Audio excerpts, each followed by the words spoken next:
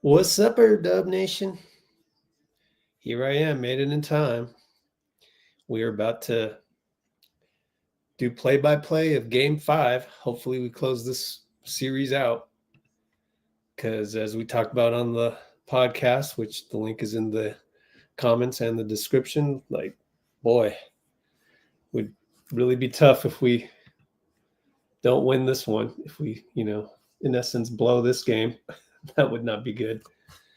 So let me copy some of this info over to the description because it needs to be updated.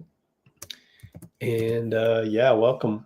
We'll have Dean on post game and Bubbles. Game 4 behind the scenes was awesome. Let's take a look. And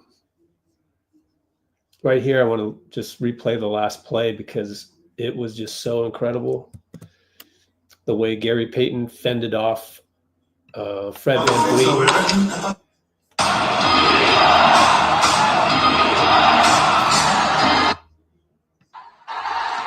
And then the way, you'll see the close-up courtside one. And then the way Draymond, he said on the podium that he met him high, give him the right bump on defense. And then, of course, Jimmy flying in. But don't forget, Kevon Looney being in there to stave off Steven Adams was huge as well. And you can see that in the next clip right after this. Shout out to Anthony Schlander for the courtside clips, man. Let's see Gary. Awesome. And then watch Looney. Looney battling. Here comes Jimmy. So my thesis out of that is, did we get into Sengun's head? Does he doubt himself? Because I've been there. I've been in like the Chinese tournament. Every Chinese New Year in February, they have a tournament in Chinatown. It's the biggest thing going on there. It's packed in that little gym, Chinese rec center. There's a big difference between hitting shots at the beginning of the game and making plays at the end of the game. It's very hard. It's very nerve-wracking. And I wonder if Sengun just can't get to the next level. And we'll see tonight. He's still an all-star, but are you a superstar? Now, we know that he may not quite be there. No one would say that, but you know what I mean? Like, these are the moments where you can become a superstar. And we'll see if Sengun, I don't want to make any predictions because you just never know. But, so we're analyzing the last stop versus Sengun and wondering if he has that next clutch level gene. Let's hope he doesn't.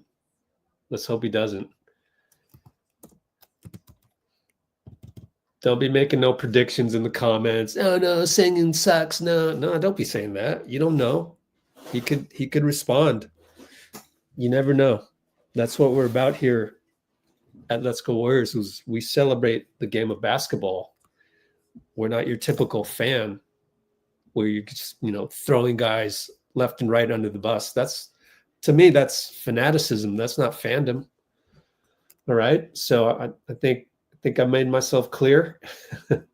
It'll be very interesting, assuming this is a close game, which it should be. This game 4 reminded me of, in those Chinese tournaments, I was the Houston Rockets. Very rarely, when I started coaching basketball and I had an awesome team, then we became like the Warriors here. But I don't know. I mean, I did have good regular season finals and championships there to end the regular season, but nothing like a tournament championship where I kick butt, like as a player. As a coach, I did at the highest level of amateur Asian basketball, but not as a player. And so I know the feeling of being the player that isn't quite that level. And that's fine. It doesn't make you a terrible person. It doesn't mean you suck. It just means, are you legendary elite or are you normal all-star? And when I was a player, I'll be the first one to admit I was an all-star, but I wasn't legendary level in the Chinese circles. So let's hope Sengun is not that, because I think that's their only guy. Jalen Green's not that. Maybe Fred, but Fred hasn't done it enough. I mean, he's always done it in a complementary role for the Raptors and so on and so forth. Referees, Zach Zarba. All these guys are liable to give Draymond a tech, so I'm worried about it, except Sean Wright. Sean Wright is the best one out of them. I like Sean Wright, and I don't like Nick Buchert either. He's liable to... So the other two, other than Sean Wright, liable to give Dray a tech by not understanding his competitive fire, which is a common theme across Adams Keystone Cops. So I do worry about that. Let's hurry up and go to the box score. We're about to tip off. I see Sengun on my screen. Buddy Hield's going to start. So same starters, which makes sense. Same starters, makes sense. All right. I'm glad you're here with me. Hello, Sue. We got a new person. What's up? Dubs Johnson in the house. Because we're on Eastern time, even though this game is in Texas.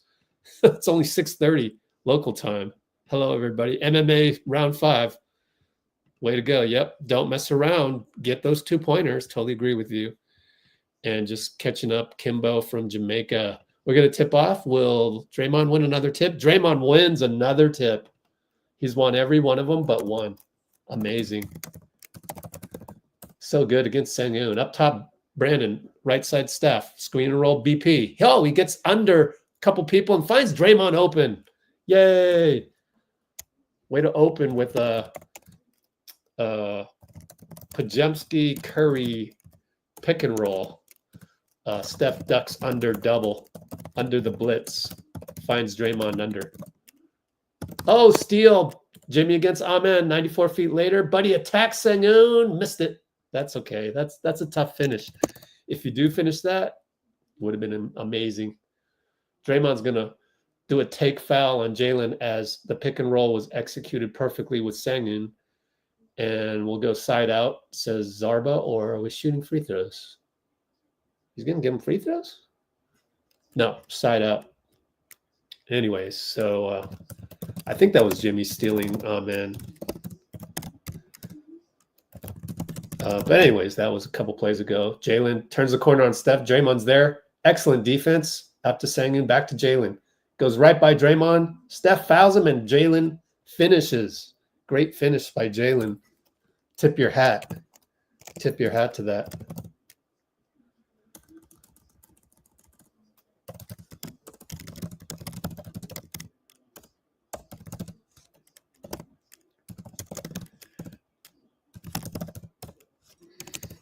So tip your hat. It was a strong foul, though. Give Steph that. So we're down 2-3 on the and one. And, just started out 11 minutes, 10:59, 10:58, 10:57, 10:56. BP at the hash mark. He'll shoot a 3 as Fred doesn't come out, and he swishes it. And Steph celebrates with the little eagle pose. Wow, BP.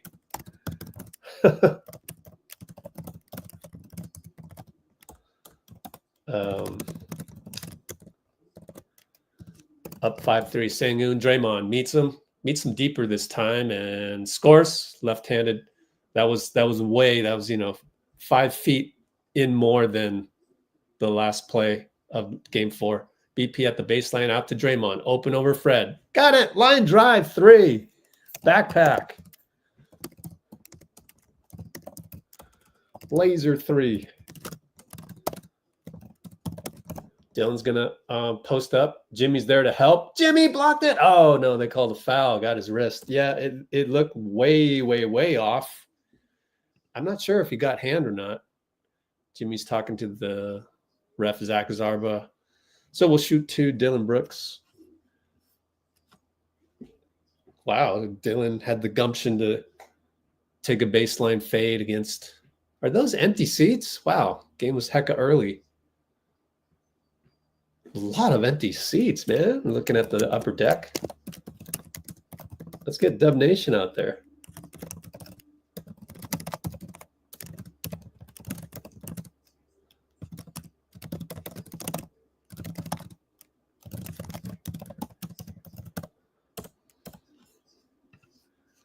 Hits both.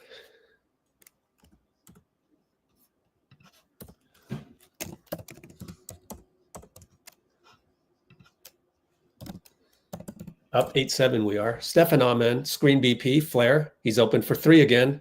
Missed it, bricked it that time, but Buddy taps it out to Draymond. Reload for Steph. Missed it. Jalen rebound. Ah, that's too bad. And work it up top, Sengun and Green. Oh, BP got decked, and Jalen will score a three as BP got decked. No call, but it's physical, so I'd need to rewatch that. Draymond's on Jalen on the right side ISO, and they'll just let him play playground. Kick it to Jimmy. Three ball, way, way off, nearly an air ball. Barely grazed the backboard.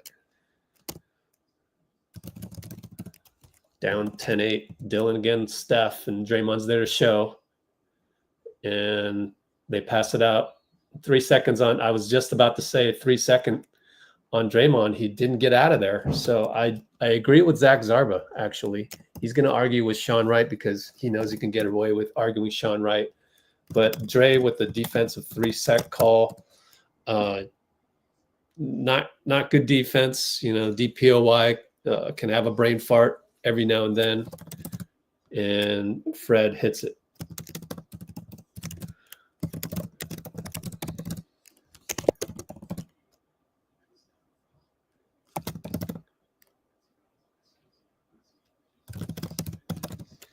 Eight to 11 now. We'll get to your comments next timeout. Sengun drives on Draymond and scores. Lefty. Wow. They're not missing. 8-13. Steph brings it up. High screen BP. Sengun blitzes and reaches in. Got it knocked away, but we somehow save it. Draymond saved it. BP pulls at the free throw line and misses another one. Oh, man.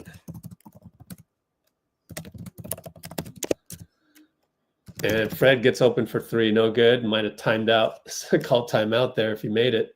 Good rebound by Steph. Outlet Hield. Over to Buddy. Over to BP. Back to Steph. He's open. Flyby on Sengun. And they hit him afterwards. No call. And he's going to argue with Nick Buchert. Nothing there. Unbelievable. Unbelievable. He's disgusted by Nick Buchert. Sengun and Dillon. Let's watch the replay.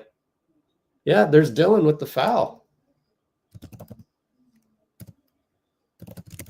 And Steph missed the three on the inbound as we took a lot of time doing the replay. Dillon Brooks fouled by Draymond. That's two of them going downhill. So our offense not very good. After BP hit the three, then he missed two straight. So unfortunately,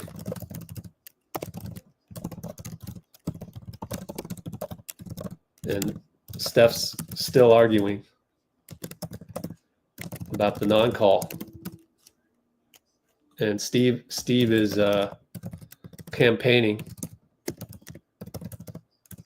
as he should, with Zach Zarba. I don't like Zach Zarba. Tim Kawakami loves Zach Zarba. I don't like him at all.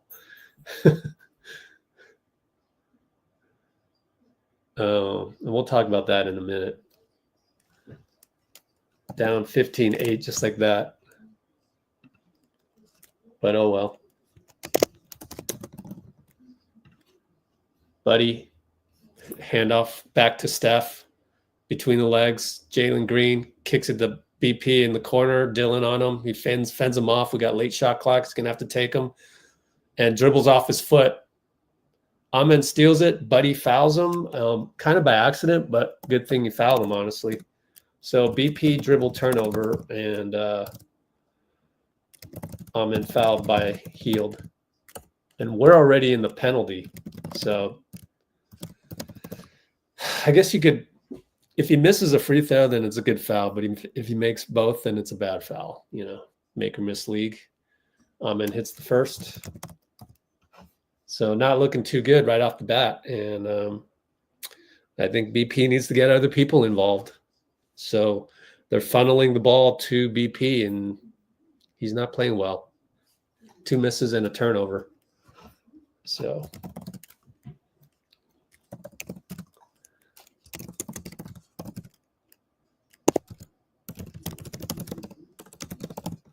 all right, Jimmy over to BP corner. Got to move the ball, BP. Back to Jimmy. So we decide to get the ball to Jimmy, which is smart. He's in the corner of Sengun. Fred shows. He goes paint. He finds Buddy. 3 ball up. No good. So you got to make those too, but he didn't. Amen into the paint. Kick it out. Another extra pass to Fred. 3 ball good. And got to call timeout now. And he does. So how did Amen get in there? Let's watch it one more time. Might as well clip it for you.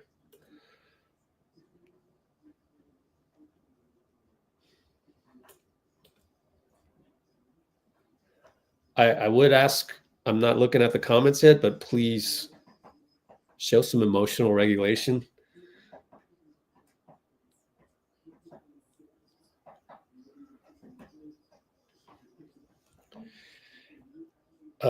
I wonder if BP screwed up that one a little bit on the rotation. It's going to be hard to tell because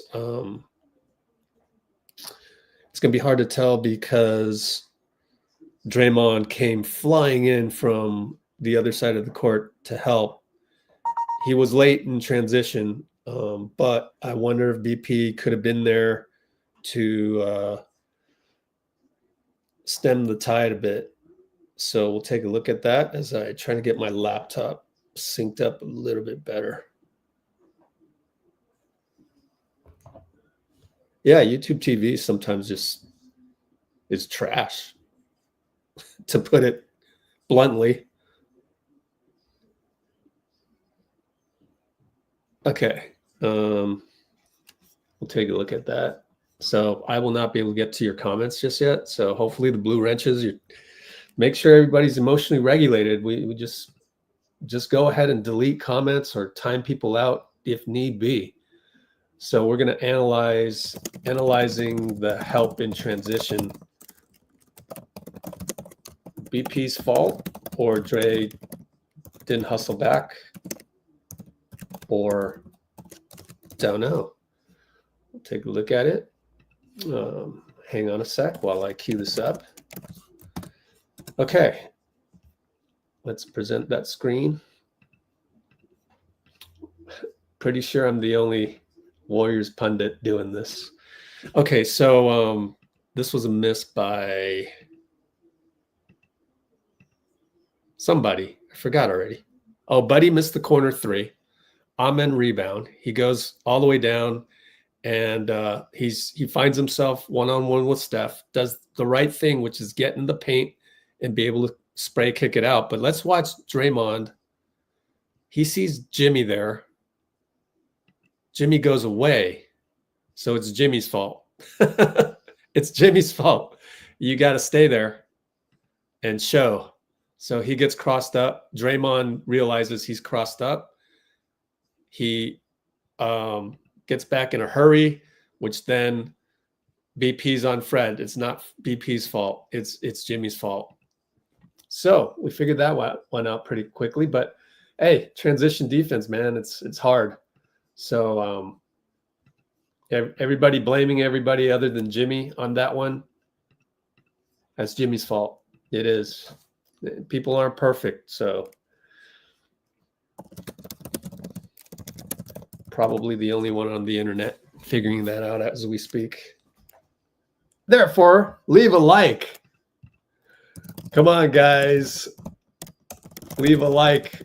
for me dissecting that and finding out Jimmy can make mistakes too. Come on, leave a like. Come on now. I should have, let me do that one more time.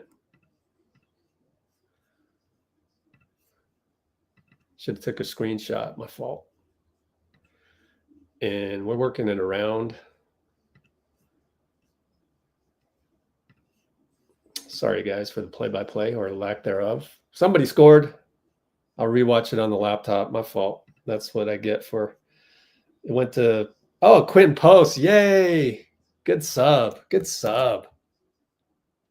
Quentin, what a sub. He subbed in Quentin Post and he scored. Let's get the box score back up. Catch and shoot as they blitz Steph again. And inside, Dillon Brooks scores. So we don't have an answer for some of these problems that we got.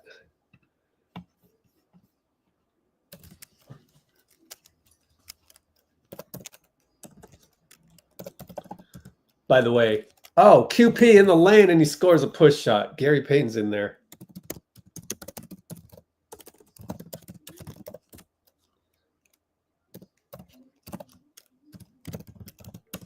Dillon for three. Missed it. VP on the run gets it.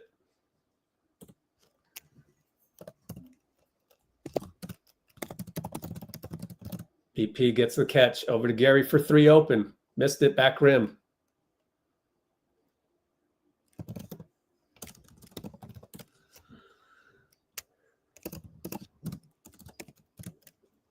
And we got pick and roll for Fred and Sengun at the nail. Kick it to Dillon again. Gary's there to close out. Got it. Too easy. Dillon yells at the Warriors bench.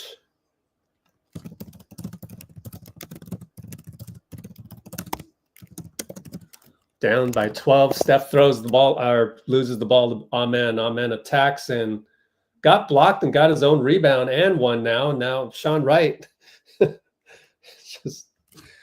Well, you're not going to win if you're going to get run out turnovers, Steph. So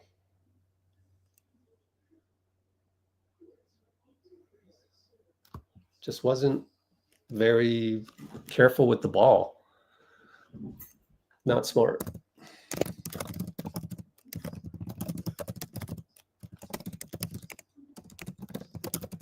$13.27 with a free throw coming, or are we going to get? Oh, they're wondering if.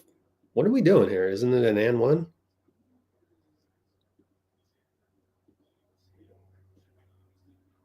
It's not a playground basketball, my Keystone Cops. You don't get the ball back.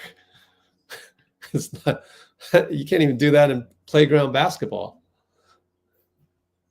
Anyways, Jimmy got subbed out, so I wonder if there's an issue with him. 13-28. Wow. They blitz him, and Steph throws it to Amen again. So screwing up like mad. Jalen Green for three. Gary rebound, luckily. So that didn't hurt us.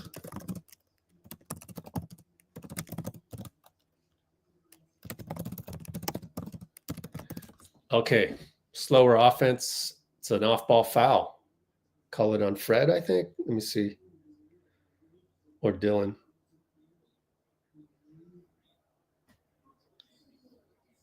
Yep, I think it was on Dillon. Let's check the fouls on Dillon. Yep, that's on him. Off-ball grab as Steph was trying to go around the screen. So is yep, Bloomer saying gloomy things again, are you? Wow, why are you like this, man? We talk about it every single time. You need a timeout. Bye-bye. Jimmy loses the ball on the catch, but gets it back. He's clearly not 100%. Has to shoot a late grenade, missed it. And Steven gets the rebound. Fred pulls up from three, and he hasn't missed since the other night. And so Fred pull three, and that's on Sengun pick of Jimmy. So we have a problem, and it's Jimmy. He's not 100%. So we got another timeout. 31-13. not looking good, but you know, maybe we can come back and make a fight out of it. But so far, it's not looking good. Hey, don't use the Lord's name in vain, though. So I got to delete that. Wow, you gave up already? You gave up in less than 8 minutes.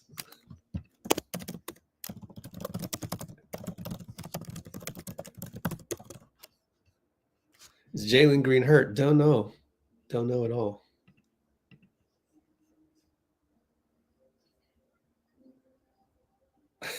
Exactly, Kimbo.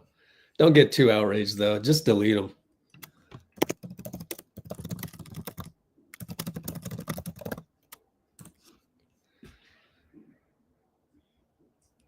Thorfinn in the house.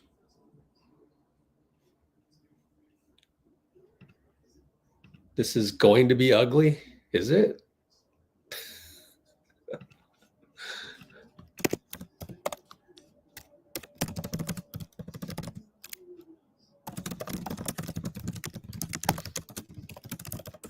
Some of you are just, you must be suffering or something in life. Like, you must be suffering because I don't know.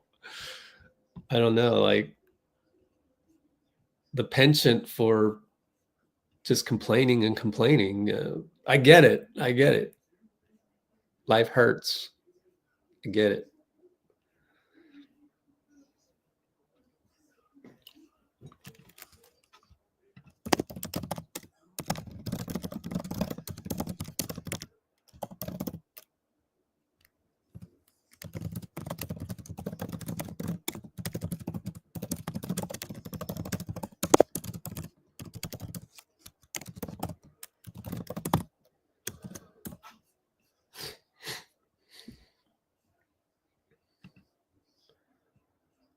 Golly, it's really bad. You guys are really just giving up already. Wow.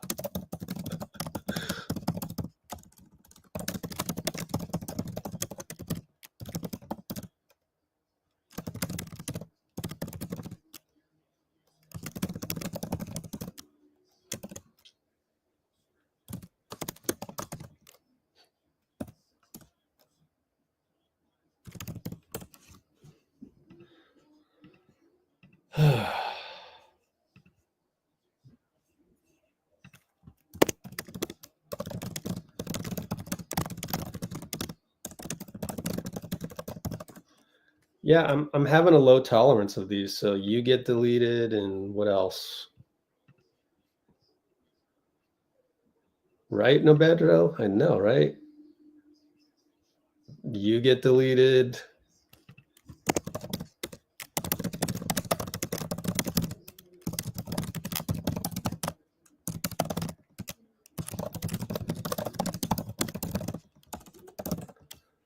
It's so whiny.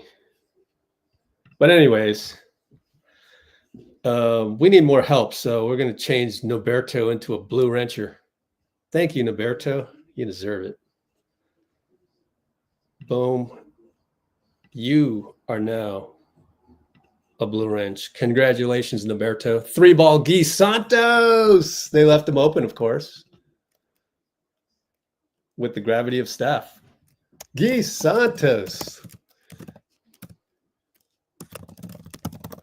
I don't even need to put Steph gravity. You just put in gravity and you know it's Steph. Anyways, pretty good defense so far. Dillon right side, Jimmy. I guess Jimmy should just keep playing because, you know, you want to keep that warm. Fred for 3. Got another one. Man, he is 10 for 14 on the catch over QP. Way deep. Steph gets the step on Fred. Gary shoots the 3. Got it. Good job, Gary.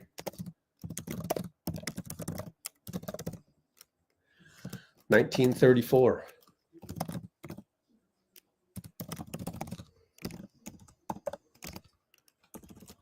He behind Fred fouls him, so that's not a good foul, but you got to stay in front, and he didn't. So that's disappointing. Excuse me. So he'll go to the line.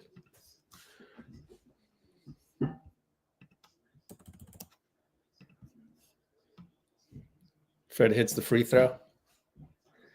I already know you guys, some of you guys who are in the comments, it's like, I know you're having a bad day already, because I know the feeling of having a bad day already, coming here and just being bothered by anything that doesn't go right. Luckily, first of all, I did some meditations today, number one, 2 half-an-hour ones. Secondly, something happened in my life, which is great in terms of like just family and relationships. Steph wanted to pull up against 3 guys, rolls it to Jimmy, kick it one more time. Gary to QP, missed it. Good rotation, just missed it. Oh, Sean Wright, I think he pointed the wrong way. Oh, man, we're not going to use our challenges, though.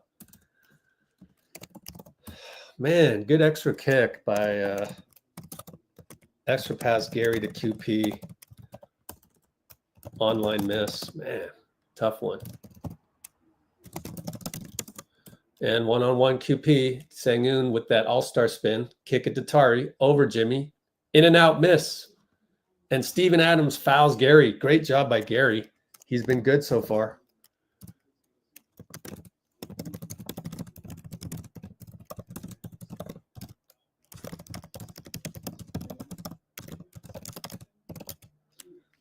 I'm going to give that an unsung mark. All right, Steph comes out, so this is huge.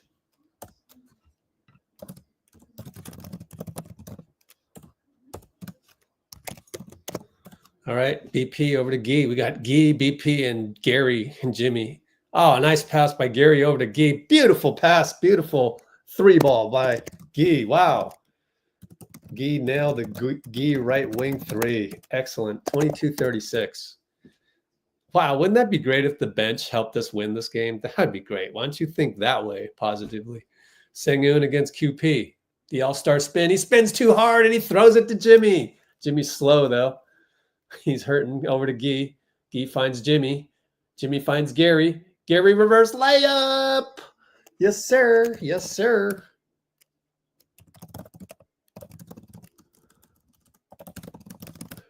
And pick and roll. Fred pulls up on the elbow, hits it. Ah, man, all net. He's just not missing. He's on target.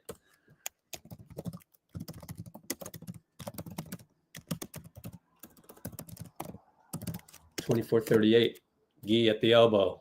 Attacks Sengun, but Sengun, solid player. Kick it to Gary. 3-ball, no good. Sengun rebound there. And double big lineup here.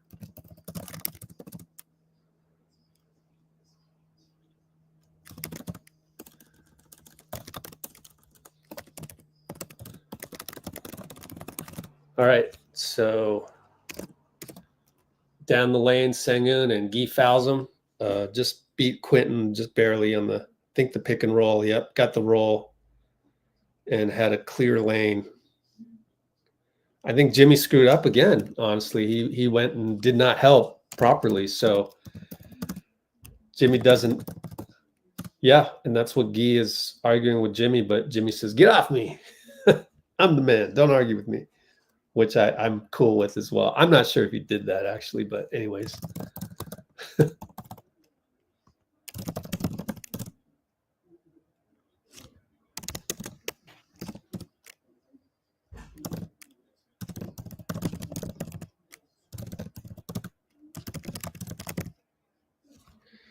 I want to rewatch the whole Guy and Jimmy discussion.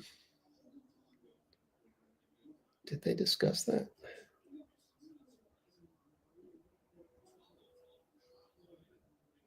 I don't know. It's hard to find the stuff. Oh, well. Oh, yeah, he did. I don't know. I didn't see it. My fault. We're now down 24-40. Not a very aesthetically pleasing score, obviously. BP at the nail, kick it back out. Buddy. They're playing zone again. Buddy finds Jimmy at the nail. Over to Podz. Doesn't take the 3. Over to Guy in the corner. Hand grenade time. Jimmy for 3 up top. Missed it. BP out of bounds on BP. At least he gave chase.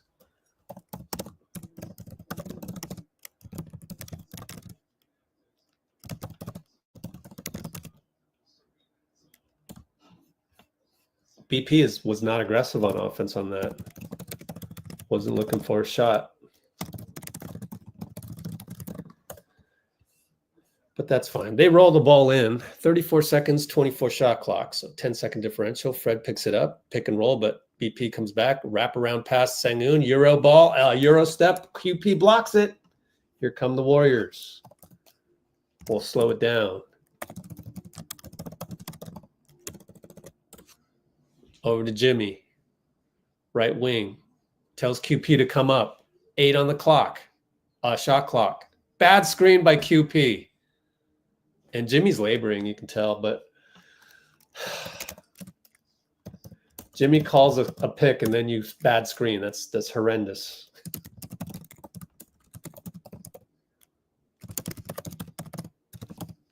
Another turnover. Yeah, I don't know about that. It's very ticky-tack call by Wright, Sean Wright. Suddenly not my favorite ref anymore. 8 seconds, 7, amen, 6. He's got Jimmy's switch to BP. Kick it, but Draymond steals it. 3, 2. GP shoots a 3 at the buzzer. In and out. I don't even know. He might have been on the line, but I'm not sure. But good defense, guys. But oh well. Was that stolen by Amen? Yes, stole Amen. Nice job, Dray.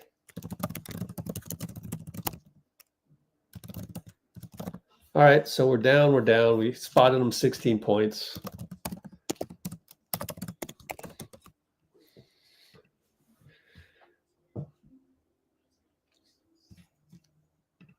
It's a long road back, but it is what it is. And let's see. Whew. Well, the Rockets are locked in. BP started out well, then missed 2 of them, and then had a turnover. Then we got more turnovers. Therefore, the turnover situation, 5 turnovers. 5. And not very good help defense. Whew, that's bad.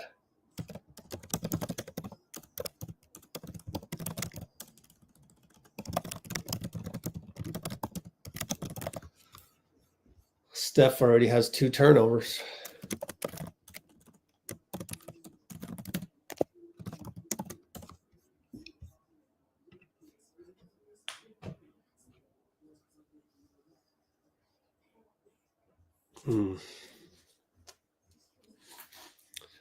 Yeah, so I'm going to say there's several factors. 1, turnovers. 2 was BP messed up 3 times in a row. 3, Jimmy can't move. He can't move on offense. And 4, combination of transition defense and Jimmy unable to move, because I saw him now 2 times. 2 times, didn't read it right. Maybe 3. Or didn't go to the right spot. The good news is that Steph got some rest, and you know it's all around 9.5 minutes.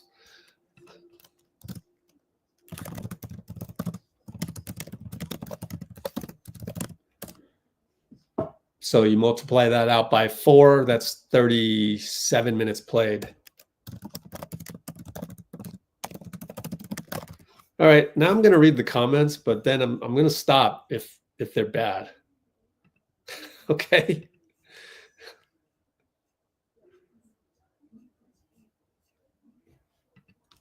What kind of question is that?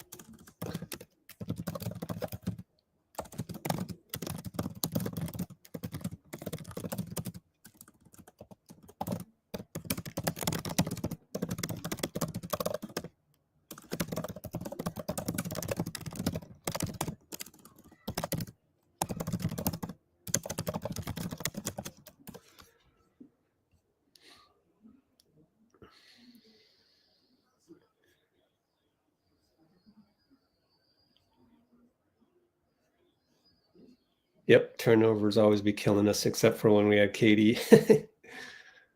Yeah, well, my concern is Jimmy. Jimmy's not 100%, but I don't think you can bench him either because he's got to keep the tailbone warm. And speaking of which, Jabari scores a 2 over Jimmy. Oh boy, it's tough.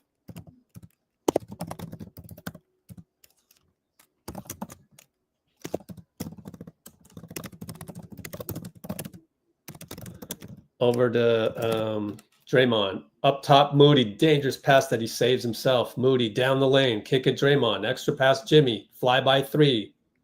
Missed it. Do you guys know Jimmy's hurting? Maybe shoot the ball, Dray.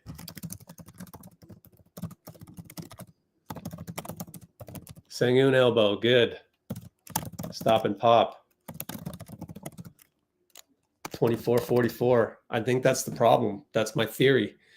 Is Jimmy is way below 100%. They're in zone. And but we got to keep playing them because the tailbone's going to go cold, I think, is what the issue is. BP gets a screen. Over to Moody. Fake a 3. Now you got hand grenade. Draymond shoots it. No good. Yeah, our offense is discombobulated versus the zone. Aaron Holiday and Jimmy. Keep an eye on Jimmy because, maybe he'll get better as the game wears on, warm-wise. BP falls asleep. Amen gets a dunk. Timeout. And I don't know what you do here. Do you pull BP? That's an egregious screw-up on defense right there.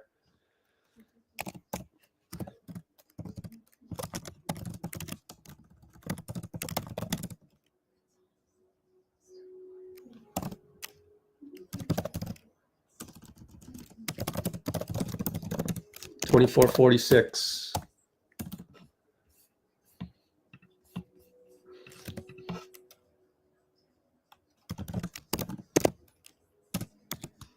$10:28 to go. Well, there's nothing really to say. Honestly, there should be 0 comments right now, other than rooting for your team, obviously. Because I think the issue is that you sit Jimmy, then the tailbone might get even worse. I don't know. He did sit for, 3 minutes earlier. Yeah, I don't know what you do. You got to bring in Steph at this point. So that's probably why, main reason to call timeout there. Get Steph.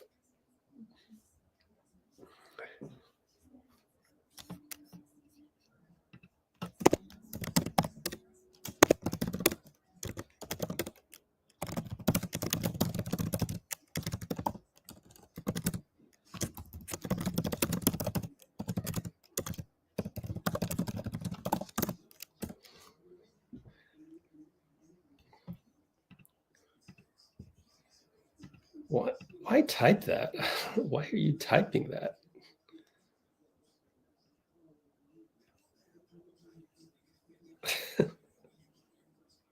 I don't want them to lose. I mean, duh, that's a given. Like, what made you type that? Is it the addiction? Like, I mean, this, to be honest, my views will go down due to humanities and corporate CEOs mistakenly thinking commenting is always good. But some of you need to lay off thumb typing. You do. Unless you're addicted to thumb typing good things, which I doubt that.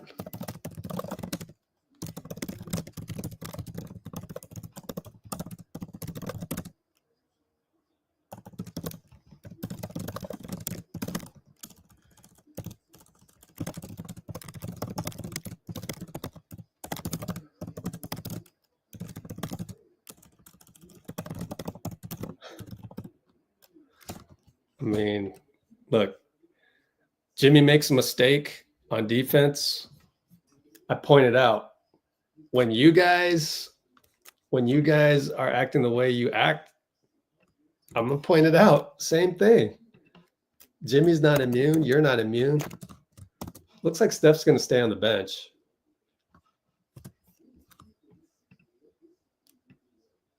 So we're going to go with the deep. We're going to go with the deep bench here. Wow. Jimmy and Steph on bench after timeout. BP, Moody, Gui, Draymond, QP. BP screened by Draymond, even though it's his own. Kick it to QP corner. Sengun, good closeout. Nail, Gui. He will attack and find BP. BP throws it away. Trying to go to QP in the corner. Should have just shot the layup.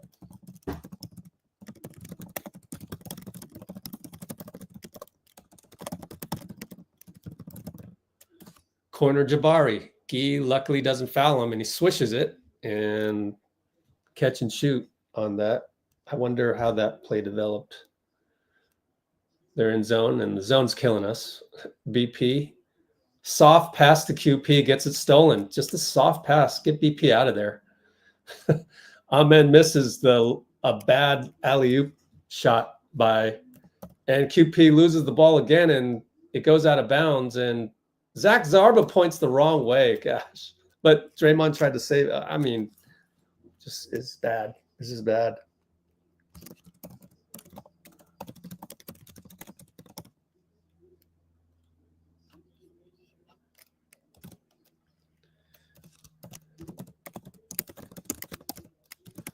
So 2 straight turnovers by QP. Gets beaten baseline, and Jabari can't, and Jerry's yelling at QP. Everybody's falling asleep on that corner. I don't know why. Man. Strange. We got another turnover? I look up and there's another turnover? You're kidding me. Let me watch the laptop. I'm going to be a little slow here. I can't believe what I'm watching there. This is really atrocious basketball. Of course, we don't have anybody. No veteran out there other than Draymond. Draymond entry pass to QP bad. At least they didn't score. Somehow it's still 49-26.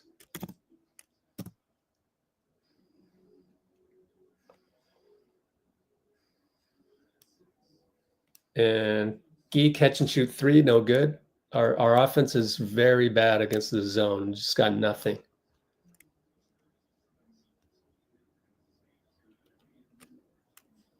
Amen into the paint. Fadeaway, no good. Draymond, nope. Gui got the rebound.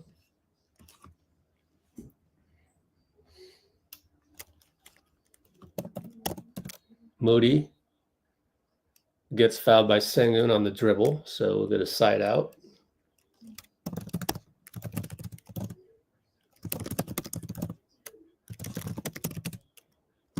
Looney and Steph will finally check in. 8:02 mark.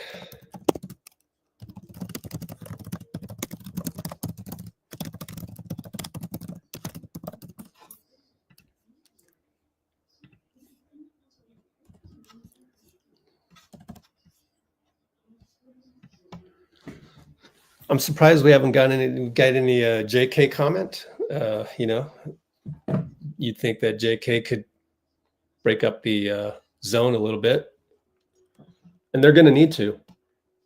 By the way, Steph got fouled turning the corner, but so if we lose this game, we're going to need JK to foil their zone because we have nothing. We have no answer tonight.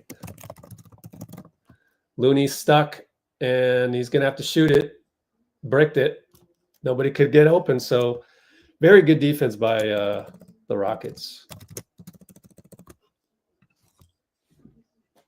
Up top, Jalen and Jimmy.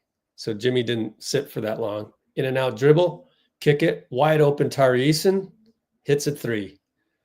Down by 28, down by 28.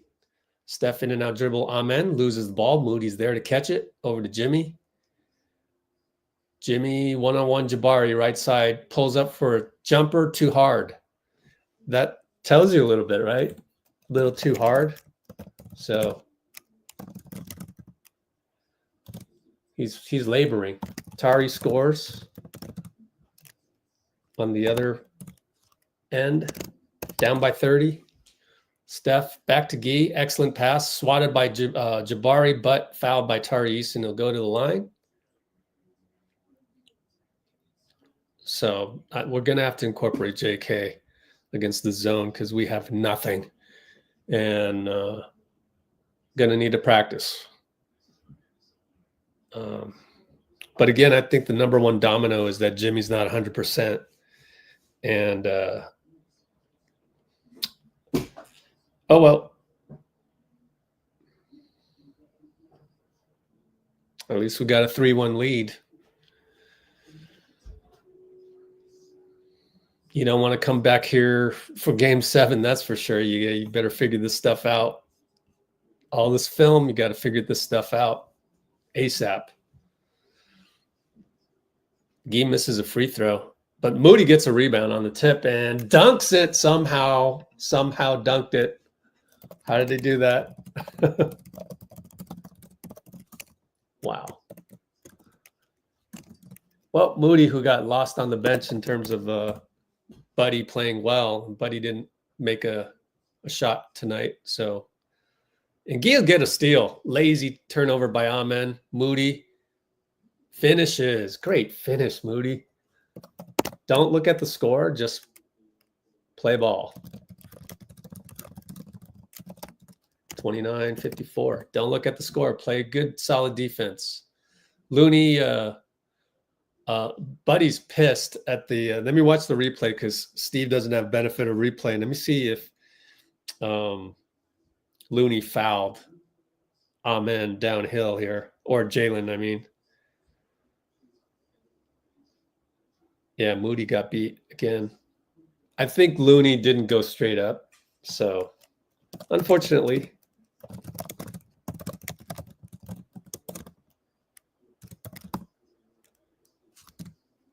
Moody tried to pick him because it's a choice between it's a choice between reaching in or moving your feet. He literally said that on the podium. Anyways, missed a free throw. Steph will do a step back 3. Got it over Fred. Step back opposite pivot 3. He's done that 3 times now in the last 2 games. 32-55. Moody and Sengun, tough one. Kick it as he's doubled thanks to Guy. Kick it one more time to Jabari. Missed it. Looney rebound. Run the floor, Guy. Steph on the outlet. Over to Jimmy. Jimmy attacks and kicks it. Guy finds Steph. Great find. Shoots a 3. Missed it. Looney push off on Sengun. Foul. Ah, Steph. Oh, well.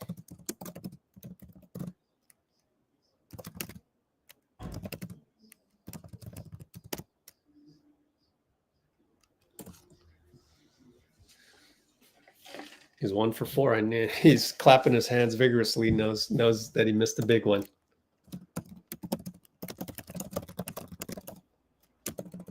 It's a big play. Would have cut it to under 20. Anyways, or made it 20. Sengun 1-on-1 Looney pulls up at the free throw line and missed it. Jimmy rebound.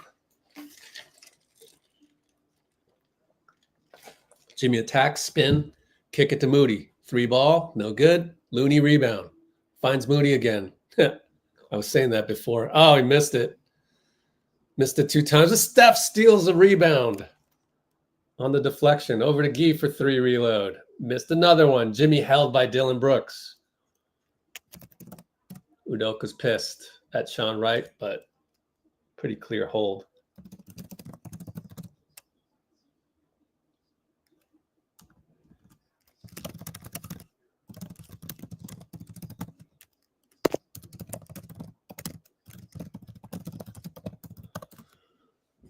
Down by 23. Moody. Sengun on him. Drops a little bit. He's not looking for a shot. So now he'll go as Steph can get himself free of Tari. Kills his dribble. Over to Looney. Boy, not a good possession. And Looney misses. Jimmy tips it, got his own rebound, fouled by Fred. Jimmy doing things. Wow.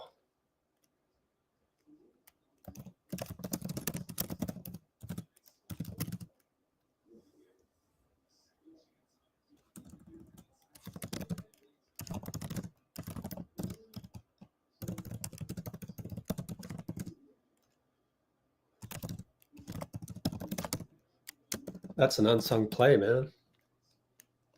Buddy's back in the game. Took out Guy. One more free throw coming. At least it's a long game. Short. Oh, Jimmy. Short on that one. Wow. 33-55. Down 22. Fred and Mo switch off to Looney on the Sengun pick. Kick it. Corner. Tari attacks. Jimmy's there to help Steph, but he scores. Got the step on Steph. Steph a little bit late. And Steph is dancing with Tari. Fade away. Gets a call. And courtside fans hate this one because he tried to manufacture a shot attempt and didn't work. But it was exaggerated, you know.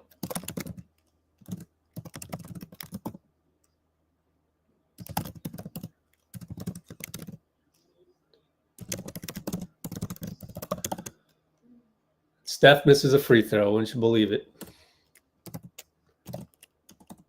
That's crazy.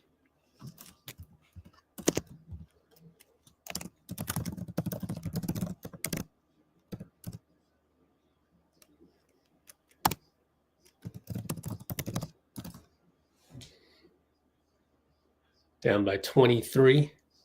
Moses comes out. So GP's in there. Thank you to the Blue Wrenches. Make sure that those, I look at those comments. I want to see some emotionally regulated comments. I'm not kidding you. Like, this isn't a place, I didn't create this channel to be Twitter. Stop complaining. Sengun on the roll, scores the little trickle shot that he always does. Really, really effective soft touch in the paint. Steph for three against Tari. Got it on the pull-up. Just broke his ankles.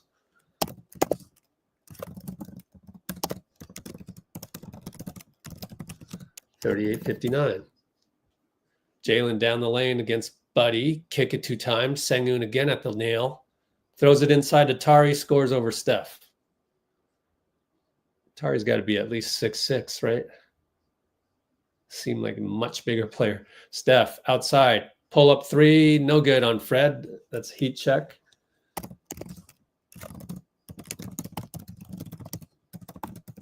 And Steph takes a charge on Tari, who just Fred wants it to be an and one. Come on, Fred. They've never called that way.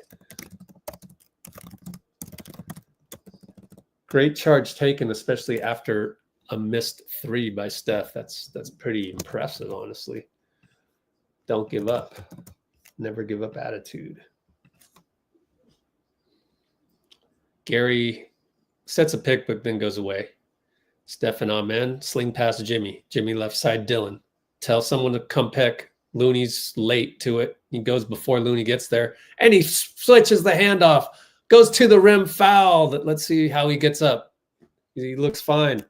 Oh, what a great fake handoff. That's incredible. Sengun's going to argue again. This guy argues every freaking thing, man. That's the part that I don't like.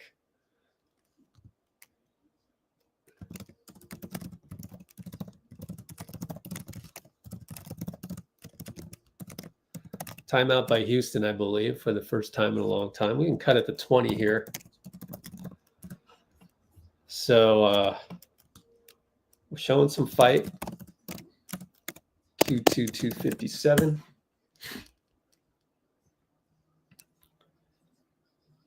Ain't over till it's over. Melania's here. R36X. Welcome. Let's see. Oh, wow. From China. Wow, that's cool. He must be on a VPN. Dean. We will figure this out. Yeah. That's why it's 7-game series. I mean, that's not only Smelly Mel in the house. No, that's not only Melly Mel's positivity, but it's remember it's a 7-game series and we're in game 5 and you get 7 games to figure it out. So whether we figure that out before then, you'd like to, I mean, we're always cringing at game 7 because our guys are 37, 35, and 35, but or is Draymond 34? I can't remember. Someone let me know in the comments. But like at the end of the day, 7-game series is a 7-game series. So technically, we will figure this out.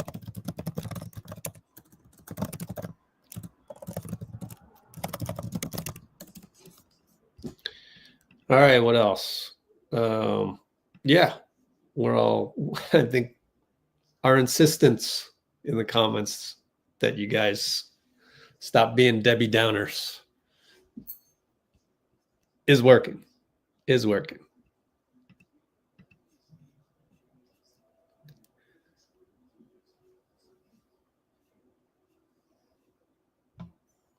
Make Sengun get fancy?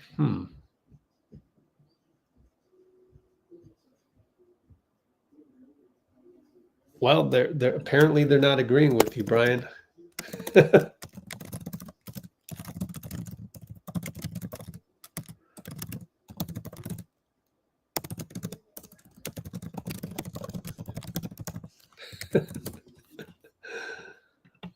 I'm sure there's a million more people on Twitter saying, rest them, rest them.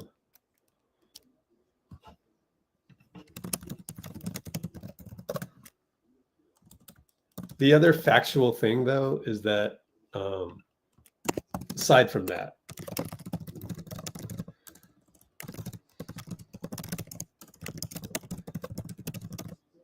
we still have one more half. And Houston is human too. So they could screw up. They could shoot themselves in the foot too.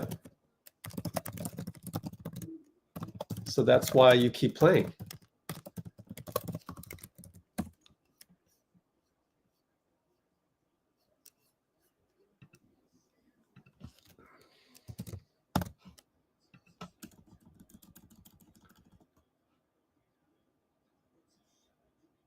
They challenged that? Houston challenged that? Oh, that's why they called the timeout? That's laughable. They challenged it. What?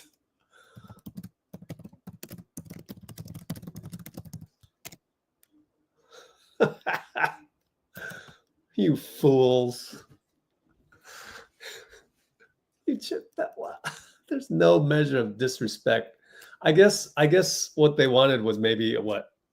Fend off with the arm and wipe away the and one, wipe away the bucket because it's an and one. I don't know. Plus it disrupts the rhythm. I don't know. Sengun drops the ball on the catch, but hands off to Dillon for 3.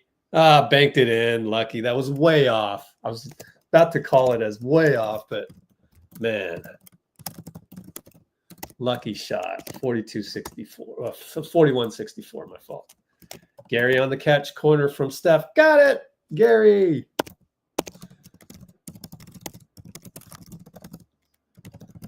Buddy's on Jalen. Gary's there. Oh, it goes back to Sengun. Looney's there. Good defense, Looney, moving your feet. Jalen and Gary. Jalen, Gary again. Good job by Looney. Tries to turn. Buddy doesn't attack. Sengun, oh, he did get spun around. Fred for 3, and that's why you stay on Fred. Buddy, don't help. So, brain fart.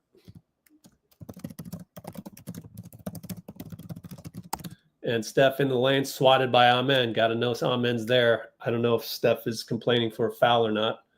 Gary has to foul Amen downhill. 44-67. Let me rewatch the Steph. Got by Jalen. Just didn't see it. No, he wasn't complaining at all.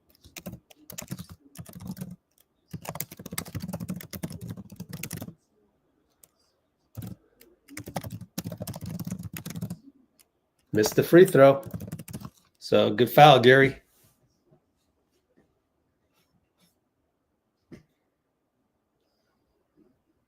Oh, wow. We got a guy who's in a family of Rockets fans. Well, good for you to join us. Why are they Rockets fans? Is it Yao Ming? Curious. Anyway, Steph and Amen. Left side, Jimmy, Dillon. He pulls it back out. Screen Looney. Got him Sengun downhill. It goes to the baseline, finds Buddy. Buddy in the paint. Fade away, one-legged, no good. Well, it looked online. It just missed.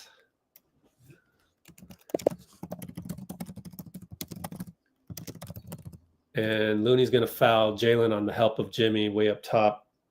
Now I wonder if he kind of knew and is, we're in the penalty though. We're both teams in penalty or bonus. Either way, same thing. But like Looney's going to argue, but I wonder if he kind of knew that Jimmy kind of needs help. Yeah, it was a Sengun pick, so a little too much physicality there.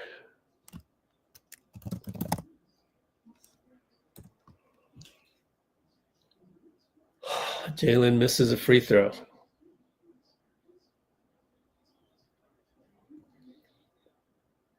I think just get it under 20. Just aesthetically, with 1:14 to go in this half, you're at minus 25. So if you can get it under 20, that takes some momentum. Steph gets it over the timeline and gets picked again by Amen. Jimmy has to go back, but Amen dunks it. So, oh, Zach Zarba called a foul on Jimmy. Wow.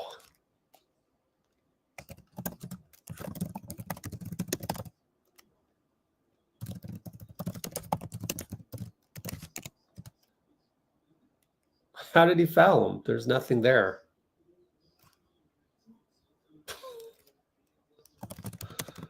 Zach Zarba's atrocious. There is no reason to call a foul there. It's the playoffs.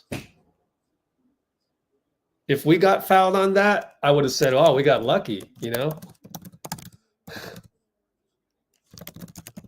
we got it the other way on our fast break.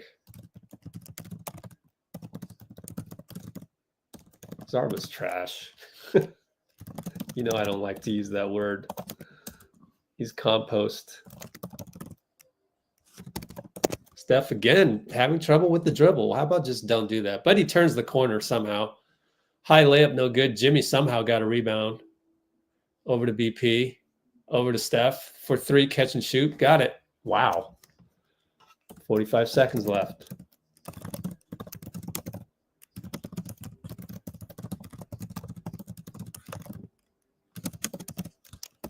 Still down 25. Sengun and Looney. Looney backs up. Sengun attacks left-handed and beats him. That's no match, unfortunately. Steph and Dillon. Gary doesn't set the pick. Shoots a three over Dillon. Wanted the foul. Looney got the rebound anyways. Gary gets the ball. And Dillon's going to hold Steph. No call. And Gary's going to attack the paint. Going to fake. Going to find Jimmy underneath against Sengun. Draws another foul on Sengun. Good job drawing a foul. Sengun, 3 fouls. Great job by, first of all, Looney to get rebound.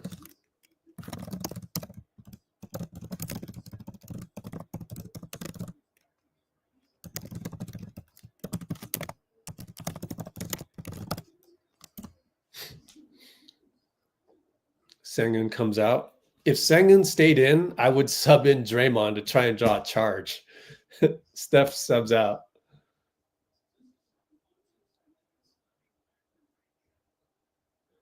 Yep, no call on that one. They're showing a replay on NBC Sports Bay Area.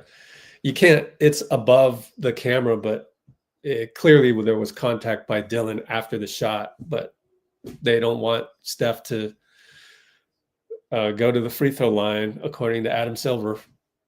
I don't understand why. Don't you want to see superstars? Fred gets by Moody. Man, Moody's point of attack has been compost lately. 1 second left. BP, way downtown. No foul call from half court. Man.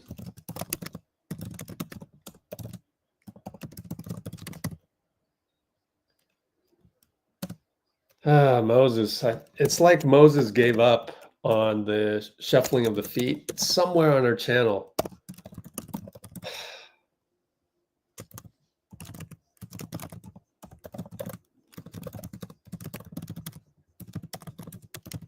And it's like he's gone, this pendulum has swung, or he's gone full bore on the reaching in strategy, and it's not working. I should say, but it's not working. Dean, you want to hop on real quick?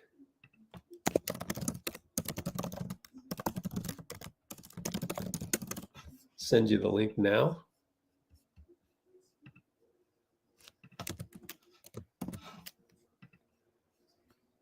And there it is. Send that. Okay.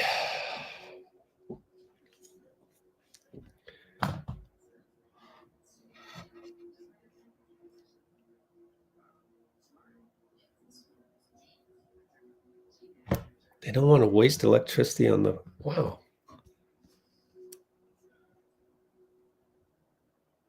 By the radio, what? They don't want to waste electricity, man. Yeah, you could just, I think you could just look up, just to help you out here. By the way, thanks for speaking English. You understand everything. It's amazing. Maybe you can look up power rating watts, I don't know, of the radio versus TV. Who knows? Maybe same. Also, how do you know English so well?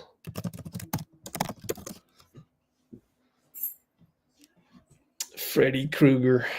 No, huh? That's a good analogy. Freddy Krueger. He's Freddy Krueger.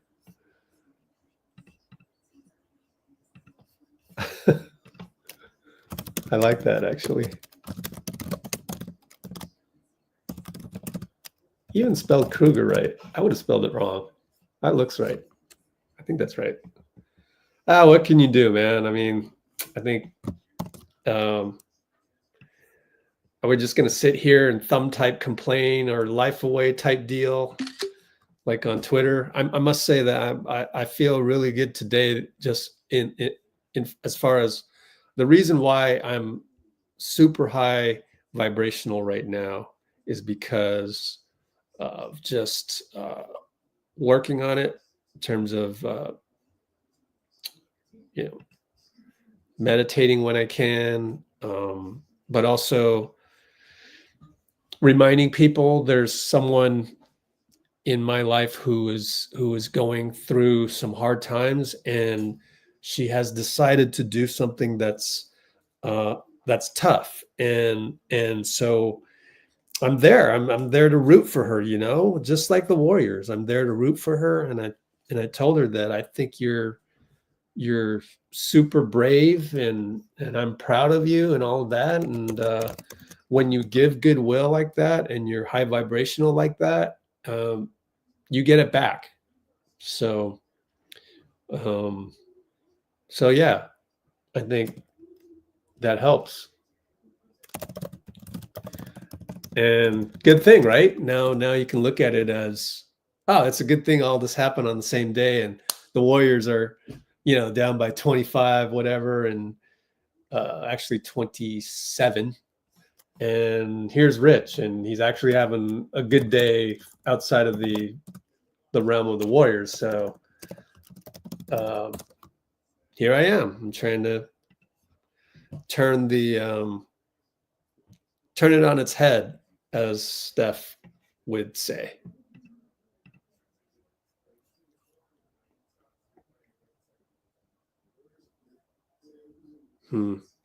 I do think the big screen TV probably does draw a lot more electricity.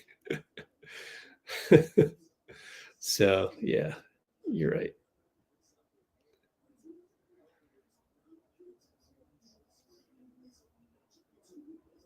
We're Robbie Krieger. All right, here's another one, Dean, where nobody knows who that is.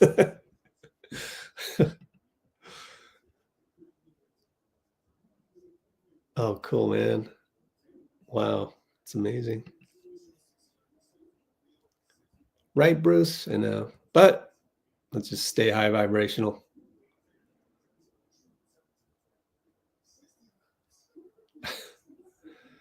Oh, boy. Something's happening.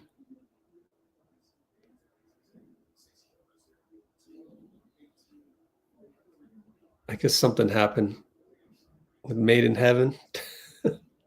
Thought you're made in heaven. If you're made in heaven, then how could you ever type something not showing that you were made in heaven?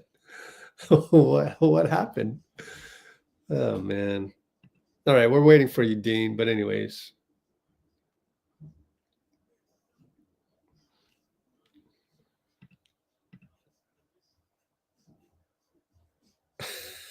The greatest 2-game stretch of Freddie's career. Maybe 2019 off the bench against the Warriors in the finals. I'm not sure, but kind of feels like he did.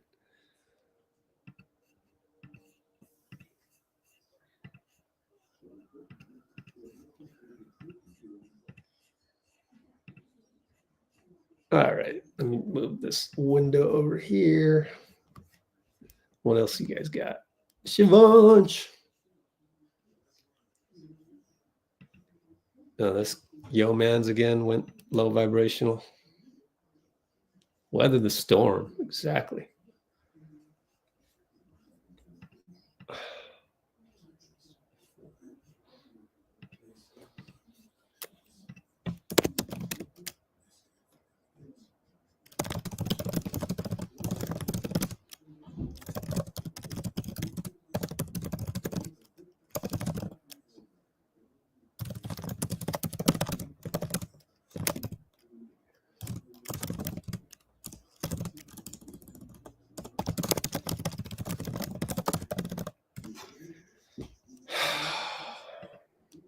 Man, a lot of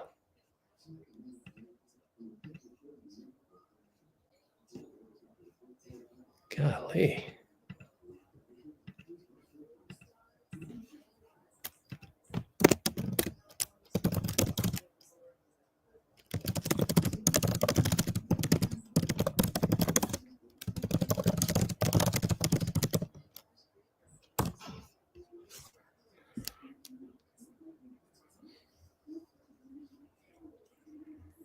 Yeah.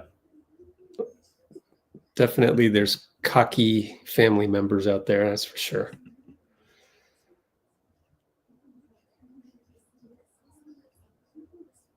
Yeah, Draymond rested for a while.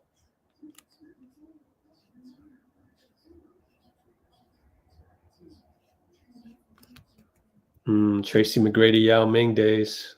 That'll make you a Rockets fan for life, depending on where and when you grew up. Yeah, I shouldn't have called Houston fools. I did say that it made sense after a while. I figured out that maybe they wanted to challenge it to take away the N1 by Jimmy.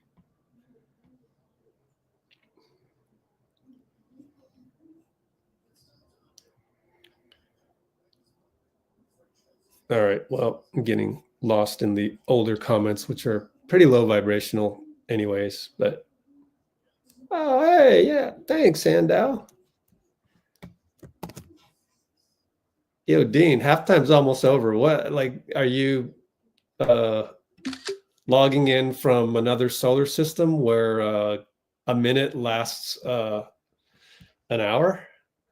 It's a different solar system. That's okay. I know we're just asking you to come on here. It isn't your job. So give you that. Yeah, Dean is our co-host sometimes. There he is. Oh, you got a background, Dean? Or you want to go with that? I mean, it's up to you. Nice house, though.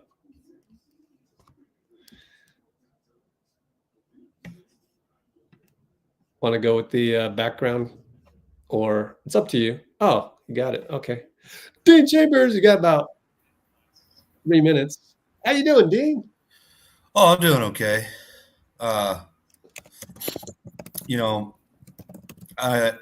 I have to say two things.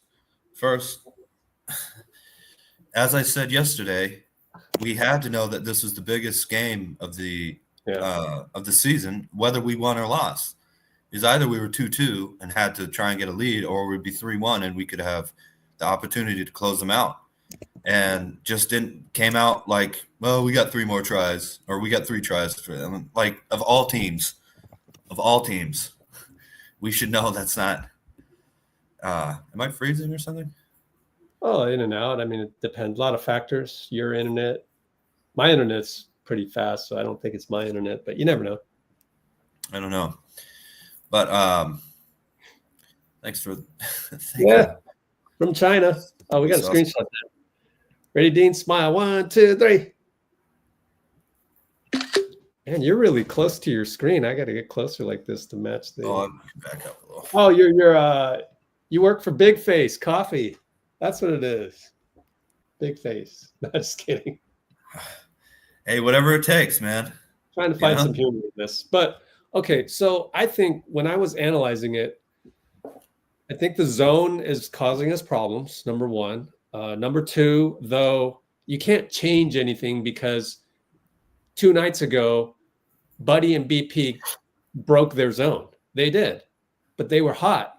And now we can say that they were hot because they're not hitting anything today. Well, Buddy 0 for 1 from the corner that was open. BP hit the first 3. And then he missed 2 mid-rangers and then he turned the ball over, and it was just like, wow, the bottom fell out of that. And then Steph turned the ball over against the zone. So it's like, well, it's like we didn't practice for the zone, but why would you? Because we did the right things, and it was an improvisational strategy that worked in game 4. It wasn't like diagramming X's and O's. It was literally BP and Buddy finding the right spots. And then the last thing I want to say is maybe Jimmy's not 100% just on defense. I can see just certain things. And then that kind of trickles down, just the aura of all that maybe. So, and then Houston's hitting shots and they're playing like a desperate team. So yeah, they're playing credit Fred still hasn't missed from the other night. And at least he missed at the buzzer and saved it for today. And Amen's been good and everybody's been good. On their Definitely. team. So. Also, cannot give up on this game. We still have the ability to control our destiny. It's a 24-point deficit, right? Or what is it? 27. 27. Yeah. That's big, but it's not 55. You know what I mean? You can't.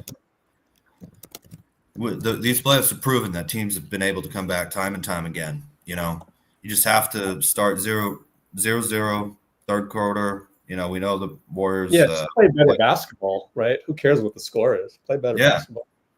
Don't look at the time. Don't look at the score right now. You know, and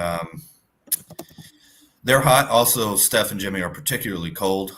You think get a couple stops, get a little momentum. I thought QP was playing really confidently. You know, hopefully BP, but also Buddy can get back to that lack of hesitation. You know, so as Draymond said, it's not the end of the world if we lose, but man, it is a terrible blunder to give them momentum. We have to keep fighting, if nothing else, just to fight. Yeah. I know it's a terrible blunder, but it's understandable, right? Like, does that make sense? No, I mean, what were you going to do? Like, game by not, practice in the Houston lobby to say, hell, oh, we got a new X's and O's strategy with Kuminga to beat this zone. Like, I get it. So I understand why it needs to be labeled as a blunder, but I'm not labeling it as a blunder because I can see the progression of what happened here. Granted, you know, you gotta step up and play as good as you played the other night. We only won by 3, but like, I guess I'm just trying to temper the what do you call it? Just temper the judgment a little bit because shit happens. Well, I'm not labeling it a blunder either because the game's not over. And Jake, I don't know, what the X's and O's thing is. You have to play a little harder, and your best players have to hit their shots. There's not, that's not. Yeah. That's about it. Looks like we're about to come back. This way. I can totally envision Kuminga tearing up the zone if you spend a day practicing it. But like, we don't have that luxury tonight, so we'll just keep going and try to win this on our own without that weapon in the back that we can't really use tonight unless. I wasn't even talking about JK. Whoever's out there, we can't give them a momentum of we'll get it next game. We need to keep going this game until the end. It looks like we're back. So see you guys after the game. All right, thanks, D. Thank you, Rich. That's important too. We can't have that mentality of we can get them next game.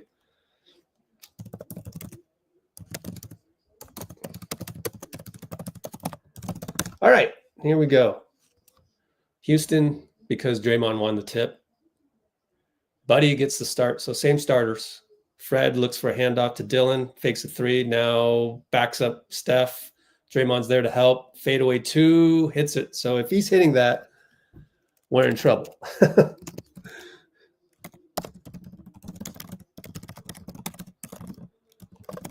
And Jimmy down the lane against Sengun. What a way to use his body, but Amen slaps him in the face. Way to see that, referee. I think it was Zach Zarba. And he'll go to the line.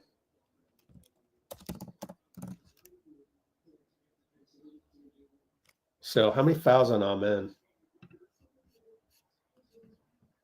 Only 2. Good attack by Jimmy. Now you got to make free throws with the game clock stopped.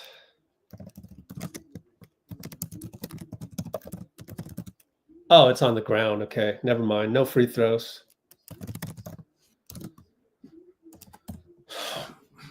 Second personal.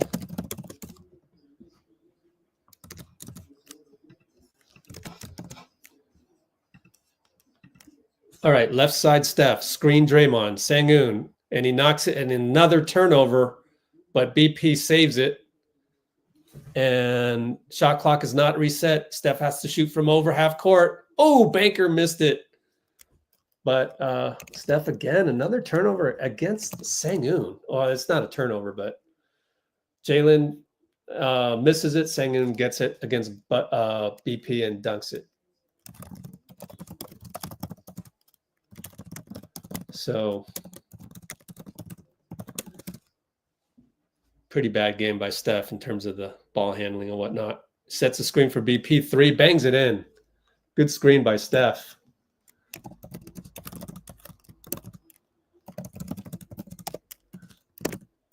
But down 28, still a -1 since halftime. Jalen, screen by Sengun. Steph can't get around it. Great screen. Draymond, swish over Draymond, who had a good closeout, but Jalen hit it because feeling confident. Up by nearly 30, up by 31. Draymond tries to force it into BP, but kick ball by Sengun. So side out 14 seconds, but that ball had no chance of getting there. So luckily.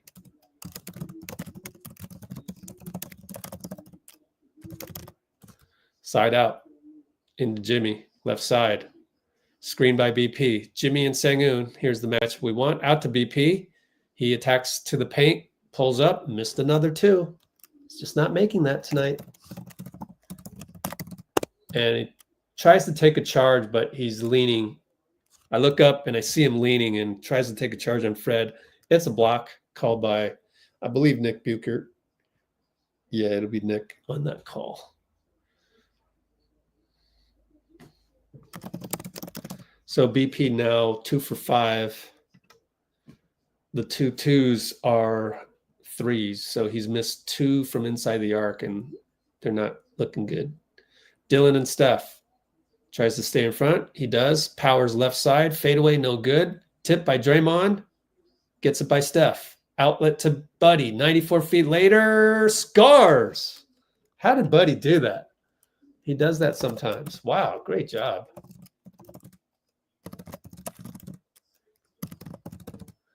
And Fred will step back, in and out. Tipped it. Draymond tipped it. Jimmy and BP are there. And, oh, BP, our Buddy got pushed on the baseline. No call. Nick Buchert, horrendous, but he made it. He made it. Man, come on, Nick Buchert, man.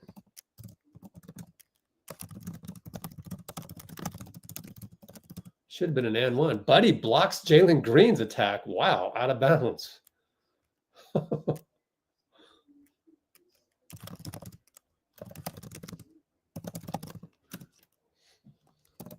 So 27-point deficit.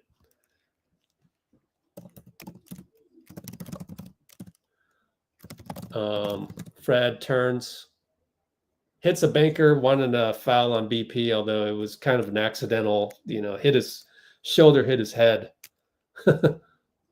BP right side Sengun.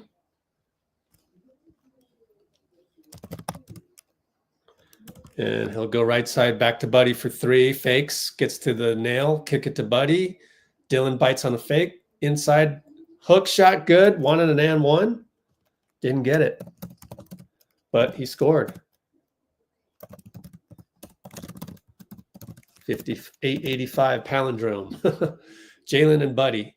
Moving screen by Dillon, not called. Jalen turns the corner on Steph, but Draymond's there to help. Fadeaway 2. Missed it. Jimmy pushed by Sengun. That's 4 fouls. Turn it to 4. Turn it to 4. I know it's going to turn to 4. Come on, scorekeeper. Come on now. There you go.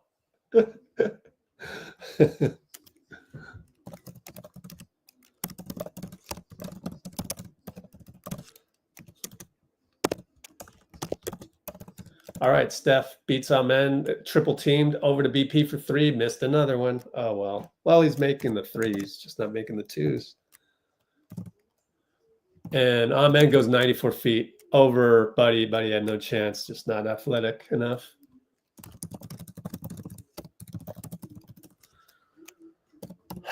Now Jimmy 1-on-1 Fred. Out to BP. Bye-bye Sengun. 2-on-1. Draymond scores. Good job. Tic-tac-toe. So we're maintaining, but got to get some stops. Still 27-point deficit, same as halftime. And Buddy reaches in on Jalen drive, out of bounds. Baseline coming up.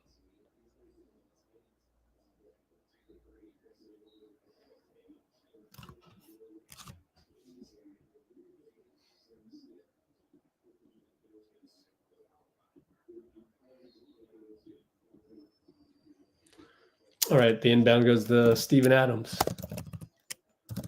Fred misses.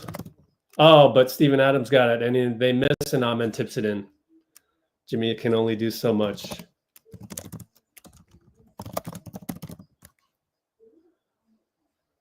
Buddy right side, inside to Jimmy. Very dangerous pass, and he's short, and Buddy tips it in traffic against Dillon and Fred, who don't have the athleticism to match Jimmy. So Jimmy manufactures something out of nothing.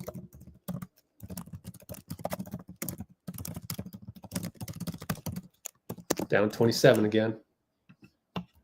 Fred inside, he's stuck, but kicks it out.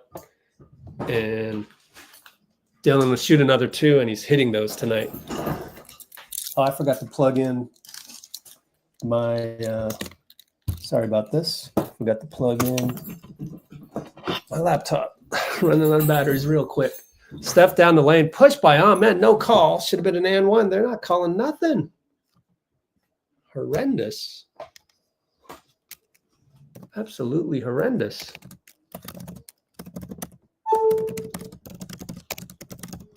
$64.91. All right, Jalen to the elbow. Kick it down low. Steven Adams finds the cutting Fred against BP. BP screws up. He knows it. He looks at the sky. There's a timeout by Steve. And I need to use the restroom real quick. I want to rewatch the play.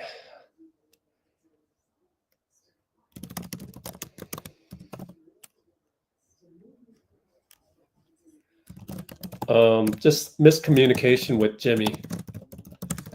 So 64-93. They already scored 93. Man, it's not even the fourth quarter. Lowest scoring, offense. Oh well. Restroom break. Be right back.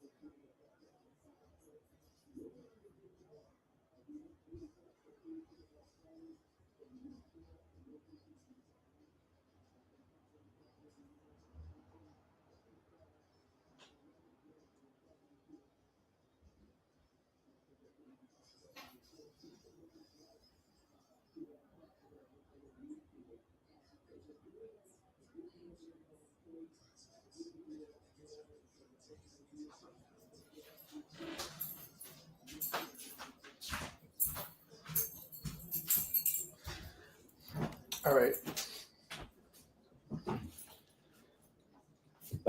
Okay, I'm back.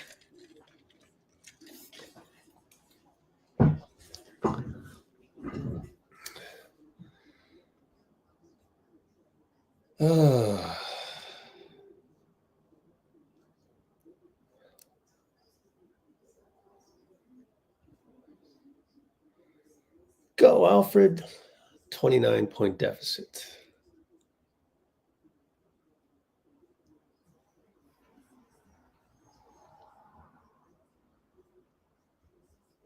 Oh, thank you. Yeah. Yeah. Spread the news. Any other Warriors fans? Glad to have you. How did you find us?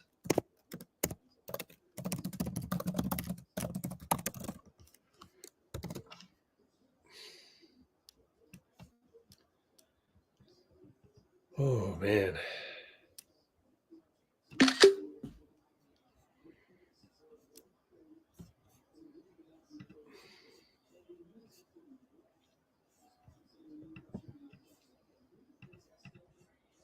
Okay. There we go.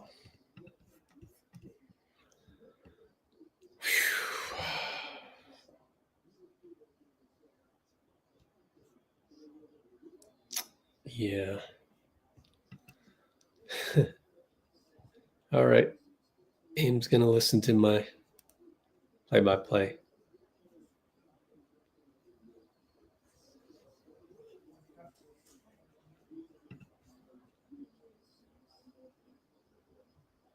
Is Steph in the game or no? Nope, he's on the bench.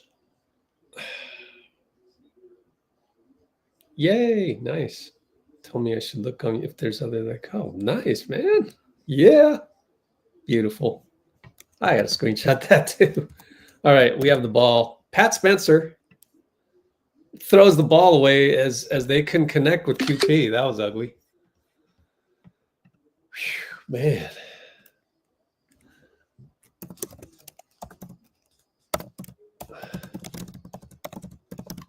Simple turnover of the middle school variety. I was actually less vibrational, lower vibrational the last couple games. Dillon Brooks, late call on QP. Ticky-tack. They've been calling ticky-tacks tonight. Not a very physical game because of that. So I don't know. Maybe Houston will let up, assuming they close out this game. Maybe they'll let up next game. So, well, I think, I hate to say this, but I think what we found out today is that BP and Buddy just had one good game the other night. They did not suddenly become Sean Livingston, and I don't know what other analogy is there. Sean Livingston and not Andre. That's not a good comp. Kevin Knox for 3, missed it. Gosh, who else is there? We should take a vote. So BP and Buddy did not suddenly become Sean Livingston.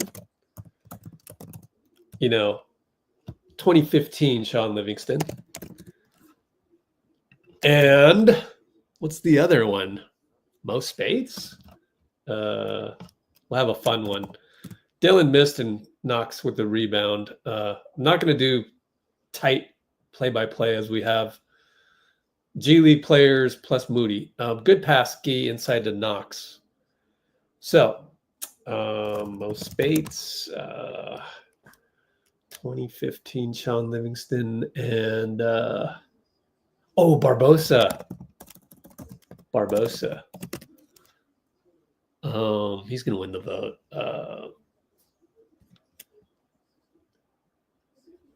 Let's call it 2015 Mo Spates, 2015 Barbosa, 2017 Quinn Cook. Good one, yeah. Hey, we scored again. Let's see. Fred missed a 3, and Pat got the rebound, and my fault on the late play-by-play. And Pat got a backdoor on Tari and had to work it around to score. Wow, Pat.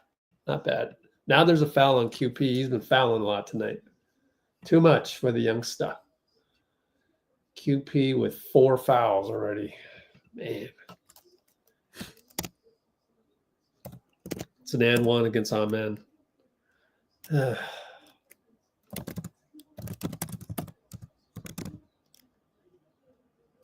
So we're down by 30 again. Okay, one more. Damian? Otto Porter, really, 2022.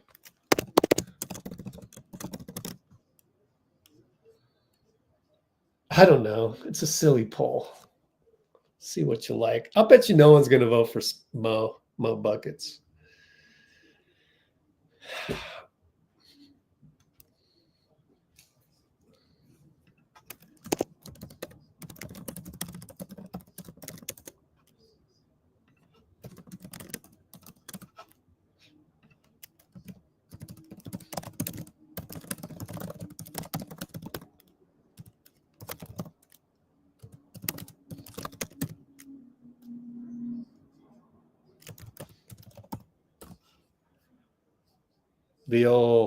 Actually, I knew this was going to happen. Come on.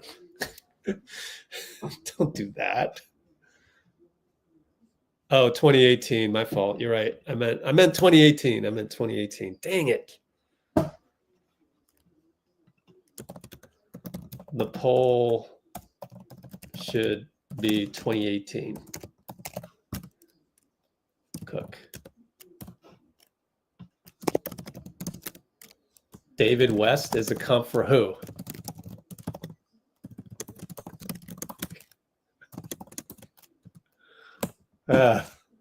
David West is not a comp for anybody.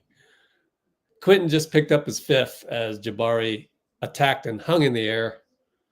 What do you do now? Bring in Looney? Or just let him foul out?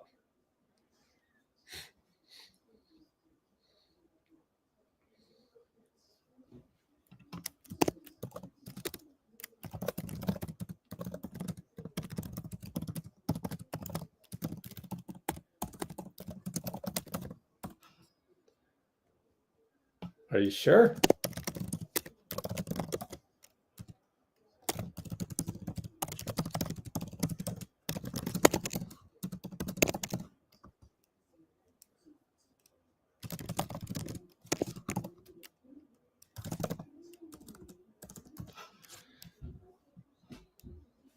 Oh, gosh. Let's see.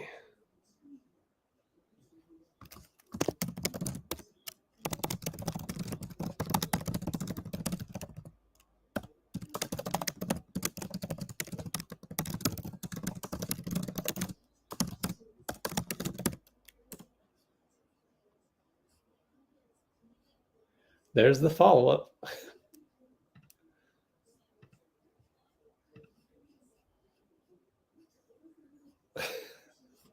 I need to run the money long thing, huh? This is for you. Everybody listen up, okay? Listen up.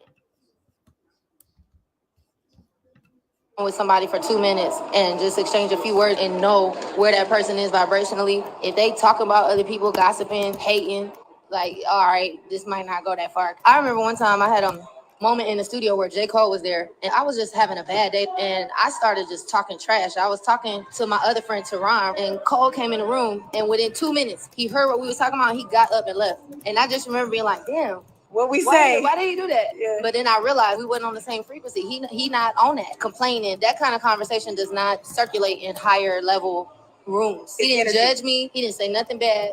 He sat there, he listened for like a minute, and then he got up and left. Because what happens is when you're high vibrational, most likely, those people are going to bring you down. You're not going to be able to bring them up. Be like Money Long. Be like J. Cole. Kuminga's out, by the way. Looks like illness. Let me look up Anthony Slater to get the official.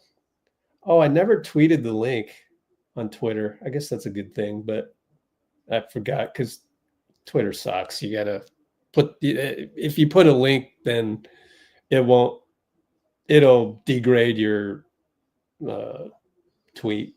It's lame.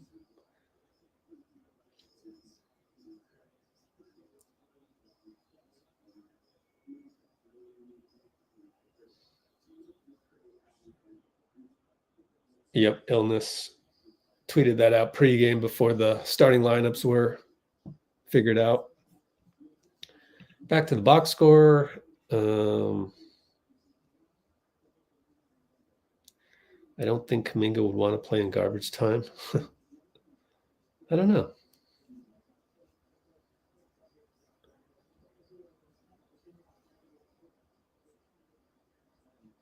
Yeah. Oh, yeah. So, FYI, Nate Shepard, Kuminga's out with an illness. Bring in TJD. Is he in there? I mean, take out Quinn Post. He's not playing well.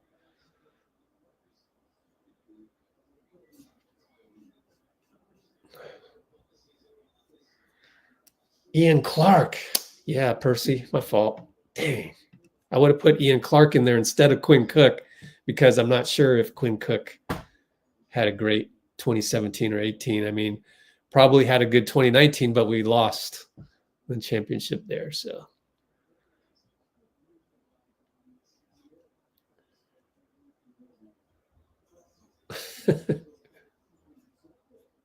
you can't do.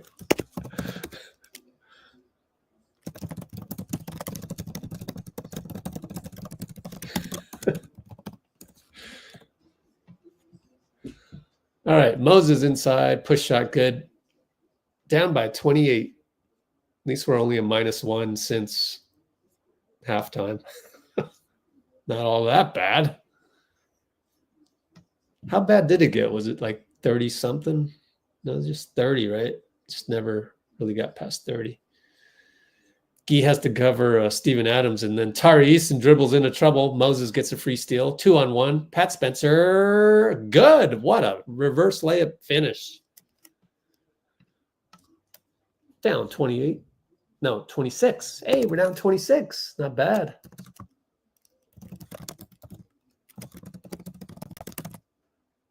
But Aaron Holiday scores over Looney inside. Moses left side tari attacks him. Steven Adams is there to disrupt, and big body gets in the way of Moses, who fell down. Aaron Holiday probing, back out. Amen. And knocks. Aaron fakes 3, switch. Steven and Moses, that's the tough one, man. Switch again. Amen and Moses with the hand grenade coming up. Screened by Jabari. Shoots a 3. Got it. Amen hit a 3. As I thought the pick by Jabari was illegal, but I thought he was moving. But they never call that particularly. If it's not a physical foul, they'll never call it. Pat with a fadeaway 2 against Jabari. Not good defense by Jabari, but Pat did a good job.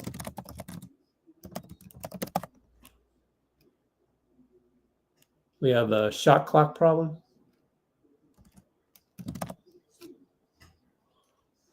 Oh, the clock still was running. It's supposed to stop at 1 minute. Or 2 minutes. 2 minutes or 1 minute on a made basket. I think it's 2 minutes. Pretty sure it's 2 minutes. Maybe a minute, actually. Man, now I can't remember. Yeah, it's probably a minute. On a made basket, stops under a minute. I should know this because I adopted NBA rules from my basketball league, and I demanded my scorekeepers get that right because it's more exciting. Pat's late on the blitz on the full court press, and it's a timeout by Udoka as he could sense that the press was messing up his second unit. And quick timeout here. 50 seconds to go. We're down by 29. Can't add 29.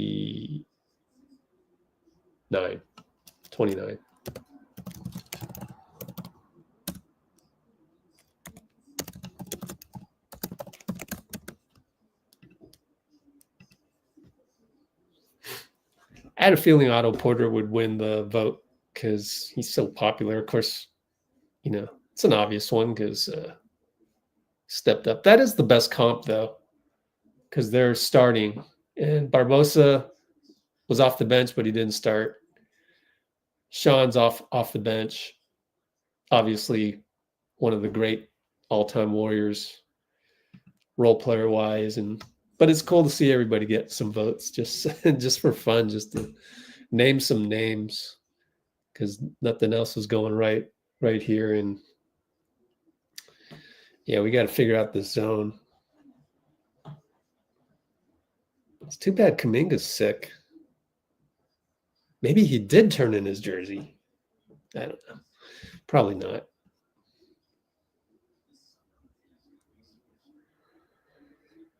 Okay. Ooh. Soy Sauce says his cousin got signed Anta shoes from Clay. That's amazing because you got to get through thousands of people.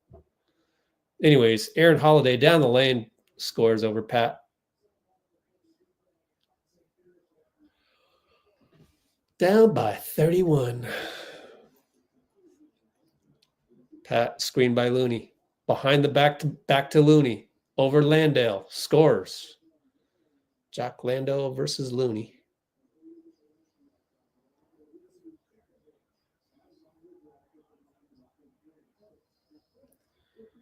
Landale, handoff, Reed Shepherd.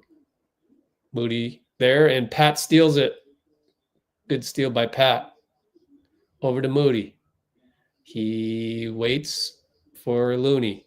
Nope, he's going to get a late pick by Looney here. Screen. Downhill on Jock. Scores! Good reading of the situation. 2.5 seconds left. Half court, Aaron Holiday, short. And we'll be, sorry, that score is old suddenly. 107.80.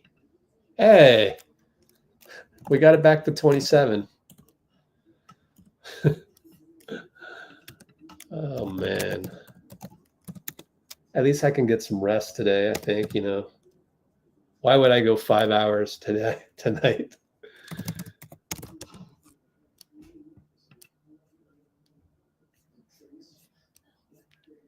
Oh, thanks, Noberto.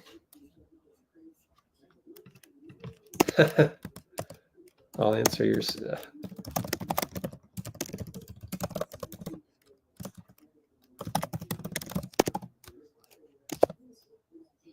See, when is Clay's contract up? Where can I find this? Oops, hype. Salaries. Oh, yeah. Change it to Dallas. Salary ends 2027. Player option right here. Cool, man. Cool. Yeah. So question is, will we ever get, question from China, will we ever get Clay back? My answer is buyout. February 2028. Why not? Dallas will not want to pay him the rest of the 16 mil, although it'll only be 8 million on the books by then, half a season. Get a buyout. I don't know. I don't know if that'll work. Maybe not. Now that I've said it, it's not going to happen. Unfortunately.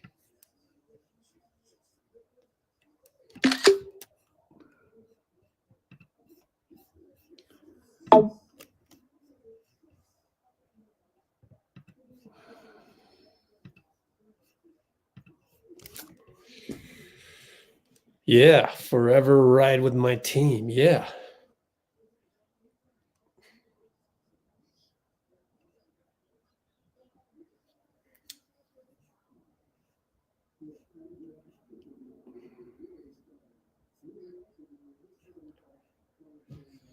Cannot underestimate. I mean, I don't think we're underestimating them.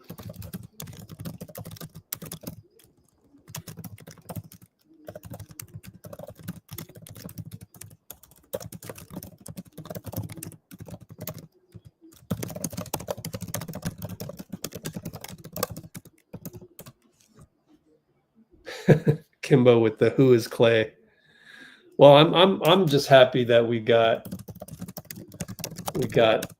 a guy that still loves Clay.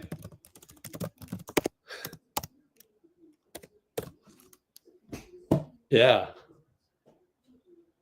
You island boys don't like Clay for some reason.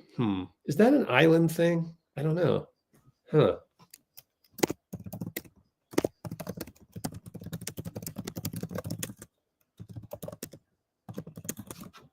I don't know. All right. Kevin Knox against the zone. Over to Moody. Hey, Braxton Keys in the game. Pat Spencer got a rebound, put back, but blew it against Jabari. Taller player. Just couldn't score. It's tough to get game reps, against actual 6'10" guy that cares that you don't want to score type of deal. Tari and Moses. Are we going to see Cam Whitmore? Trace Jackson Davis gets the switch.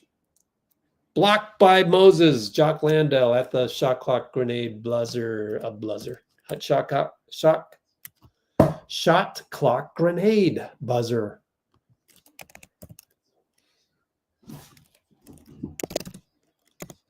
First play or second play of the fourth quarter.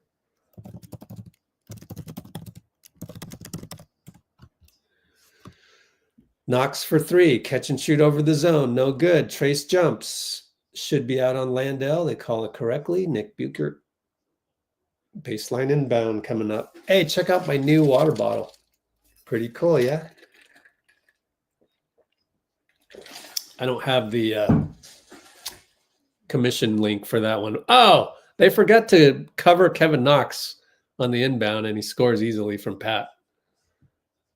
So, bad defense.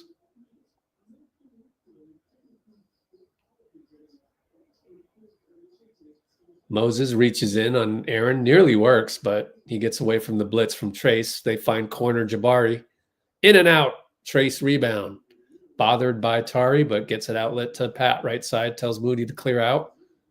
And Moody doesn't move. Wow, Pat is upset with Moody. Craziness. Trace will just say, "I'll just take it to the hole," and he missed it. And Pat's working it out with Kevin and daps Moses. Of course, Moses has zero emotion out there, so.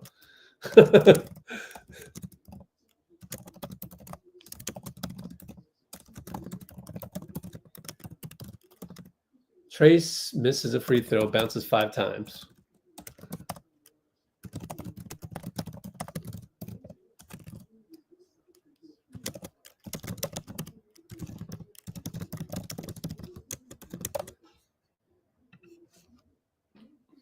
Did he make both?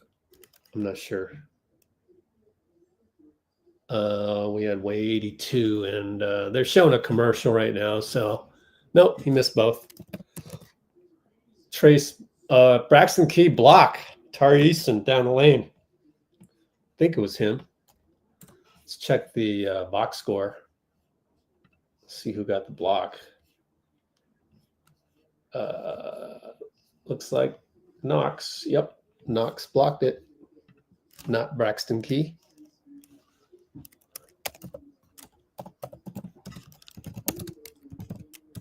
Fadeaway Pat Spencer in the lane. Wow.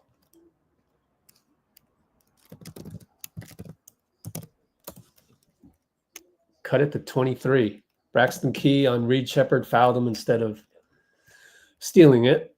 So that's a foul.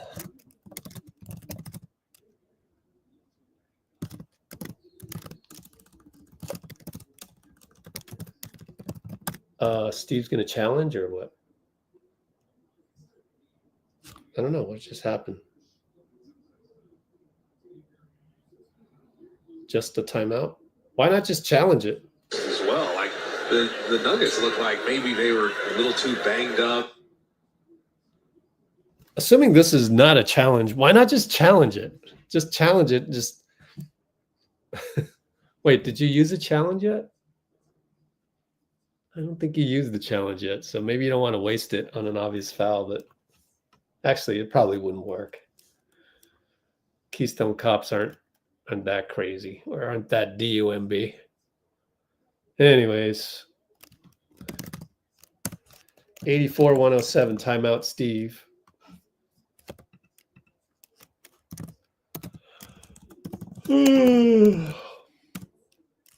Q4 and 9:43.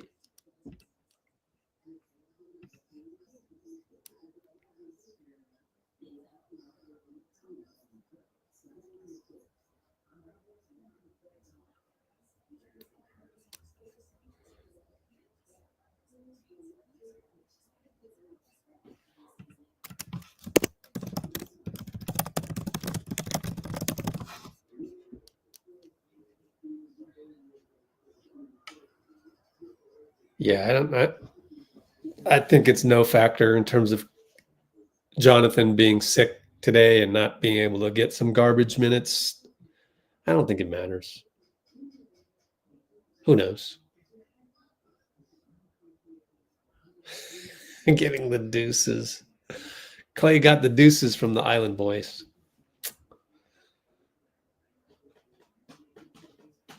They are just fatigued. Let me think. Hey, Leandro Barbosa has taken a lead in the fun poll. That's pointless, but let's see. They are fatigued. Yeah, I think that's part of it. Oh, as I said, I think it's Jimmy. He's just hurting. So turnovers and Jimmy not being 100%. So yeah.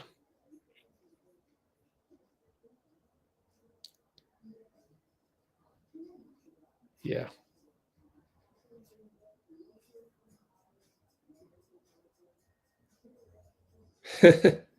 I'm not getting enough sleep because I'm yawning a lot. I guess not.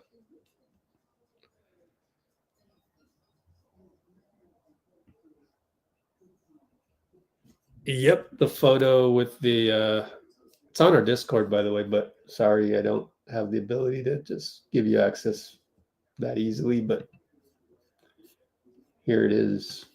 That's, go to the Steph section. So here's the thumb. Oh, wait, you can't see it.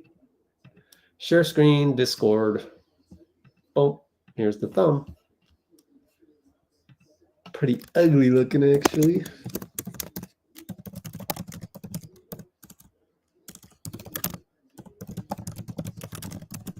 So that picture was while he was boarding the plane.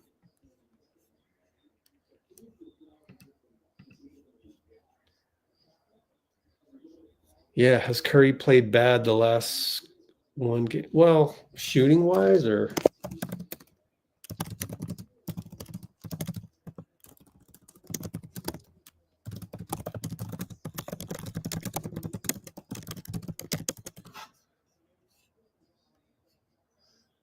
all right, 3 ball by Jabari, missed it.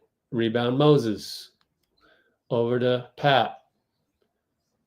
Finds Knox, finds Moody. 4-3. Got it. Moses. Good find. We're down 20.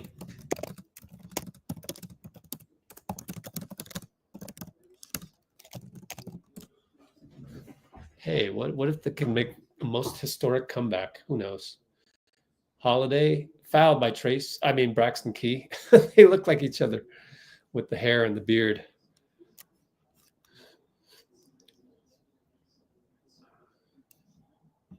What?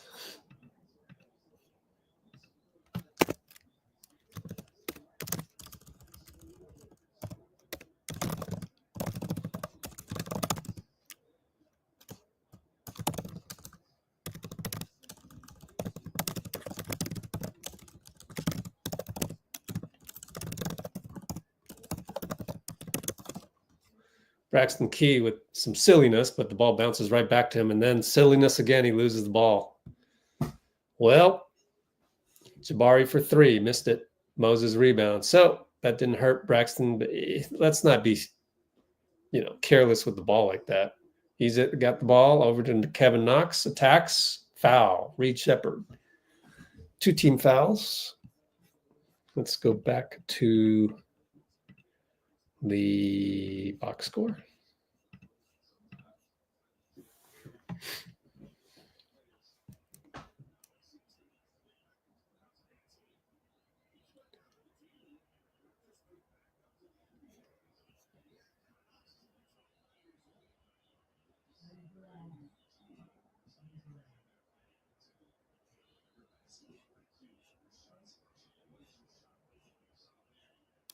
Well, Clinton's got 5 fouls, so he's not going to play anymore. Maybe he'll play. Full court press, Braxton Key and Pat. And it's stolen by Moses. Oh, he missed a dunk. It goes right back out to Pat, though. Maybe we'll get 3 out of it. And he throws it away. Man. That's too bad. That's really too bad. Aaron Holiday, 94 feet, missed it. Braxton Key rebound. Knocks all the way. Got ball knocked away. He finds the ball from Moses. Corner 3. Good. It's down to 17.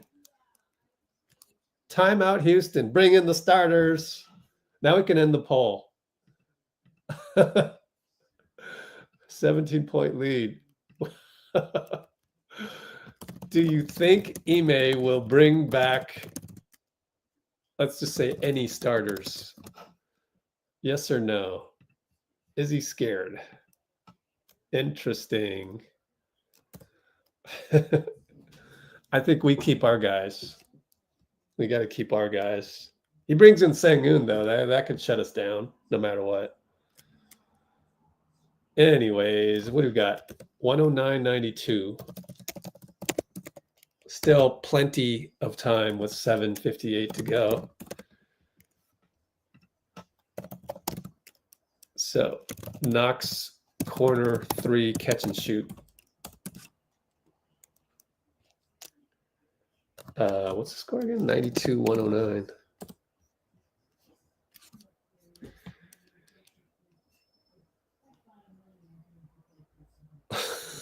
Really?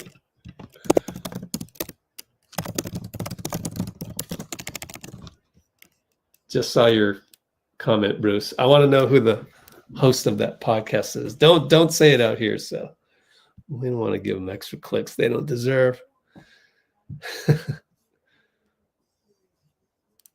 Will Moody start next game?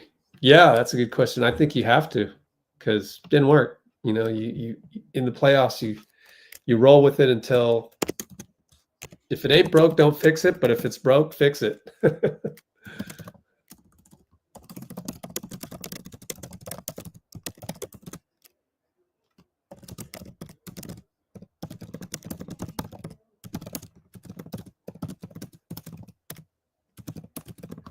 If it broke, fix it.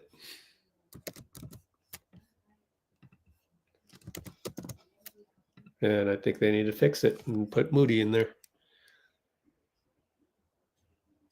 Start post for, but they don't start double big though.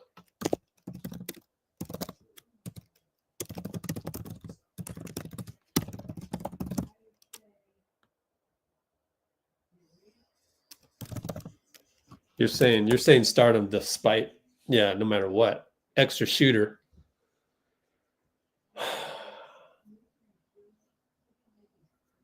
Steph, BP.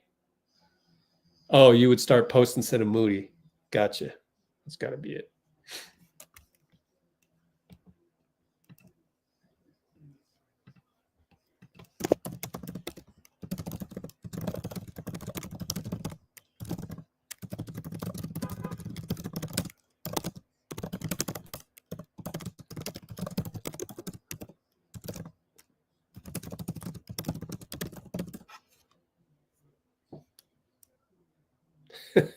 Buy a Kevin Knox jersey now. Dean wants to whoop that trick. Fred VanVleet in, so they did bring in their starters. End poll. Pat Spencer playing well, yeah, except for the couple times of sloppiness, which is always part of his game.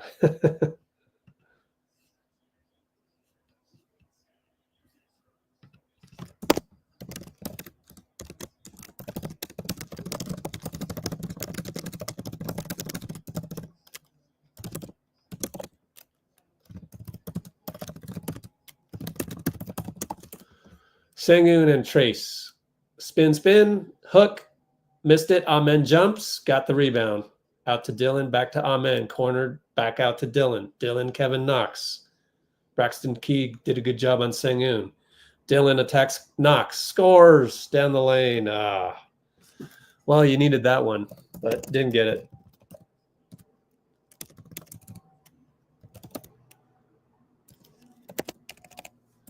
Pat Spencer. It's by Dillon and one. Fade away. Push shot. Pat Spencer is playing unbelievable.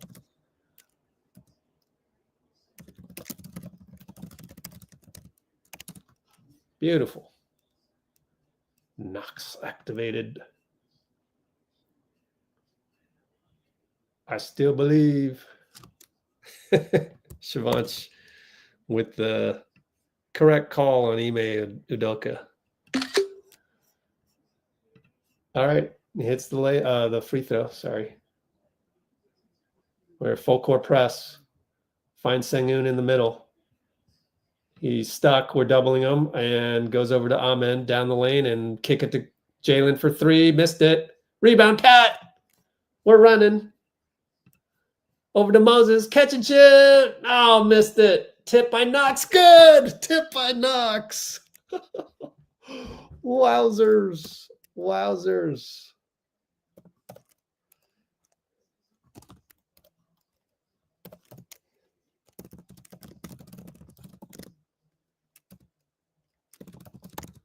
And foul way outside, or foul somewhere. I wasn't looking. Anyways, dead ball.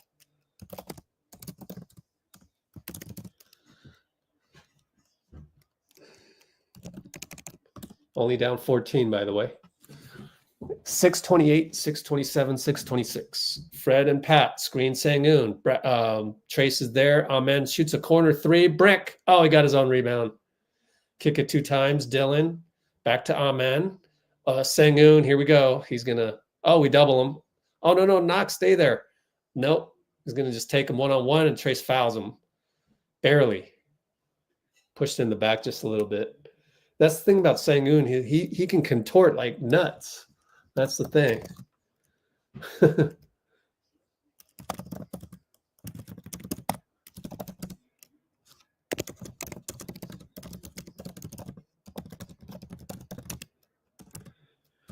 Okay.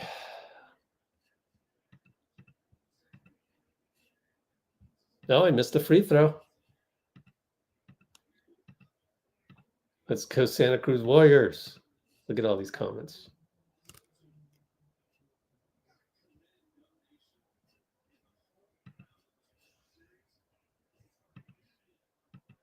Shampoo.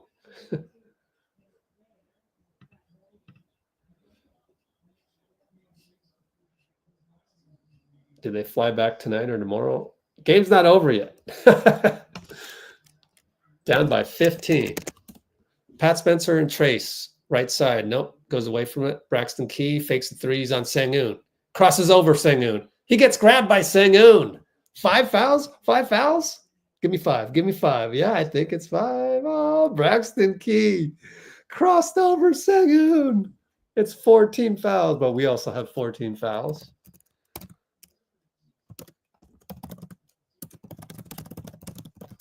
Foul him out. That'd be great. That'd be deflation, wouldn't it? Trace.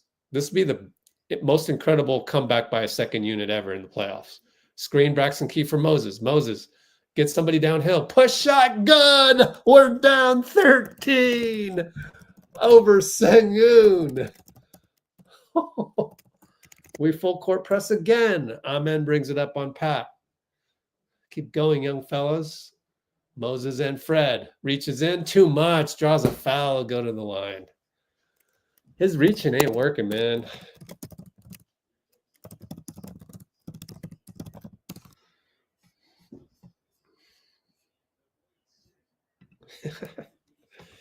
Yeah, this is a screenshot regardless of the outcome. Fred makes one. Second free throw coming right up. Man, I've screenshotted a lot of comments despite the night. Just, you know, we're having fun here. Back down by 15. 519, 518, 517. Pat and Fred find Knox, left side. Dillon Brooks attacks him. Push shot, missed it. Dillon Brooks. Oh, Trace stole it. Braxton Key. Missed it. Trace dunks it. Put back. Oh, great job by Braxton Key. Hustle, man. And they break the press. Fred, Moses, I did it. Mo kept him in front. So now it's Sengun and Knox. Braxton got to help out. The jab step. Trace helps. Amen. Passes it out. Dillon Brooks missed it. Rebound, Braxton Key. Moses attacks. He's stuck at 3 guys. Amen blocks him, gets his own rebound. Finds Pat Spencer for 3. Oh, missed it. Oh, Knox rebound. Knox and Amen. Fade away 2. Missed it. And Braxton Key. Oh, he blew a putback. No.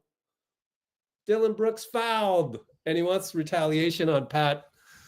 And then Trace pushes Sengun away, so Trace is going to get a tech. There's no doubt about it. Oh, well.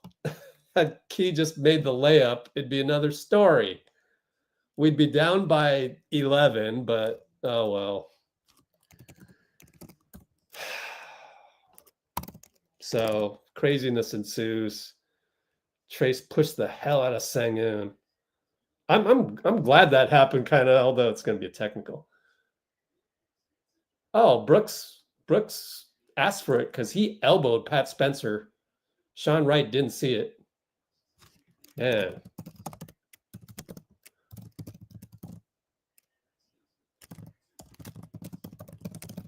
Oh, Sengun went up to Pat. Yeah. So we're finally seeing the replays of what happened. Why are you approaching Pat, dude?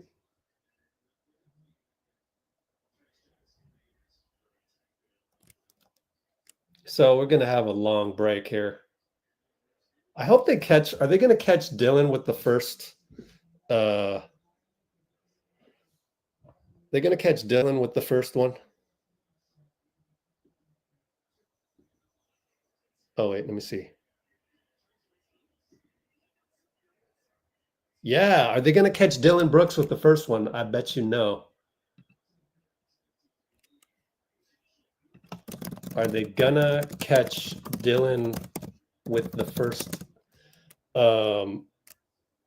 intentional jab on Pat? No, because they're Keystone Cops. Yes. Or I don't know. Don't vote if it's I don't know. I don't have time to write that in. Good job by, I thought good job by Trace to protect Pat Spencer. That's a 7-footer approaching a 6'3" guy.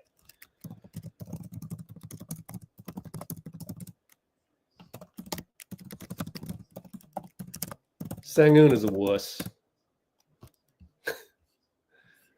And why would that be a foul on Sengun? No, I don't think so.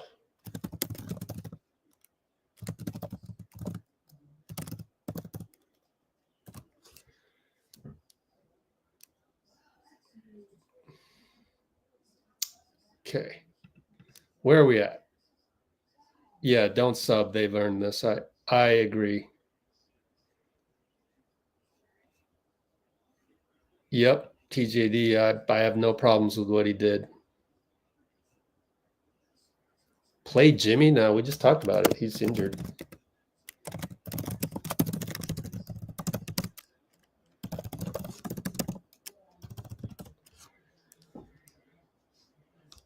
He was up some fouls.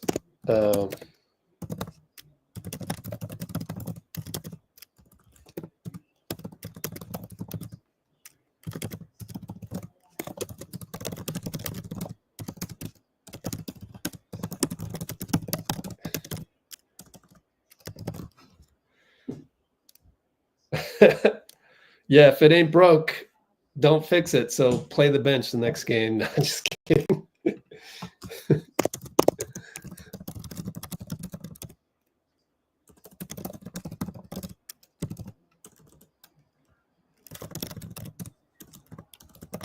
I think they're debating what are the throw out trace.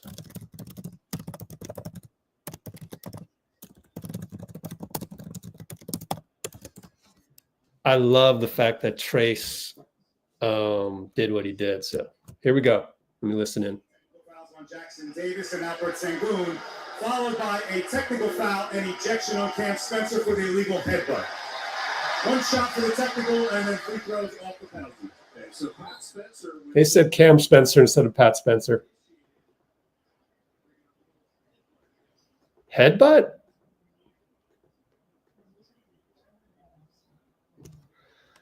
Well, I didn't see the headbutt at all, so I don't know where that happened. That's too bad because Pat was doing well. Bring in Steph? Why not? That's a good excuse for bringing in Steph, don't you think?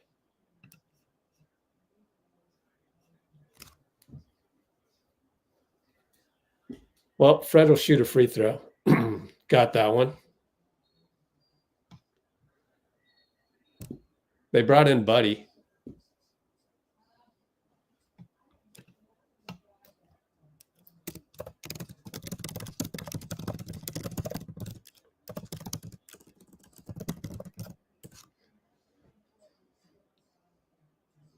I still haven't seen the replay, actually. We're going to shoot free throws for Dillon Brooks. I'm waiting for a replay on my laptop.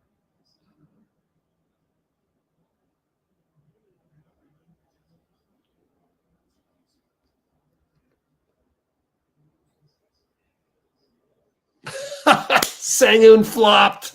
He flopped on the headbutt. It wasn't even a hard headbutt. Sengun flopped on the headbutt.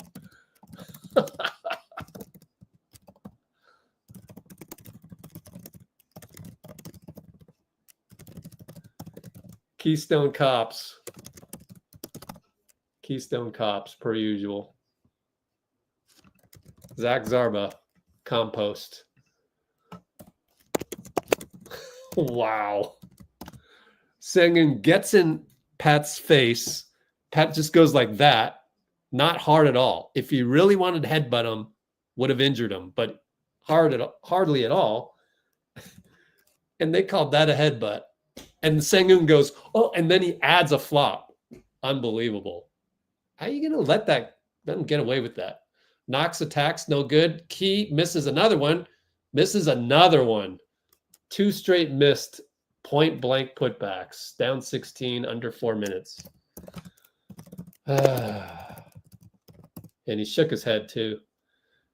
And Kevin Knox fouls Amen. And Kevin also missed a couple attacks too. Amen's hurt, actually. He's laying on the ground. Look at Trace go over and give Key a dap. That's nice. That's a good teammate.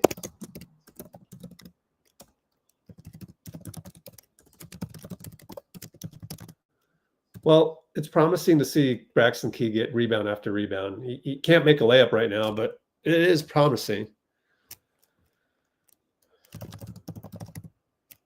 Makes a free throw.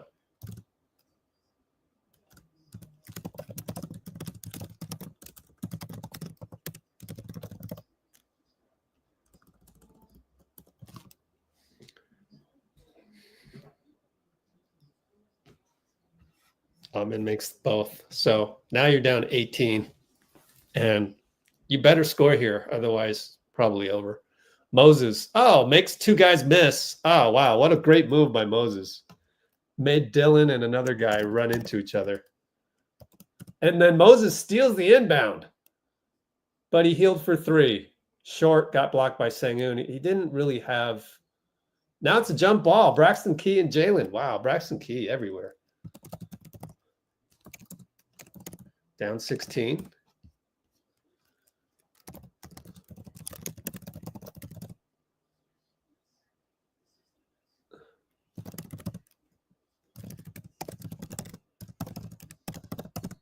And Key steals the jump, and they'll re-jump it.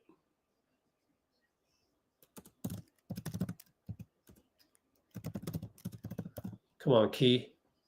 He loses it, and he tips it all the way to Dillon. Brooks going to win the foot race. Trace blocks it, but it's a goal 10.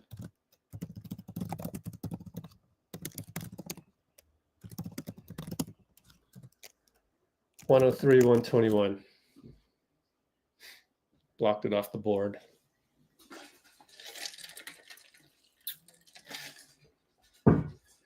Kevin Knox for 3. Come on, one of these. Missed another one. Buddy rebound, probably pushed Amen, but who cares? Trace to Knox. Blocked by Sengun. Braxton Key, another rebound. Trace puts it back. He missed again, but Trace was right there. And Amen full court press out to Dillon. And we get back and he's wasting time. Over to Fred, over to Amen. Bad pass. Sengun still has it though. Sengun knocks, slows it down. Over to Dillon. Buddy lost him. Dillon missed it. Rebound by Trace. Down 16. Moses over to Key for 3. Can he make the push shot? No. Moses rebound again out to Buddy. Buddy attacks, but Sengun's there. So Trace back to Buddy in the corner against Sengun, but now we'll attack him. Finds Key, loses it again. Key's not getting any love down low. And Amen will get a dunk as we're a little winded from the full court press. Look at Trace. He's exhausted. Oh, wow. Moses misses. Braxton, another rebound over to Buddy. Kick it. Knox. Inside. Trace. And draw Sengun's 6th foul on the dunk attempt. It's no good, but he'll go to the line. Got to make free throws. Sengun's out. I think, right? That's 6, right? Yep, he's walking away.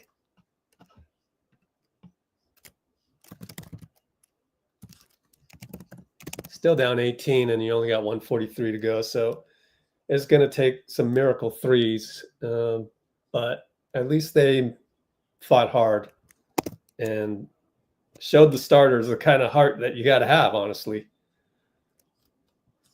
So Trace at the line. Misses a free throw.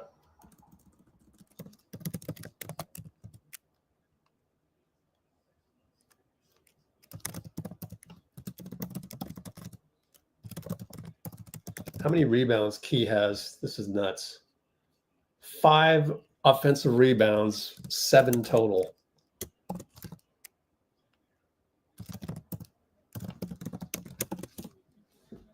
Missed both. Moses, another rebound. Probably traveled. They didn't call it. And he throws it away. And no call. Good hustle, though. How many rebounds by Moses? 9 rebounds, 5 offensive. And are we going to challenge this? Yep. Steve's going to challenge. He thinks Moses got fouled. It's worth it.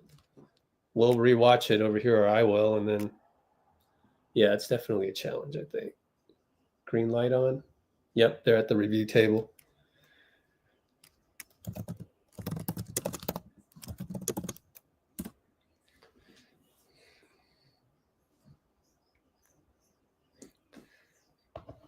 They had a long close-up look at Jimmy, Draymond, and Steph, and that's where, you know, you old guys have got to play better.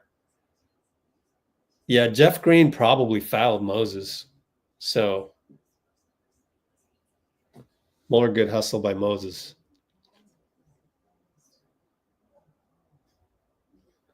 Come on, refs. They're going to screw this one up again.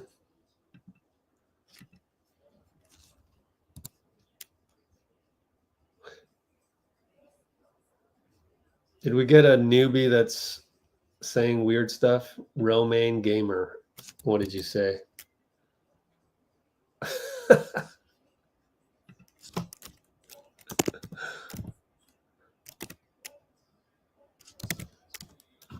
Don't give him any attention.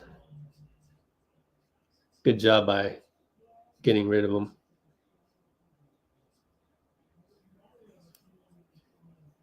I don't know about these Nostradamus things.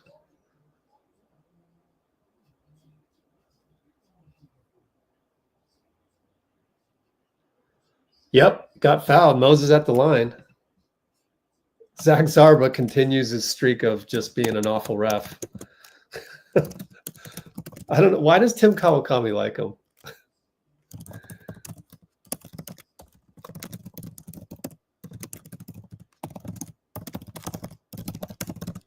All right, makes both.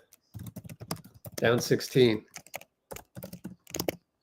And Moses fouls Aaron Holiday on the catch. So Holiday will go to the line.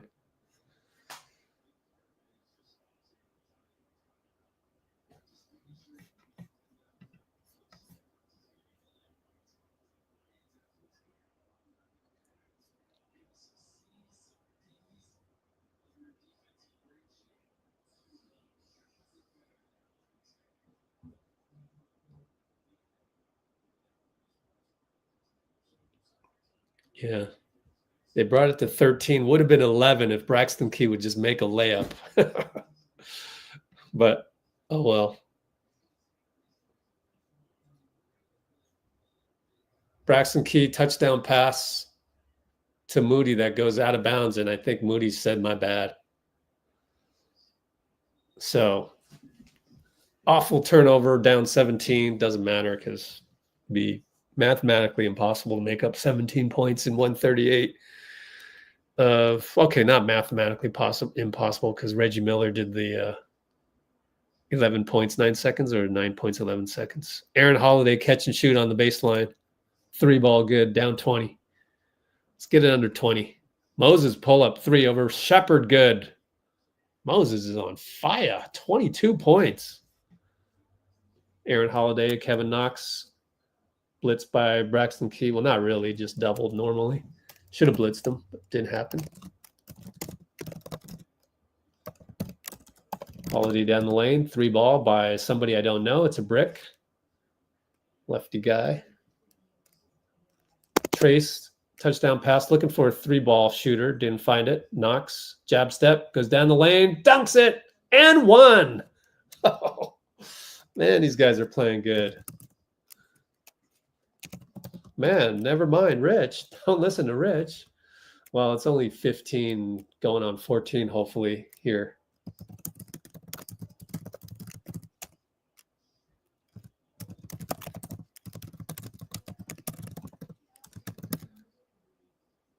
And we cut it to 14. Keep pressing, I guess. Jeff Green over to Holiday. Knocks on him. Trace and Moody. And they play keep away up there. Holiday and Cam Whitmore. Holiday dribbles around. And finally goes to the baseline. Jeff Green, wide open, gets a 3. So that'll do it. Down 17. 40 seconds. Moses. Between the legs, behind. Oh, nice jab step into the lane. Fadeaway 2, missed it short. Reed Shepherd rebound and probably take a shot clock violation. 10-second differential. So wait about 15 more seconds before that happens. Then we'll get Dean Chambers. Oh, Trace with the silly foul on Aaron Holiday, but Aaron was like just dribbling close to the ground and making sure he kept possession, and so Trace ended up fouling him.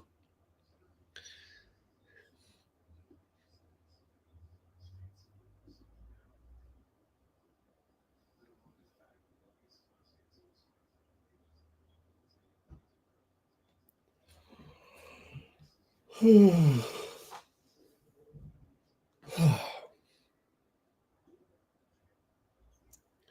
guess he missed a free throw.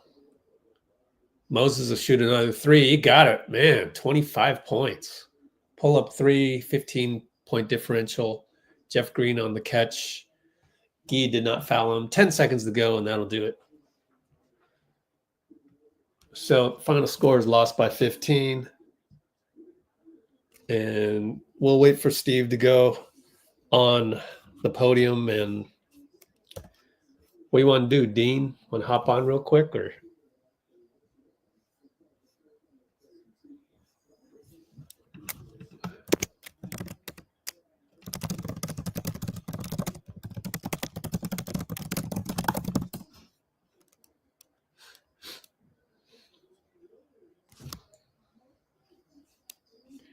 Yeah, good job by the bench.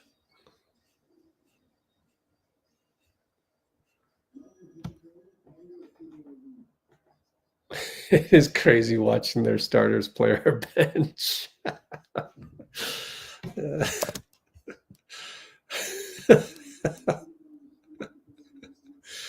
That's kind of funny. Yeah, well, wake-up call for the old guys. I don't know how to. Again, I'm just. I think number one is Jimmy. Jimmy's not 100%, so get some rest. I should add that I was listening to the podcast of Warriors Plus Minus, and Slater reported on his podcast that Jimmy's left buttocks, Forrest Gump style, no, Forrest Gump voice. Jimmy's left buttocks now. The left side of his tailbone is hurting him.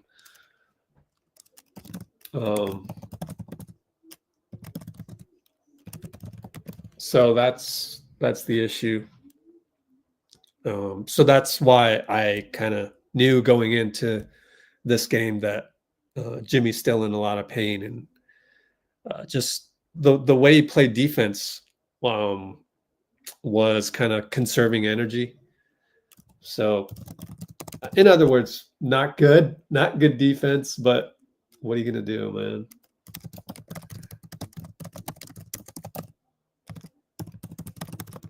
So I think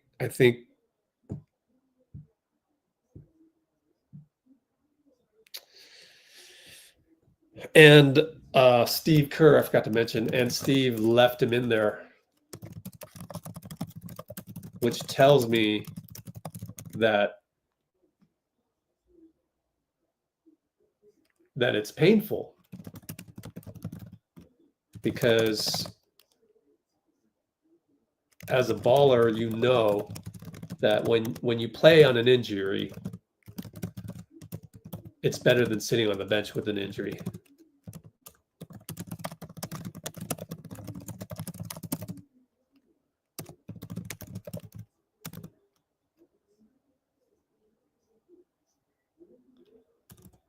Oh, I just saw a State Farm commercial that had Batman Joker, but it was Jason Bateman was playing Batman, I think. I'm not sure. But anyways, yeah, Dubs, do you agree with that? Do you agree that it's that it's better to play on an injury than like a tailbone, which can be considered like grating against your left butt muscle? But anyways, then sit down on the bench.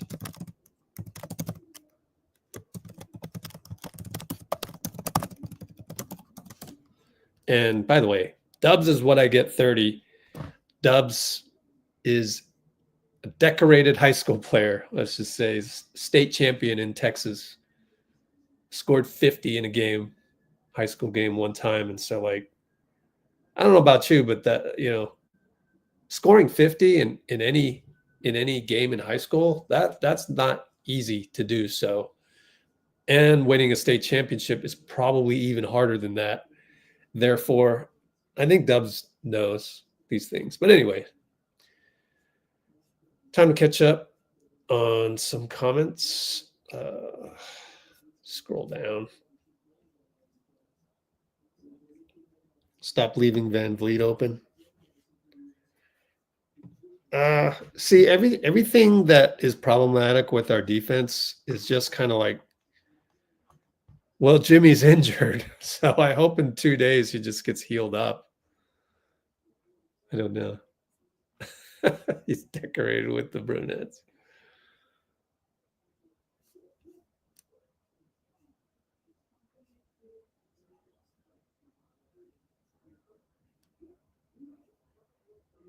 Moses Joshua's in here again. Yay.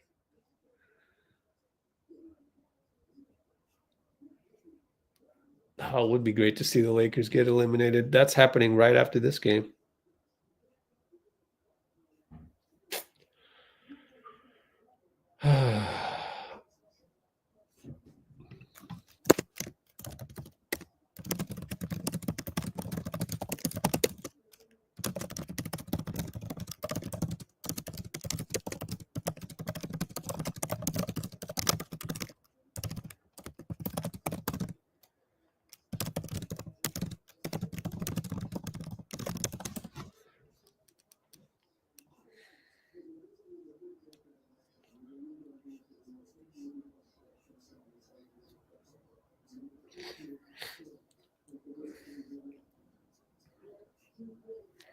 Hope the Lakers extend that series. I don't think it makes a difference.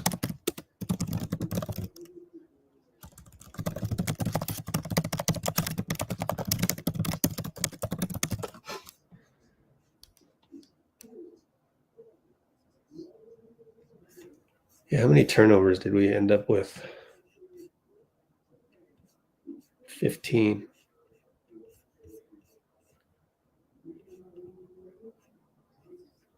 Yeah, mid-range beats this team because they like to be physical with Steph, at least for the meat of the game.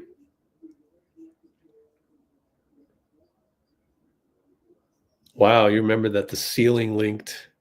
The ceiling leaked in 2022. I barely remember that.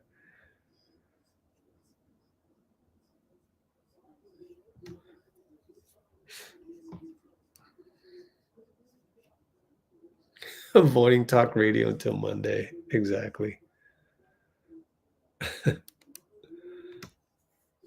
Moses with Spencer and Key. I don't know if Spencer and Key are going to play next game just because, you know, I don't know about that, right? Let's be real.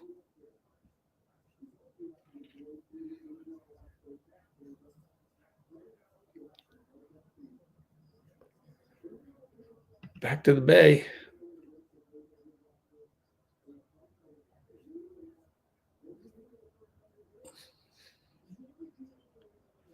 Dean Chambers, are you hopping back on? Or if you do, better do it quick because then Steve will be on the podium pretty soon.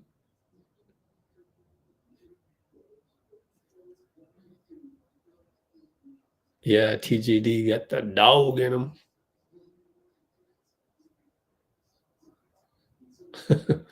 Screwed up the first quarter.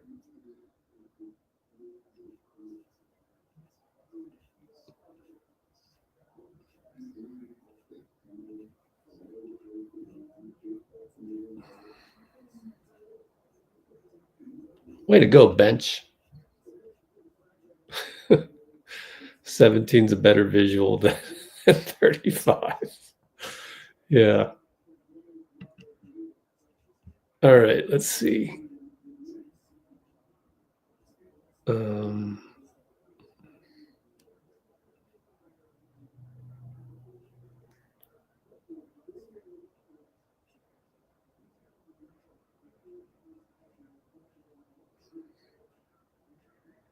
Okay.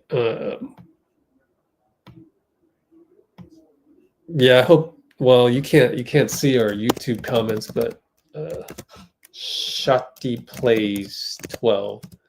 Kaminga was out with illness, and a couple people have been out with illness, so hope he's all right. Quentin Post was out with illness, so on and so forth. BP out with illness.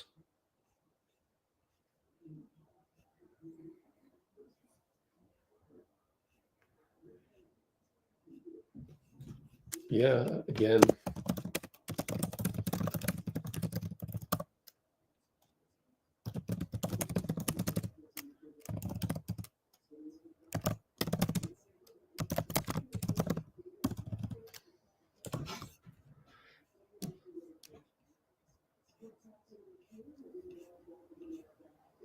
Dray was not trying. Let's not say that.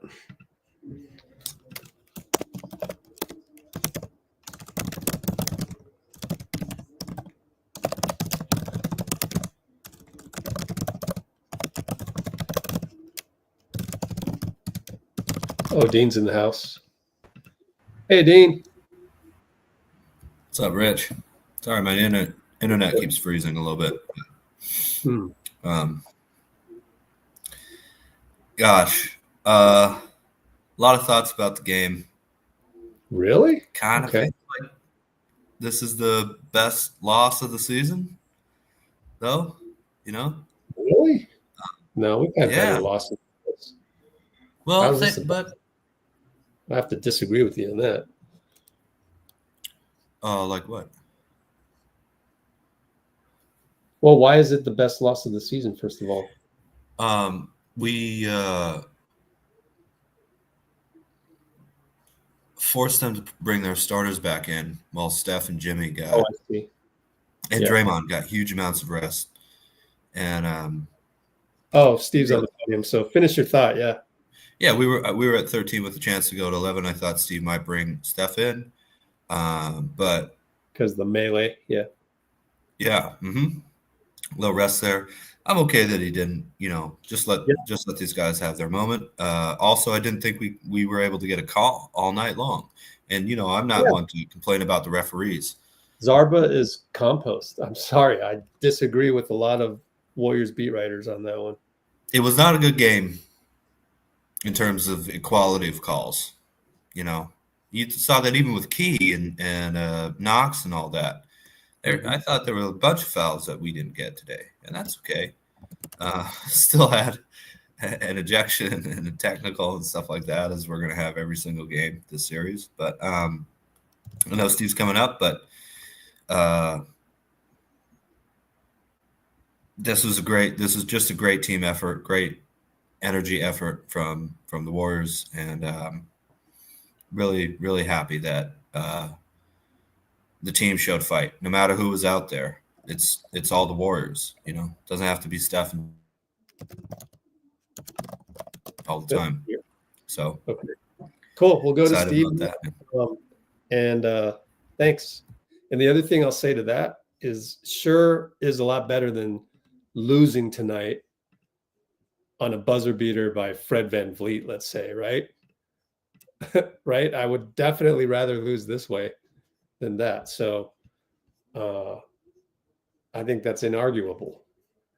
So in that respect, maybe so, in terms of like good loss or best loss of the season.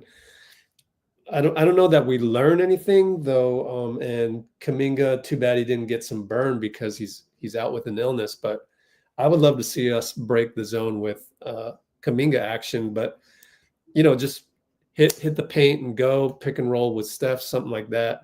I don't know, but like now that's priority number one, is to figure out that zone that we cannot beat. Here's Steve.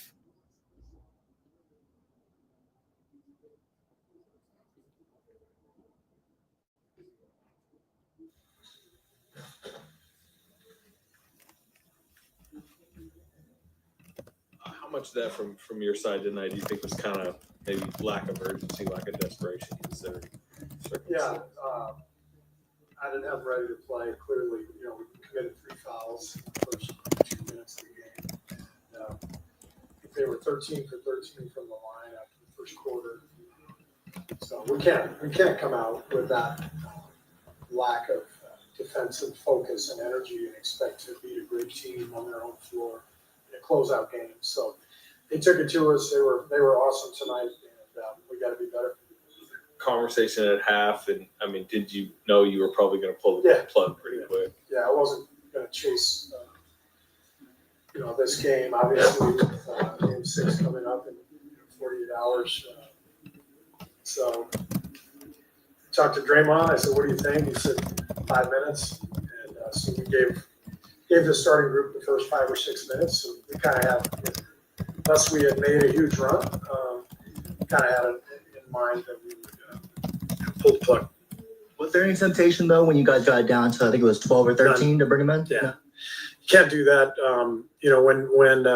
When you make a move like that, and then the starters are on the bench, you can't go back to them. It's just not the right thing to do. What can you say about the fight though that you guys finished in? Loved our bench group. They came in. They forced Houston to bring their starters back in. They set a tone that we're going to need for Game 6. And I thought, even though we lost the game, I thought it was crucial that we fought the way we did in the fourth quarter. And for someone like Moses, whose shot's been a little gone, for him to get the 25 points, get his shot going, how important is that? Yeah, it's great. Got some rhythm. Very important for him to go out there and compete and play the way he did. There were some positives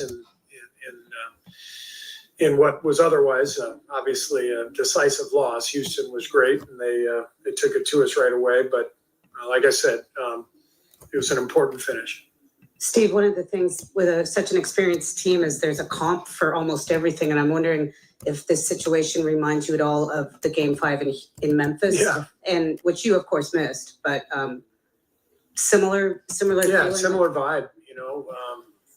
Down 30 in the first half. I think in Memphis we might have been down 40 or 50 even. I don't remember exactly, but similar vibe. Young team, on their home floor, trying to stay alive. They came out and threw haymakers at us. They made every shot in the first quarter. So we got what we deserved. I also, the broadcast back home, there's a lot of talk from Bob Fitzgerald that they're targeting Steph's thumb and deliberately trying to hurt him. And I'm just wondering if that's your view of things, and if you've talked to the ref about it. Yeah. So, the rule in the NBA is once the shot has been released, you're allowed to hit the guy's arm. And so what's happened in the league this year is players they're going to outsmart, the rules. They know what they're doing. So players all over the league are just taking shots at guys' shooting hands after release because they know it's not going to be a foul. And I'm very confident that next year the league will fix it because it's only a matter of time before somebody, breaks a thumb or breaks a hand or whatever. But these are the rules. I do believe they're allowed to call a flagrant if they want. The refs can call a flagrant if the guy winds up and takes a shot. But no, it's been happening across the league all year long. It's the dumbest thing I've ever heard, but we have to take it through the league process to get that changed, and that'll probably happen this summer, I would guess. No, I don't think it's impacting him. It's just, again, it's players are going to do whatever they're allowed to do. And so after on every release, Steph's getting hit, but it's basically within the rules. So it's how the league wants it right now. And, I know we got 30 coaches who all think it's just idiotic that we allow this. So we'll have to take it through the competition committee, all that stuff this summer, and eventually we'll get it fixed. But right now, this is how the league works. Whatever the rules are, the players they're all really, really smart, and you can't blame them at all for doing whatever it takes to win the game. It's the highest level of competition on earth, and so it is what it is. What challenges are you seeing that their zone is presenting, and what are the keys to beating an effective zone defense? Well, I thought we were pretty good against the zone in Game 4. You can't get stagnant. You have to push the ball. You have to play with pace and movement and get to spots. And we definitely had some poor possessions against that zone tonight. Steve, it looked like I saw Jimmy and Draymond kind of talking things out. I think Steph was talking to you at some point. Because you guys have this championship experience, how fast do you know that, because you've been with these guys in these situations, that they turn the page and start looking toward the next game? I mean, our guys have been here many times. Jimmy's been here many times. I think a couple of years ago, Jimmy was part of that Miami team that was up 3-0 against Boston, lost the next 3. And then had to win on the road in Game 7. This is what the playoffs are about. I mean, it's just incredibly competitive. Everybody who is playing now, who's still alive, has great basketball players and great coaches. And, I've said it throughout the series. Houston's a great team. Ime's a great coach. 52 wins, the 2 seed, athletic. They got all these lottery picks. So they're a hell of a team, and this is the playoffs. It's just as much a mental test, an emotional test, as it is a physical test, as a skill test. It's what makes it fun. It's what makes it challenging. It's what keeps you up at night. But this is what we do, and we love it. Steve, how would you say Jimmy Butler was moving out there? What do you think it was healthy? Before the game. I'm sorry, who? Jimmy Butler. Yeah. Kind of what do you think of his health and how he was moving tonight? It's tough to gauge based on the way the game went. Game got out of hand early, and I think it wasn't his best night, but I think he was moving fine. I'm not concerned about him for Friday. Just follow up on their zone defense. Did they do anything differently tonight, or was it more just your execution? No, same zone that basically they played the other night, and we were out of sorts from the beginning, especially defensively, and I think that carried over to our offense. It's hard to play offense when you're taking the ball out of the net every single play. At one point, I think at halftime, their effective field goal percentage was 95%. I've never seen that in my life, so you're not winning that game. What was so problematic defensively? I mean, you mentioned the early fouls, but, I guess without seeing the film yet, where did you guys screw up most? Well, honestly, the fouls set just a brutal tone for us. We can't. You can't set a tone defensively by fouling. You have to set a tone by putting pressure on the ball and being in the right spots to help and building your shell, rebounding, forcing the shots that you're willing to give up. We didn't do any of that. Thank you.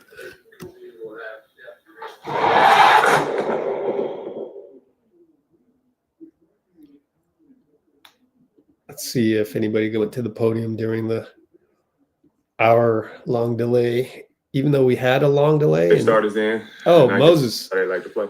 So we got Moses right away. But yeah, we still were ahead of the cable company. So proud of that. Let me airdrop the first file over first, and then we'll go to Moses, who deserves podium time. Okay. And here we go with Mo Money.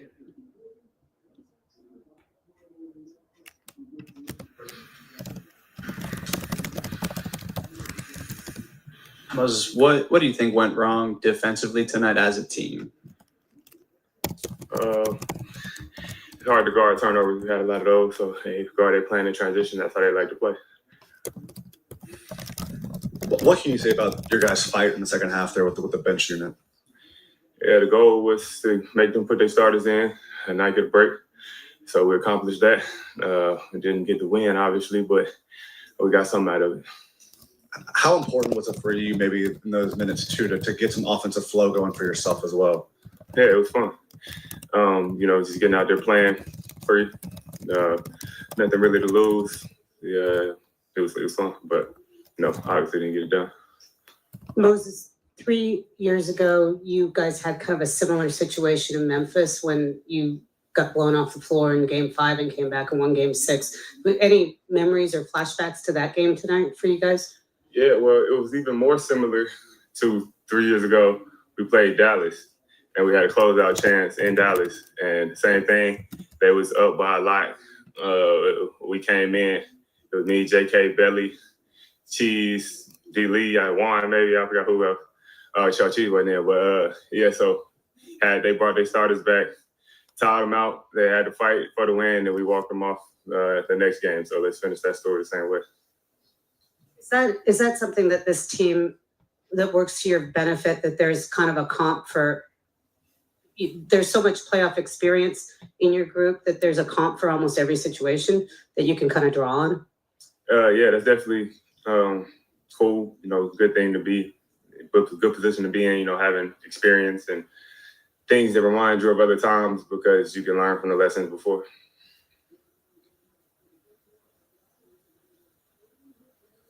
Has there been any chatter within the team about the way Houston is closing out on Steph, particularly swiping down on his shooting hands?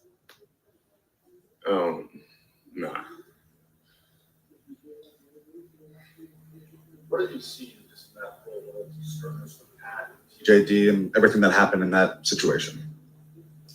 Well, I actually wasn't. I was looking the other direction when it happened. But, Pat a dog, getting in at the end of the game, get Sengun talking or whatever it may be. I don't know what the situation was, honestly. Y'all got a dog on the court with Jimmy Butler. Can you just tell us what you've seen him add on the court, but really more so behind the scenes? Yeah, on the court, he's added wins. So that's always good. Off the court, he's got a big presence. He's himself all the time. I respect that. He's obviously a good guy to have in the locker room. Just the conversation that he brings. Like I said, it's in the world, in a game like this, you got to conform. You got to work as a group. So a lot of times that can be groupthink. Everybody got the same idea sometimes, but Jimmy is himself. He got a different playlist, different music that he listens to, different routine, and that's refreshing to have.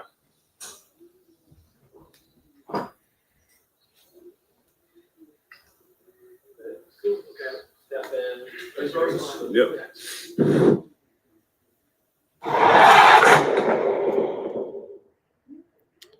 Okay, short one there by Moses, and kind of a blurry feed that I got, so a little disappointing. But Dean. What's up, Rich? Okay.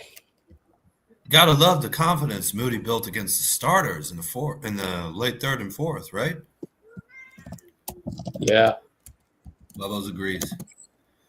I'm going to use the restroom again, but go ahead and also I will turn down the volume on this just in case someone shows up and we'll catch it late. But yeah, whatever you want to talk about, maybe check the comments for anything. Be right back. Appreciate it. Sounds good. And sorry I'm phrasing. I don't know what's up with my internet. But you guys can hear me okay, I think. So Bruce said can't rely on 2022. It's a different team. That's absolutely true. But I'm glad that Moses brought up that game.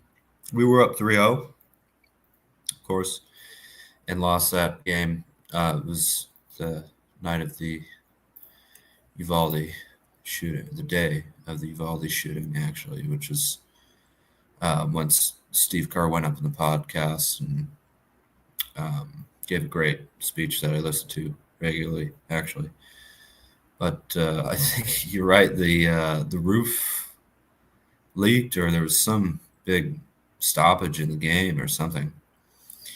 And just everything went wrong for the Dubs then. But the third string guys, the third team all Warriors players. Hey, that's good. I like that. Yeah, their third team all Warriors selections came in and got it a little closer, and the team played excellently in game 4. I'll actually I want to look that up. We won that game. We lost game 4 by 10 points, 119-109, but won game 5 by 10, 120-110. So I like that. I like that Moody brought that up for sure. And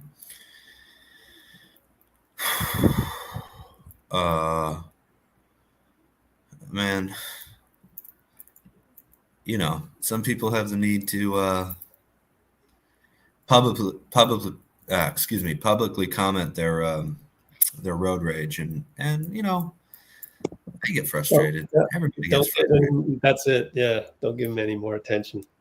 But at least I'm excited about what we saw from the young guys out there. I feel like we learned that the full court press is going to be huge next game from everybody.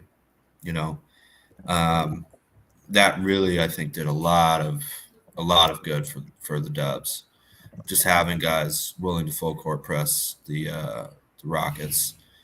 And back at home, you expected maybe a little bit more favorable whistle, I think, too. So I'm very excited. I have work that day, unfortunately, so I won't be available on the podcast. But well, that's all right. Sometimes, all right, Bruce. Yeah, you got to step up, man. Play like Braxton Key, Bruce. Come on, man. Yeah. Let's go. Third team all Warriors, baby. Yeah. You got to make your putbacks, though, Bruce. Got to make your what? Putbacks. Oh, yeah. That's all right. No, he hustled. He hustled like a maniac, having not played it forever. I that's fine. Yeah. Everybody played really well, and I have to say, wouldn't that be awesome wouldn't that be awesome if we saw Braxton Key like doing the mic and drill like extra tonight or something or other? Yeah, let's start the third string. Take everybody off the bench, man. Let's do it. But no, it's Braxton. I don't mean everybody. No, I don't know. No, it was good. Good job by the bench, regardless. Oh, Draymond Green at the podium. Oh, let's go. I interrupted you. Did you have anything else to say? Oh, just Yeah, I just think the full court press and the ability of the third unit to push him off the 3-point line was very, very important. That confidence building comeback, loss or not. I mean, we could have gotten blown out and we didn't. We said we're down 34. Oof. We lost by 17, 19, whatever. All good though. Anyway, let's hear the mini podcast. Draymond. Oh yeah. All right, cool. Let me throw up the Discord server in the background just in case somebody posts something from Draymond. Here we go.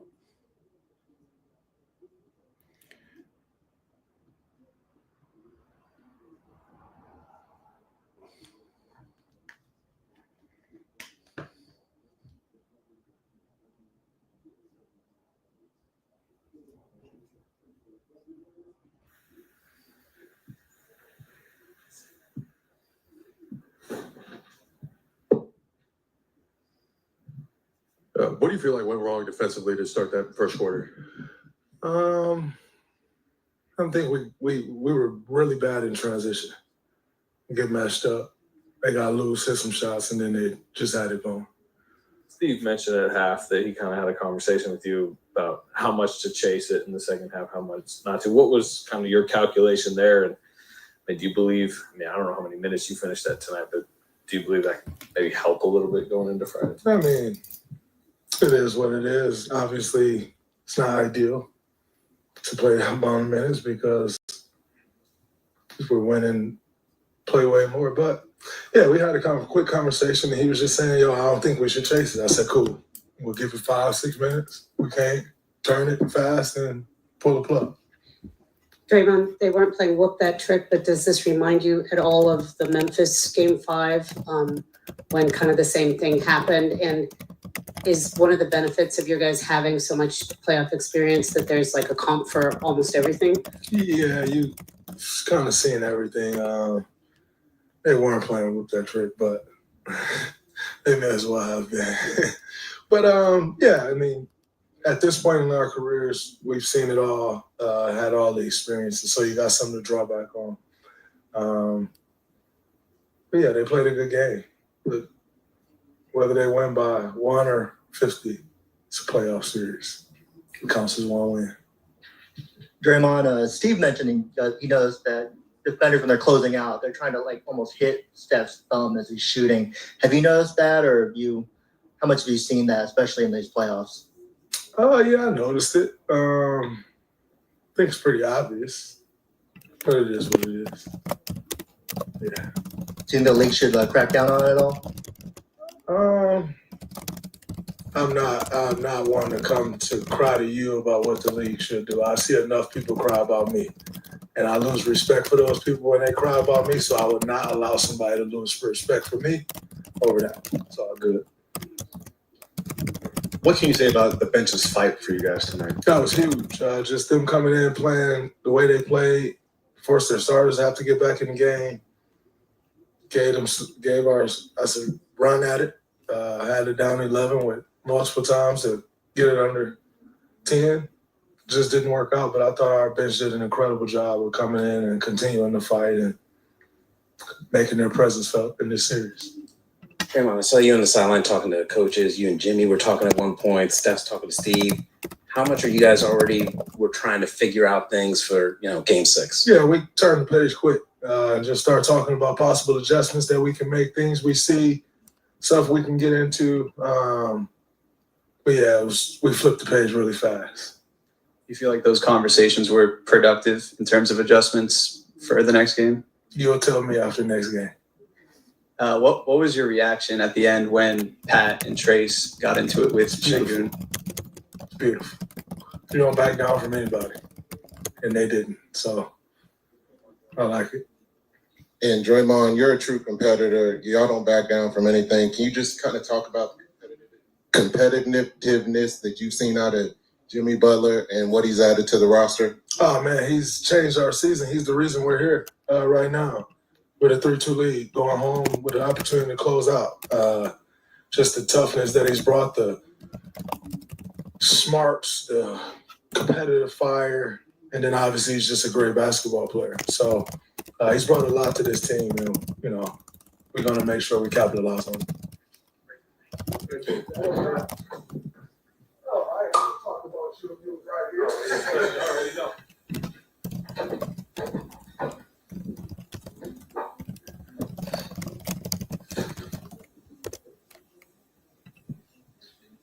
What do you think happened mostly defensively tonight?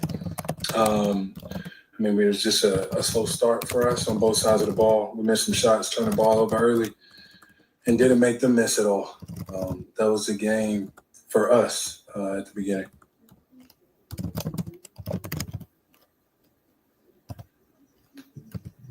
How'd you describe the way the bench played in the end of the third and fourth quarter? Yeah, inspiring. To get us back in the game, give them a chance at something special. Kudos to those guys for staying ready, for fighting, for not giving up, and always staying ready, because you never know when your number's going to be called, and it was tonight, and they played their asses off. Jimmy, what was your level of movement tonight compared to last game? It's getting better. It's getting there. Another day and some change of recovery and rest. But that's no excuse for how I played, how we played as a whole. Like I always say, if anybody takes that floor, you're expected to go out there and produce. And more than anything, you're expected to go out there and win.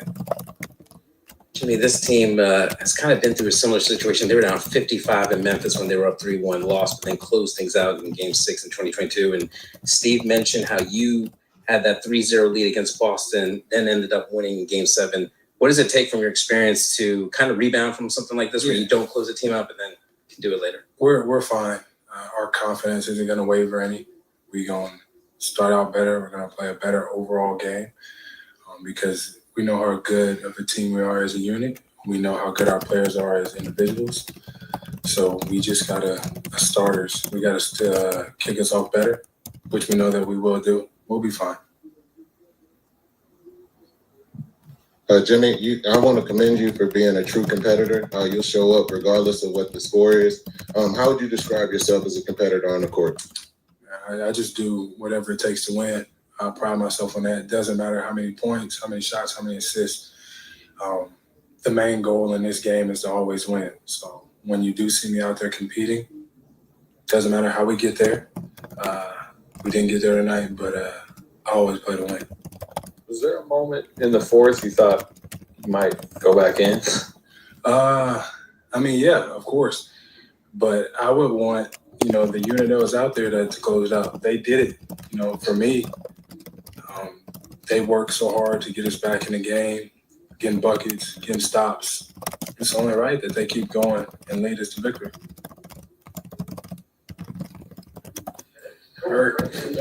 Yeah, for sure.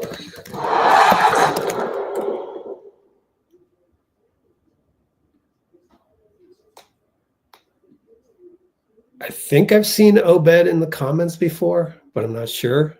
But I really do mean that. If you're ridiculing what I sent you, then you're not in the right frame of mind to be on here. But if you're literal, then that's great. Then I've made a difference. Great. So we're waiting for Steph. And people on Instagram have no idea what we're talking about, but it's just trying to stay high vibrational here on this YouTube channel. Sorry about that annoying sound, because that is the audio logo. We'll call it an audio logo of the NBA. Dean Chambers back on we'll call it a podcast now. Oh, let's go. Yeah. Took a while to edit, man. It's and then the 4:30 tip off. So I only sent out the link to the podcast with an hour to go. Man, this 4:30 tip off is brutal. Yeah, it is. It's tough. If the sun's up, we really shouldn't be playing basketball, in my opinion. But we helped out those Eastern parents a little bit. Families on the East Coast with kids and want to watch the Warriors. finally got to eat dinner rather than keep their kids up till midnight. So all good. But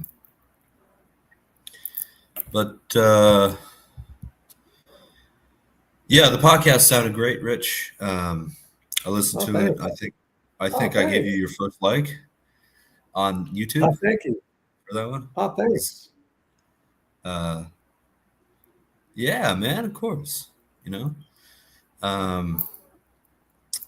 Pat Spencer's a baller. He shouldn't have gotten thrown out either. That was ridiculous.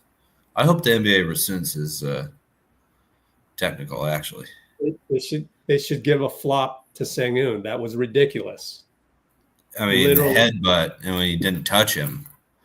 Everybody in the world, if you get in their face, they put their head down like that.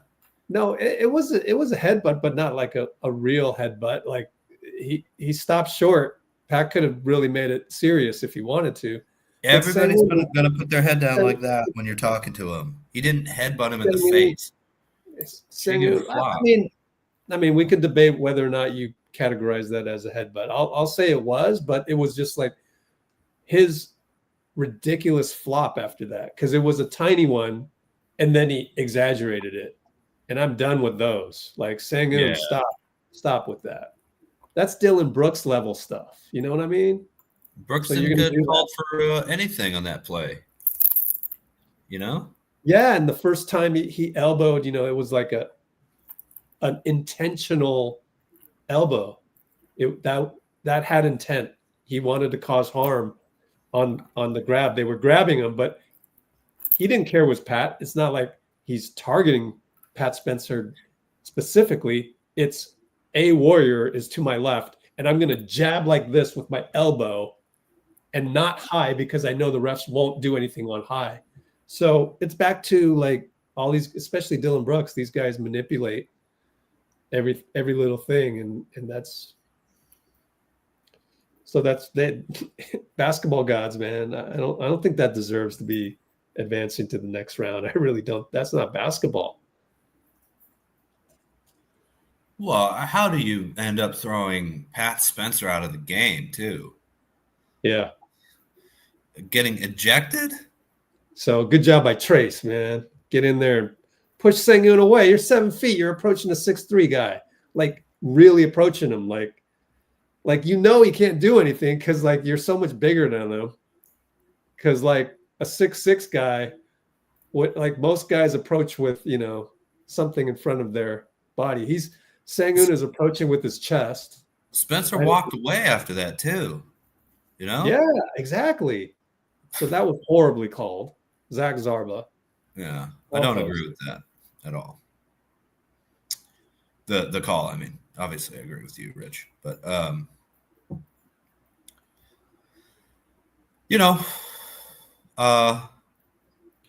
this is one of those games where just everything went wrong. Everything went wrong for us until the all Warriors third team came in. So, gotta say, glad that Draymond said it was like the whip that trick game. I felt the same way. When he got up and started waving his towel to whip that trick in Memphis in 22 with the 3-1. I remember that. You can't forget that. Yeah. I don't remember. Facing the crowd. He said, if we're going to whip that trick, we're going to whip that trick together. Steph was vibing. The starters got rest. That was a Mike Brown game, actually. As I mentioned. What was wrong with Steve?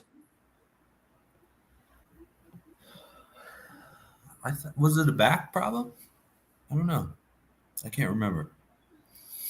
He was out that game, though. Something. I don't remember. Sorry.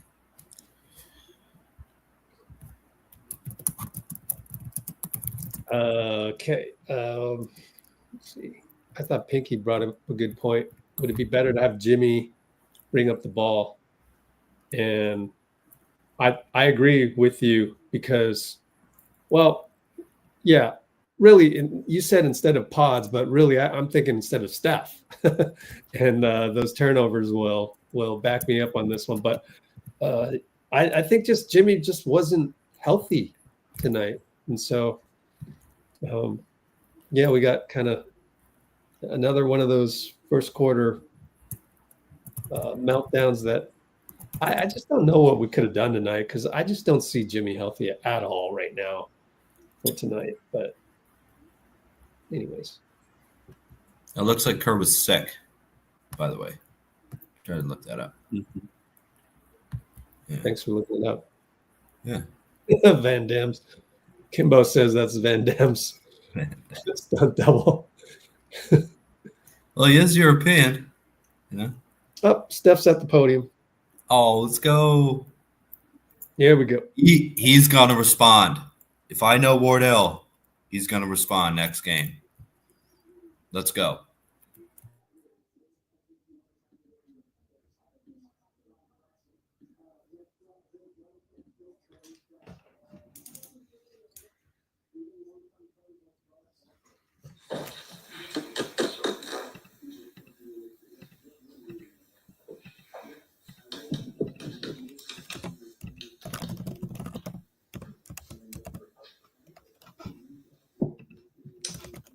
How early? Steve seemed to think like the 3 fouls early was a bad sign about how you focused you guys were defensively. How early did you know it might be this type of night?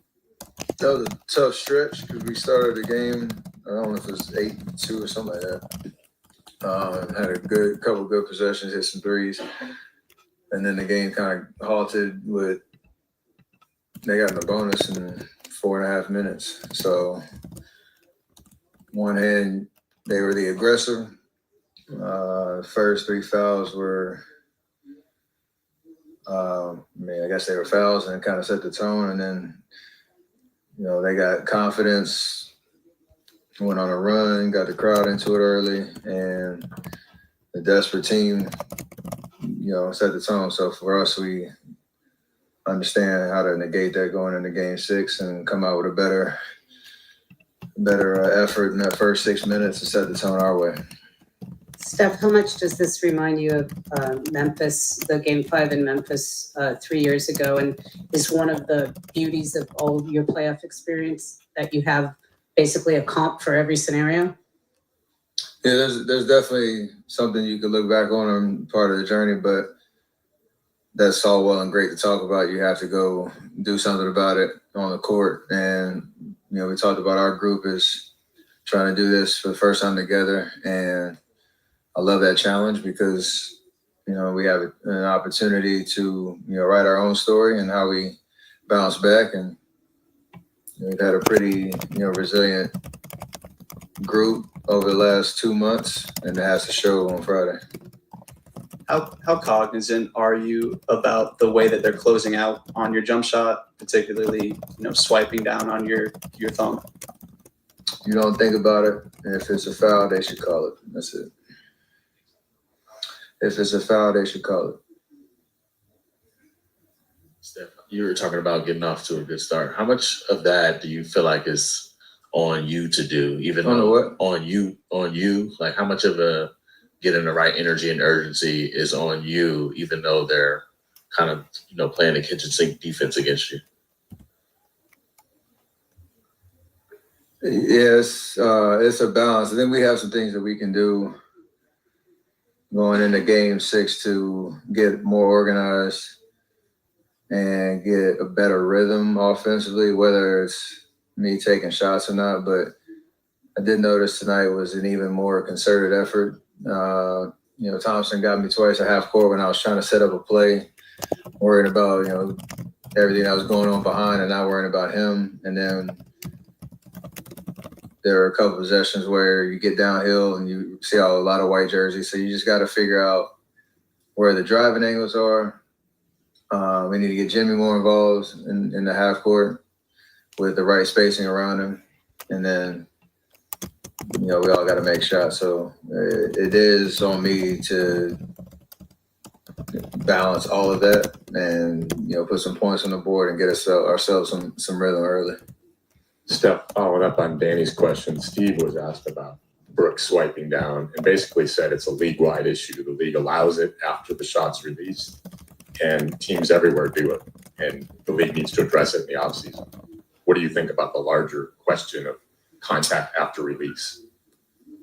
There's a pattern of like when is full extension, when is like what's the full point of release? Because it's hard for a rep. I get it. You're trying to look at the body, look at the release, where contact is. There's a subtle difference in how certain people do it. That when I say if it's a foul, it's a foul. But other than that, as a player, you can't worry about it too much because whether you get the call or not, if you complain or you can complain. If you dwell on it and get distracted by it, then you're not worried about making shots. So I'm trying to do both, make shots, and if I get fouled, like let them know I got fouled. So that's all. What's the state of your thumb right now? Cold. There was a picture, I don't know if you've seen it online, where it looks pretty swollen. I think it was with you walking to the plane. I got the feds on me? What are you talking about? The internet is the feds at this point. I love this league so much. I love it so much. How is your thumb? Besides cold because you're icing? I don't even know how to answer it. It's just something you're dealing with and you keep it moving. As long as I can play. You got to rap for a reason, but that's it. Do you feel it's impacting your game at all? No. No. Not at all.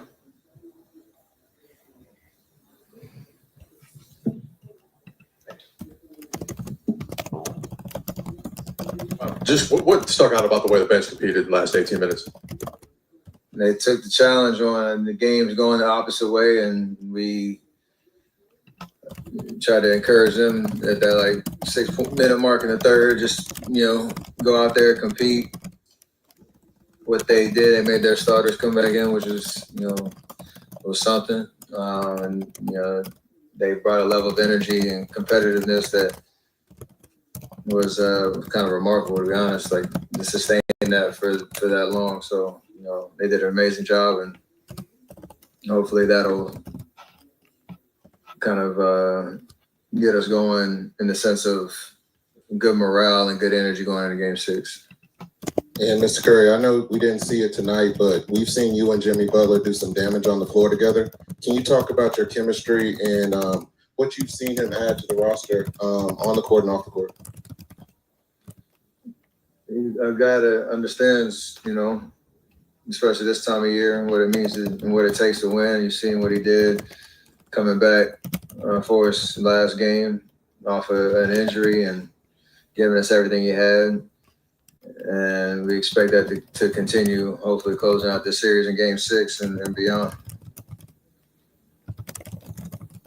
Steph, Coach Kerr mentioned he pretty much asked you guys to pull the plug and give you guys 5 more minutes. As much as you like to win, is it conflicting for you to just say, okay, let this game go and try again on Game 6? Yeah, you hate being in a situation where you have to come out because you're down 25 going into the first timeout in the third. And no crazy things have happened in this league and wild comebacks. And there was a moment.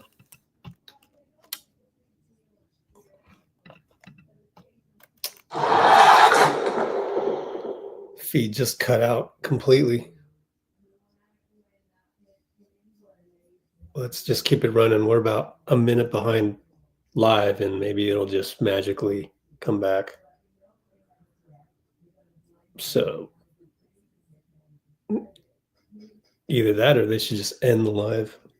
All right, I'm going to fast forward 10 seconds a little bit.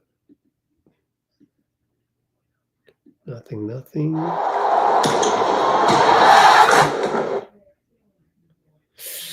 Not looking good, so I guess that's the end of it.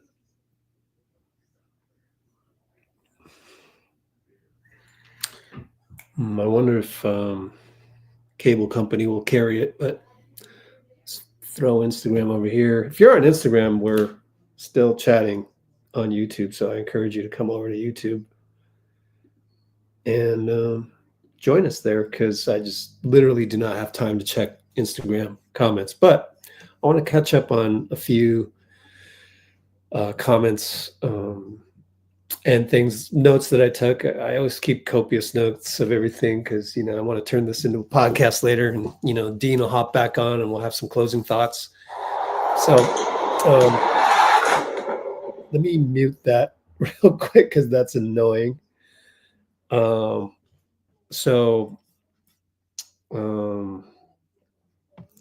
As far as Steph saying, answering Slater goes, so how's your thumb right now? And or how's your thumb feel? And Steph goes, cold. So I think he has an ice pack on it underneath the table. So I think that's what's going on with that. Unlike LeBron with the slightly broken wrist out, 2017. Okay, a couple other things in the comments I want to catch up on. We'll just go one by one. Kimbo says, if Jimmy's movement is limited, then we have to have people on the perimeter who can play one-on-one defense so Dray doesn't have to overhelp. I think it's more of a situation of whether Jimmy feels like, okay, this is me talking, right? I think it's more of a situation of whether Jimmy feels like he needs to bring it up a notch. So I just, man, this game got away real quick. And so, yeah, maybe they had a little bit of tricking it off after, just maybe when you're in that much pain, it's kind of hard to really figure out what to do about that, especially in the game 5. So I don't mind. I mean, again, I'm just not as upset about this one. I don't think most people are either. So it's just tough. And then Jimmy goes on the podium and says, yeah, I just got to play better. No excuses. And then there's also Steph on the podium saying, we need to get the ball to Jimmy more. So then that tells me that Jimmy was healthy enough. So who knows? But maybe Steph doesn't know. So I'm really nitpicking here. The issue on, two other sort of random things. The whole issue on whether it's a foul or not after the shot and then you slap, that's not a foul in the rule book right now. And I find that just absolutely ridiculous. And for it to happen again, I've said this a million times. I've criticized Adam Silver a billion times. For it to happen again under Adam Silver's watch, it's just all these common sense things of basketball that only get fixed a year later, just like Steve Kerr detailed. It has to go to the competition committee, this and that. It's just like, I feel like I'm qualified to say this because I ran a basketball league across the entire Bay Area, San Francisco, Oakland, and not only that, San Mateo and San Jose. I had 4 locations at the same time. We had over 100 teams at one point, all divided up into their proper competitive levels and stuff. So I had to manage all of that, had to make sure there were no fights at any games, had to hire the refs, had to make sure the refs had rapport with the players so that they could argue and you wouldn't just give a tech. I had to make sure that the referees also had a minimal amount of technical knowledge. And we actually had really good refs. It takes a little while. You get the train rolling slowly, and then you pick up momentum, and you got this really good crew. I had the best reffing crew in, probably in the history of men's rec basketball leagues. And they were really good. And I owe it a lot to a lot of guys. Tony Buchert, Vinnie Myers, Paul Bates, rest in peace. Paul Bates was my guy. And those guys would refer other guys, right? So it became like that. It was awesome. And so I'm really happy about that, proud about that. And so I think I know how to execute on the competition level. So, I'm just, it gets me a little bit. And the other thing is that, by the way, Steph is now on the podium on cable. So I'm going to go there and we'll just repeat whatever Steph says. Okay, guys. So we're going to just go to Steph on the podium. Desperate team. And we heard desperate team. So we'll take it from there and we'll go a little bit more. So Steph is now on NBC Sports Bay Area, but we'll get the audio of it. And here we go. So for us, we understand how to negate that going into game 6 and come out with a better effort in that first 6 minutes to set the tone our way. Steph, how much does this remind you of Memphis, the game 5 in Memphis 3 years ago? And is one of the beauties of all of your playoff experience that you have basically a comp for every scenario? Yeah, there's definitely something you could look back on part of the journey, but that's all well and great to talk about. You have to go do something about it on the court. And, we talked about our group is trying to do this for the first time together. And I love that challenge because, we have an opportunity to, write our own story and how we bounce back. And we've had a pretty, resilient group over the last 2 months, and it has to show on Friday. How cognizant are you about the way that they're closing out on your jump shot, particularly, swiping down on your thumb? You don't think about it, and if it's a foul, they should call it. That's it. If it's a foul, they should call it. Steph, you were talking about getting off to a good start. How much of that do you feel like is on you to do, even On though what? on you, like how much of a getting the right energy and urgency is on you, even though they're kind of, playing the kitchen sink defense against you? Yes, it's a balance. And then we have some things that we can do going into game 6 to get more organized and get a better rhythm offensively, whether it's me taking shots or not. But I did notice tonight was an even more concerted effort. Thompson got me twice at half court when I was trying to set up a play, worried about, everything that was going on behind and not worrying about him. And then there are a couple possessions where you get downhill and you see a lot of white jerseys. So you just got to figure out where the driving angles are. We need to get Jimmy more involved in the half court with the right spacing around him. And then, we all got to make shots. So it is on me to balance all of that and, put some points on the board and get ourselves some rhythm early. Steph, following up on Danny's question, Steve was asked about Brooks swiping down and basically said it's a league-wide issue. The league allows it after the shot's released, and teams everywhere do it, and the league needs to address it in the offseason. What do you think about the larger question of contact after release? There's a pattern of when is full extension, when is what's the full point of release? Because it's hard for a rep. I get it. You're trying to look at the body, look at the release, where contact is. There's a subtle difference in how certain people do it. That when I say it's a foul, it's a foul. But other than that, as a player, you can't worry about it too much because whether you get the call or not, if you complain or you can complain. If you dwell on it and get distracted by it, then you're not worried about making shots. So I'm trying to do both, make shots, and if I get fouled, let them know I got fouled. So that's all. What's the state of your thumb right now? Cold. There was a picture, I don't know if you've seen it online, where it looks pretty swollen. I think it was with you walking to the plane. I got the feds on me? What are you talking about? No, the internet is the feds at this point. I love this league so much. I love it so much. How is your thumb? Besides cold because you're icing? I don't even know how to answer it. It's just something you're dealing with and you keep it moving. As long as I can play. You got to rap for a reason, but that's it. Do you feel it's impacting your game at all? No. No. Not at all.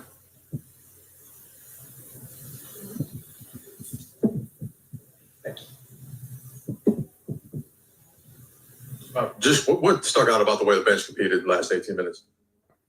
They took the challenge on the games going the opposite way, and we tried to encourage them at that 6 minute mark in the third, just, go out there, compete.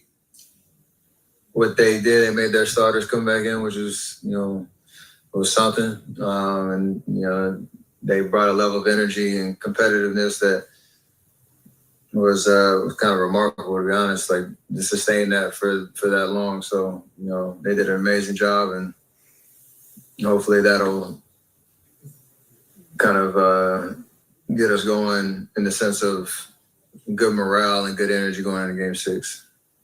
And Mr. Curry, I know we didn't see it tonight, but we've seen you and Jimmy Butler do some damage on the floor together. Can you talk about your chemistry and what you've seen him add to the roster on the court and off the court? A guy that understands, especially this time of year, what it means and what it takes to win. You've seen what he did coming back for his last game off of an injury and giving us everything he had. And we expect that to continue, hopefully closing out this series in Game 6 and beyond. Steph Curry, what is this?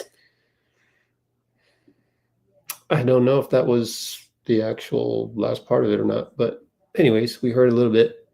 Cool. Dean. Rich. All right. Steph is a competitor, man. Just how many times does this guy turn down an excuse? Yeah, right. Love that. That's why he's the best player to root for in the world.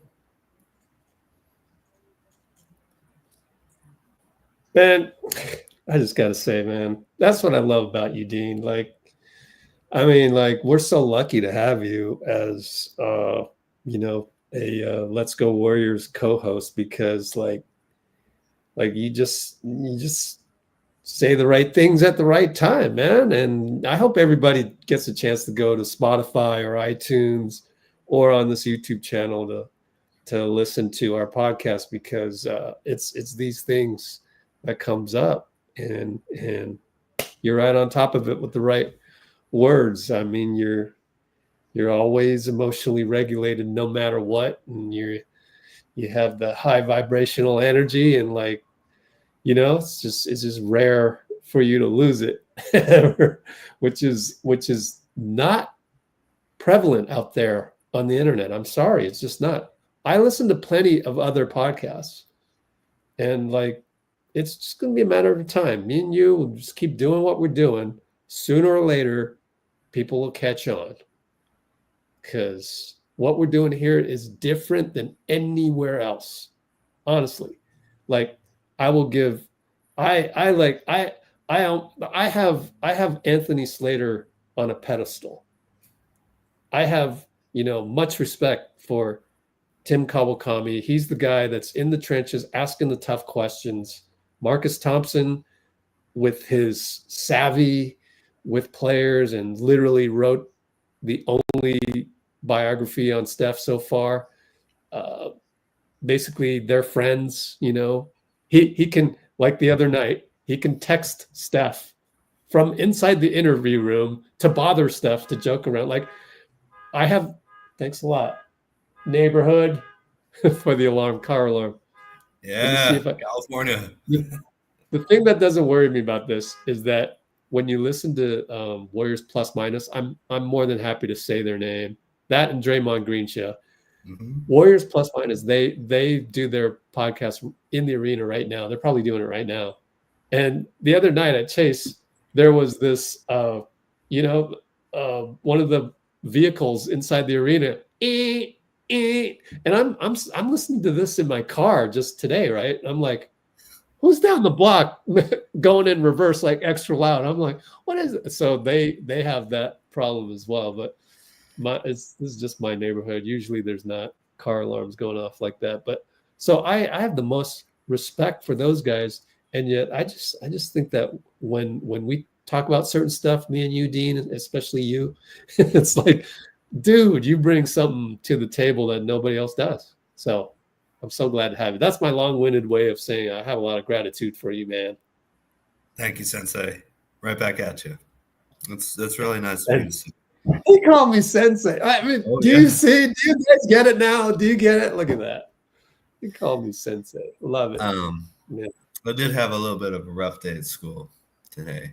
No, it was fine. I could tell when you got on. You see, it's not really about the Warriors. No, I never lost my positivity about the team, but just I saw a little, little Anakin in you when you got on but it's all good. Maybe you're right. Yeah, maybe a little bit. Yeah, fair enough. But that really means a lot, Rich, because those guys are legends, and I really don't care about me doing anything very much. I care about you guys, seriously, because I never would have had any I would have been mumbling to myself, I never would have had any chance unless I, if this was, I think about it, okay? If I was a Michael Jordan fan, I'd be totally alone every night. Michael Jordan's great, but they didn't have YouTube. This is a total miracle for me, that you have me on here, that we're able to talk from China to New York to everywhere around the world, and I'm just so thankful that you guys have accepted me into your life, and even more thankful that I get to know all of you, because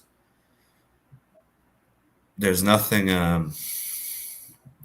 better than to find a hero like Steph Curry and then be able to find a community to root for your champion, not just a champion of something, but a champion for something. And Rich, you are the most Steph Curry effing journalist I've ever come across, sports analyst, anything. You're Kurt Cobain or Jim Morrison or something to me. Just you're the leader. Wow. You create this, and I couldn't be happier that or more grateful, that we get to come on here after a loss like that and be just solid, cool people, I don't know where I'd be without you, Rich. I really don't. I don't want to even think about it. So thank you, sir. Well, you're giving me the ultimate compliment when you say I'm the Steph Curry of whatever I'm doing here. But like, it didn't. I mean, I'm not saying that I'm there yet, but like, it took a long, winding journey just to get here right now. So, man, one of these days when I'm ready, I'll tell you the story. But I give you a little bit more every single time, and I'll tell you this. I think I've said this before, though. And put it this way, I came to a disagreement with Raymond Ritter, so that's why I tell you guys that this is gladiator sport. It's very competitive, not only in the Coliseum of the gladiators, but the people that cover it as well. So I'm not here to say he did anything wrong, because I would have done what he would have done. We're just doing our jobs.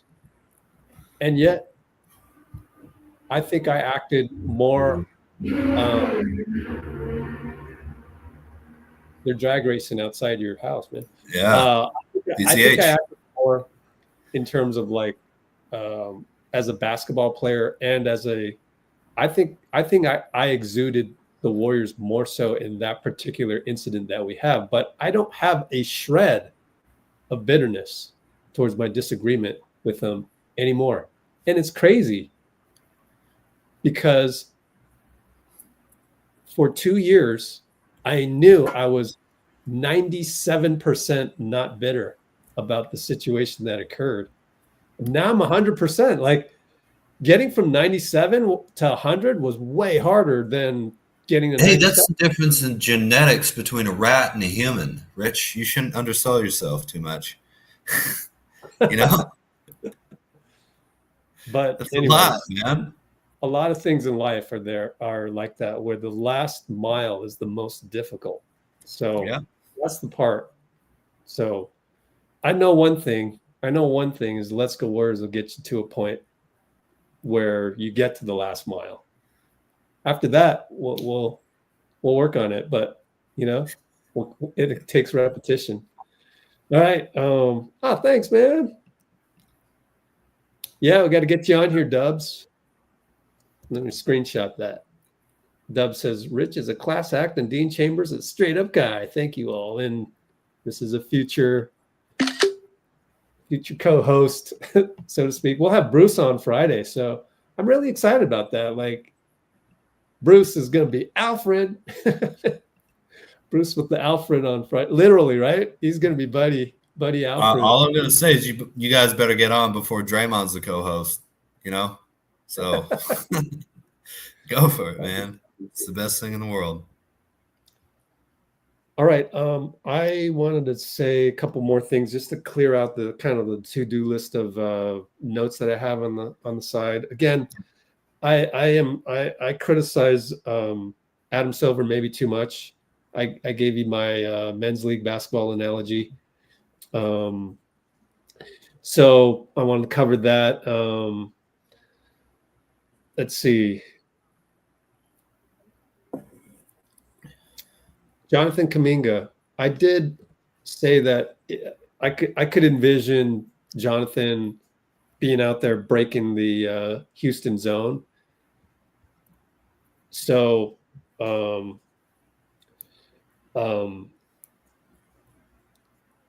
problem is that, number one, he needs to be healthy, and they probably need to practice this.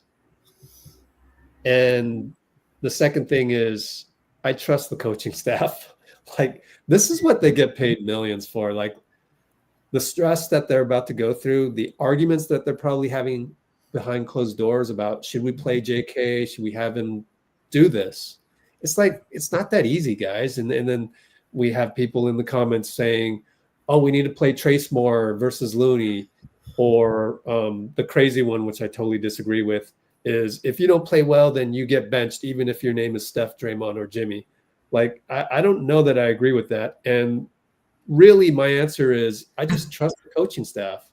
Like, if let's say Steph comes out and throws a couple turnovers and he gets benched, okay, then that's literally what happens. You just got to put your faith in the coaching staff. I don't know, what is the value of just second guessing Steve Kerr and his staff over and over and over and over again. Like, we benched Steph tonight. I feel like you're caught in a loop where that's just all you do is you do that. Now, you could say I'm caught in a loop criticizing Adam Silver. So it goes both ways. I get that. But, like, I don't know. I'd rather not. I'd rather just move on. Like, I actually don't have a problem with the refs not calling the foul. What Dillon is doing right now, like, just like Steve said, it's all within the rule book. It's just unfortunate that I think Adam's fatal flaw, everybody has a fatal flaw. So his fatal flaw is that just like Steph has turnovers, Draymond probably turnovers or techs or both. And, like, Adam just is really good at making money, but protecting the game and keeping it in parallel with what I see on a playground. If I just go out to the playground and play 5-on-5 with random guys like that, I feel safer in that league than I do with some of the things I see in the NBA. That's just weird, in my opinion. But going back to just trusting Steve and all that, and just trusting and rooting for Steph and Jimmy and Draymond, and that's again why, like, today I'm attributing today's loss to Jimmy's tailbone. I really am. I think that's the first domino that fell. Look at me, like, so I'm the ultimate, like, you can call me an apologist, but I'm just trying to. I have trust in Jimmy. Like, I know he'll play better, and I'm trying to figure out why it didn't I don't happen. think we can attribute the loss to it, but we contribute getting blown out with the starters into that for sure. They might have beat us anyway in a close game, but there's no doubt to me that those guys were. How many minutes did Jimmy Butler play last game? Yeah, 46. Yeah. Yeah. So they were exhausted and kind of Who knows, man? This could be. What was it? The Clippers game looked like a terrible loss, but it's kind of what we needed, And that's what Bruce said. all I know is we Bruce did it the right way, and you have to trust that things work out. Go ahead, Rich. Sorry, didn't mean to cut you off. Well, it's tough. I've noticed with our setup here that it doesn't allow. It's not the perfect podcast, let's call it, because the perfect podcast, we'd be in the same room. We'd have these awesome microphones. It's doing its best. StreamYard technology here when we talk at the same time, and that's inevitable. But like Bruce said earlier, that we have an older team, so he thinks that had something to do with it tonight. So yeah, I think it's always a combination. So anyway, so that's all I had to say. So that goes into like, we should play Trace over Loon. You might be right. You might be right. And boy, did Trace make a case for himself for the next game with his play tonight. So we'll see. But I still would rather let our superstars, Draymond's a superstar, at least on defense. Jimmy and Steph figure things out. Even if Steph were to come out and throw a couple turnovers, he could still hit a dagger next time down. So I'm not in total agreement with the it's game 6 and somebody screws up and you got to sub them out type of deal. So I don't know. We'll see. We'll see how that plays out. Anything you want to add?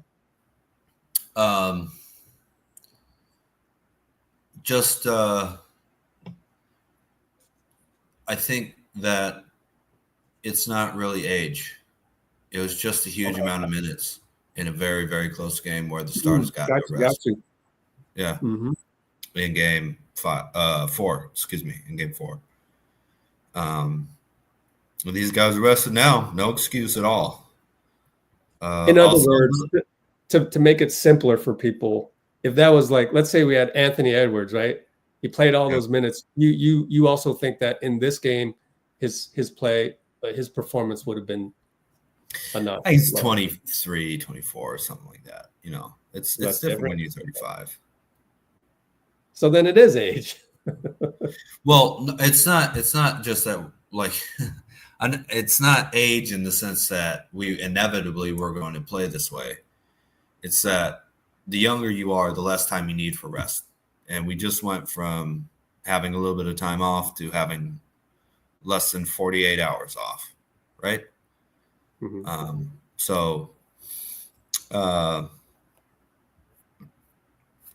Yeah, that's a little bit age. Yeah. But also, like, A, we rested our starters. B, man, Moody, if he doesn't come out in game 5 with like everybody get out of the way, then he's just not ready. And we know Mo stays ready. We know that. So I'm worried, man. This is not a good game for us, but it might be a good trajectory to be on. You know what I mean? I'm excited and positive, and that's not any kind of homerism, I think, because at very least, the kind of comments people come on here and leave when things look bad make you go, well, we're not, this isn't a situation where the sky is falling. We didn't play well today until the third string came in, the All Warriors third team. But I have a lot of confidence, and Steph. That's 2 straight games in the playoffs where Steph has not been where we know he wants to be. So we know what he's like, when he's feeling that kind of way.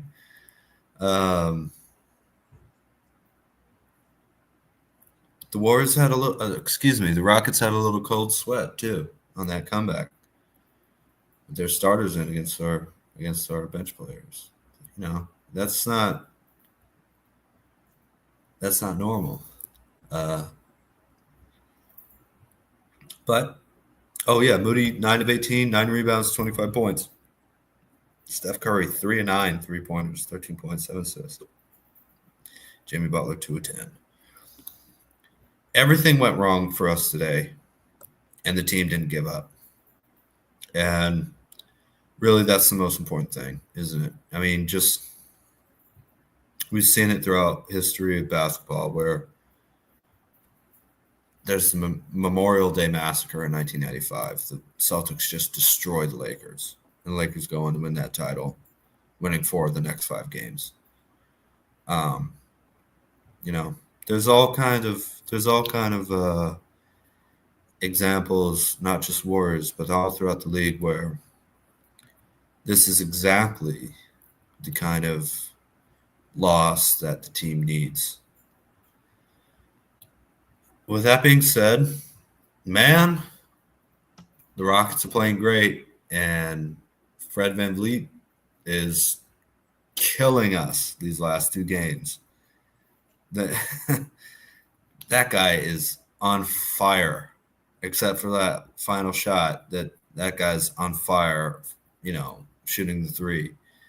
And Steph hasn't been, So plenty of things to improve upon, but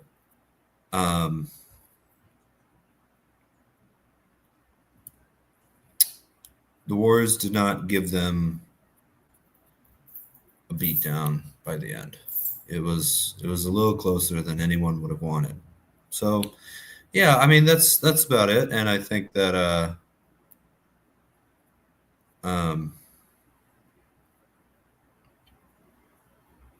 I think there's a little bit more confidence going into Game 6, now than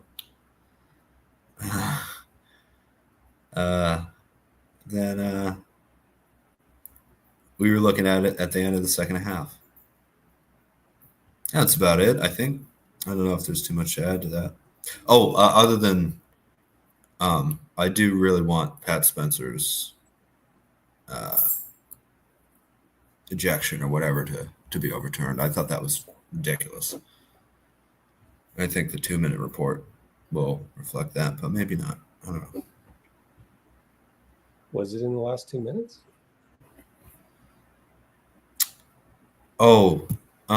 I thought. Wait, don't they cover? I guess maybe they won't even respond to it, will they? Refs, yeah. I don't think it was in the last 2 minutes. Well, all right. So the only thing I got to add, and then I got to probably go transcribe and. Oh, there's time for me to go get a matcha frap. Hey, that's the only good thing about a 4:30 tip-off. Yeah. All the praise for Moody. I will say this, and I said it in the live, is I'm a little disappointed with his point of attack defense. Guys are getting right by him. It's too easy. And so I know he was on the podium saying that he reads the situation, because he was getting steals at the point of attack, DeAnthony Melton style. The great thing about DeAnthony Melton was that he could do both. He could do the track down like Andrew Wiggins, or he could steal you right at the point of attack by reaching in, because he's got a long wingspan. So Moody kind of had some of that, but now it's not working anymore. So now it's like, okay, Moody, so maybe you do need to go back to the shuffling of the feet style. I don't know, but guys are getting by you. So there's that. And so I kind of want to just temper the enthusiasm for Moody. I thought he was due because he's been cold from outside and finally. But yeah, I always worry about like the defensive side of it. Just stay in front of people. So I'm worried about that still. And even Guy Santos, I think his point of attack hasn't been good lately either. So I'm waiting for our defense to get back up there. Of course, I thought Gary Payton was good in the limited minutes tonight before it got to be a blowout. So we're going to go with the main guys anyways. And that's also the problem with JK. When you play JK, then you got to worry about his point of attack defense as well. So I don't know. And that dovetails into the next thing, which is to beat a zone, you just got to get the ball into the middle. That's how you beat any zone. So although 1-3-1, sometimes that's tough. Alpine Striders used to play a 1-3-1 on us. But if you can get a guy at the nail and he's covered it, if it were a 1-3-1, I don't think Houston plays a 1-3-1. They got the two guards way outside. So if you can get it to the middle, you get a guy that can take it to the hole athletically like JK, or in this case, probably Jimmy, to basically run the offense from the middle of the floor like that.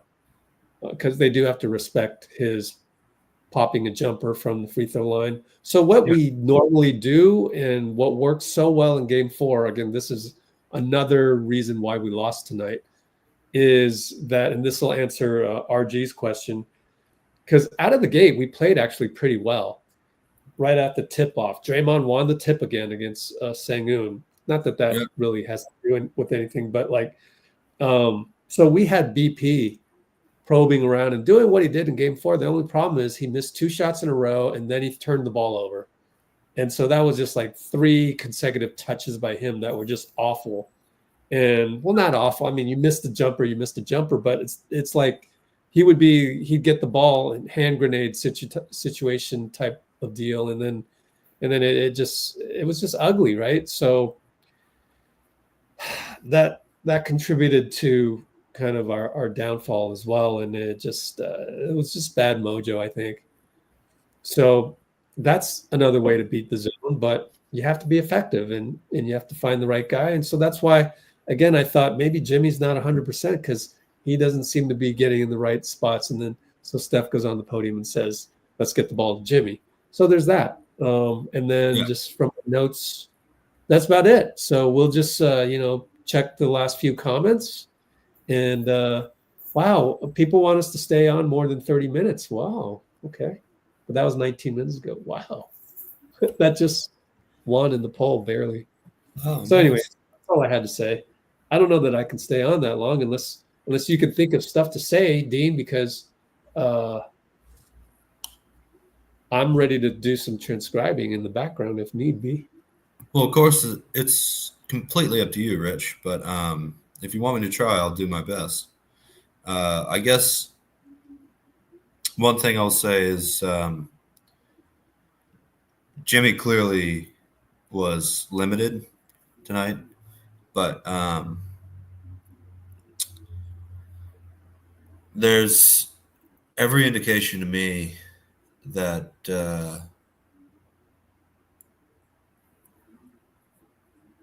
had this been a little bit of a closer game, that he would have been able to play, and he was moving better throughout the game as it warmed up, I thought. So we know what Jimmy's like in a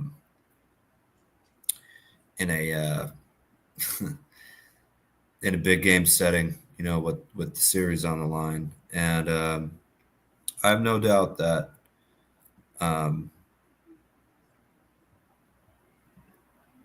in game 6 back at home, we'll get a little bit better whistle, which I thought was really, really important tonight, actually.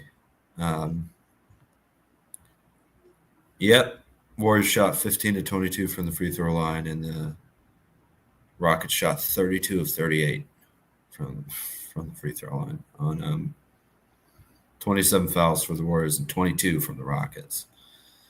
Another thing is just, honestly, they shot 13-30 from the 3, and we shot 15-44. Not going to win a lot of games losing free throw and 3-point shooting.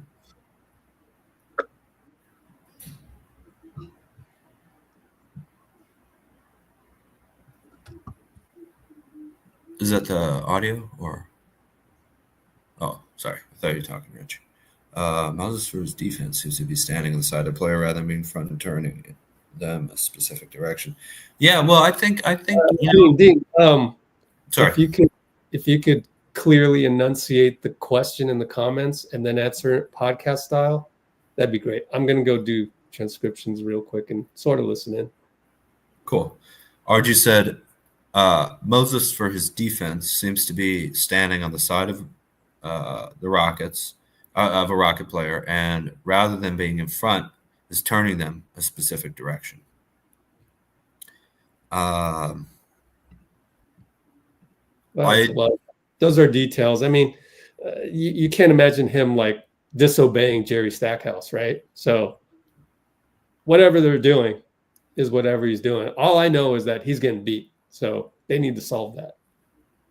That's true, definitely. Although, for young players like that, the more they have confidence in their shot, I think it's just natural. It's just human nature that the harder, they're going to play on defense. And let me give you a rebuttal. Yeah. He was still bad on point of attack tonight, scored 25 points. So he was scoring tonight and getting beat. But don't you think he improved once he started hitting shots?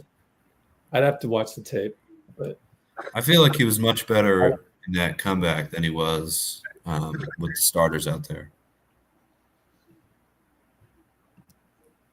I saw him get beat during the comeback still. Like, guys were beating him. So fair enough. Yeah, I think Moody could be wrong defense. I don't know what the solution is, but that's on them to figure it out. That it just please don't let that happen in Game 6. We'll be at home, man. We'll be at home. We got the home crowd behind us. I think the team's going to have a lot of confidence in Moody and in maybe in Trace. I feel like Trace really earned a lot today. Pat Spencer too. Really like the way Pat Spencer played. Can't believe he got ejected. Yeah. Yep. But Steve loves ball handlers who can pass. So I wouldn't be surprised. Pat Spencer got a little run. That's an interesting point. Maybe we got a little deeper tonight, even though we lost. Maybe there's a little bit more. You can't trust until you see it. But man, we saw it. We could have gotten embarrassed, and we got it down to almost. There was a chance it could be 11. That's got to raise some interesting decisions for the Rockets coaching staff in terms of. Really? Well, I think so because. What do you mean?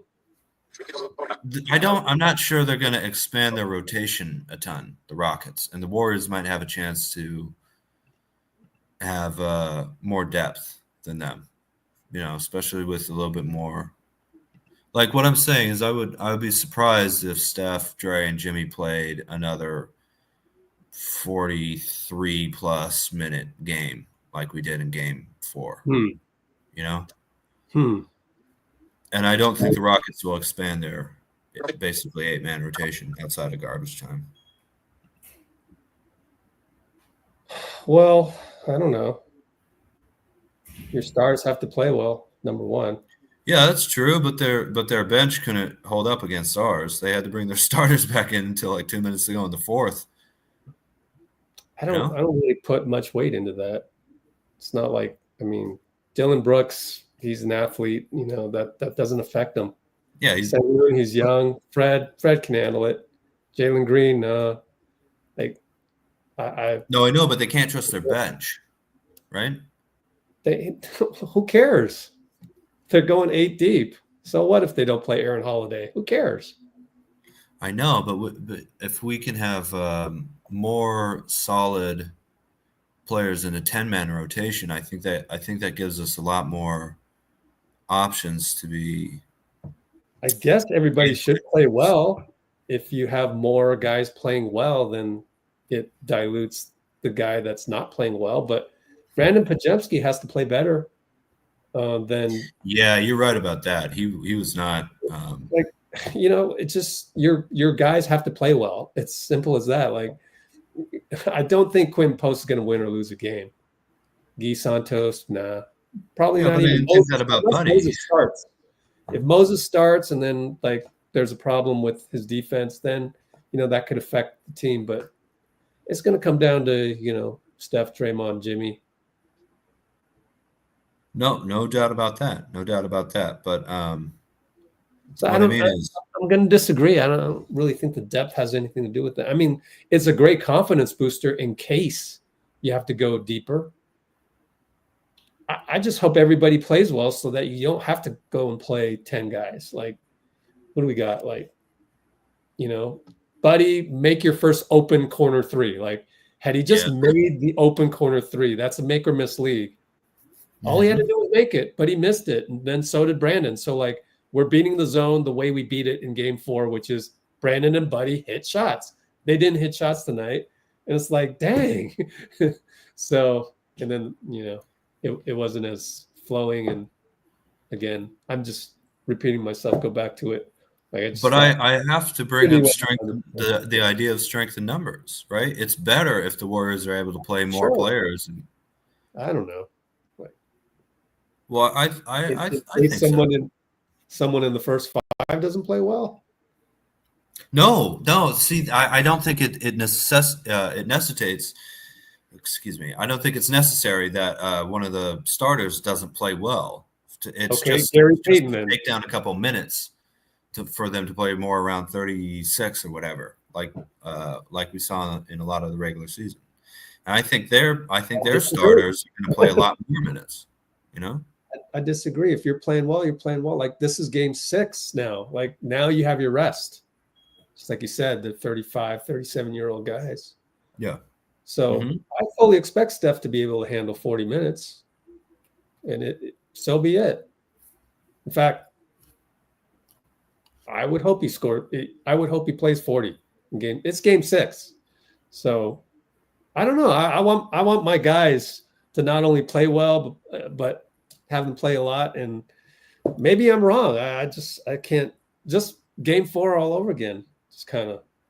I just don't see, you know, Guy Santos. I mean, if Trace takes the place of Kevon in the rotation, then he'll get Kevon's 10 minutes.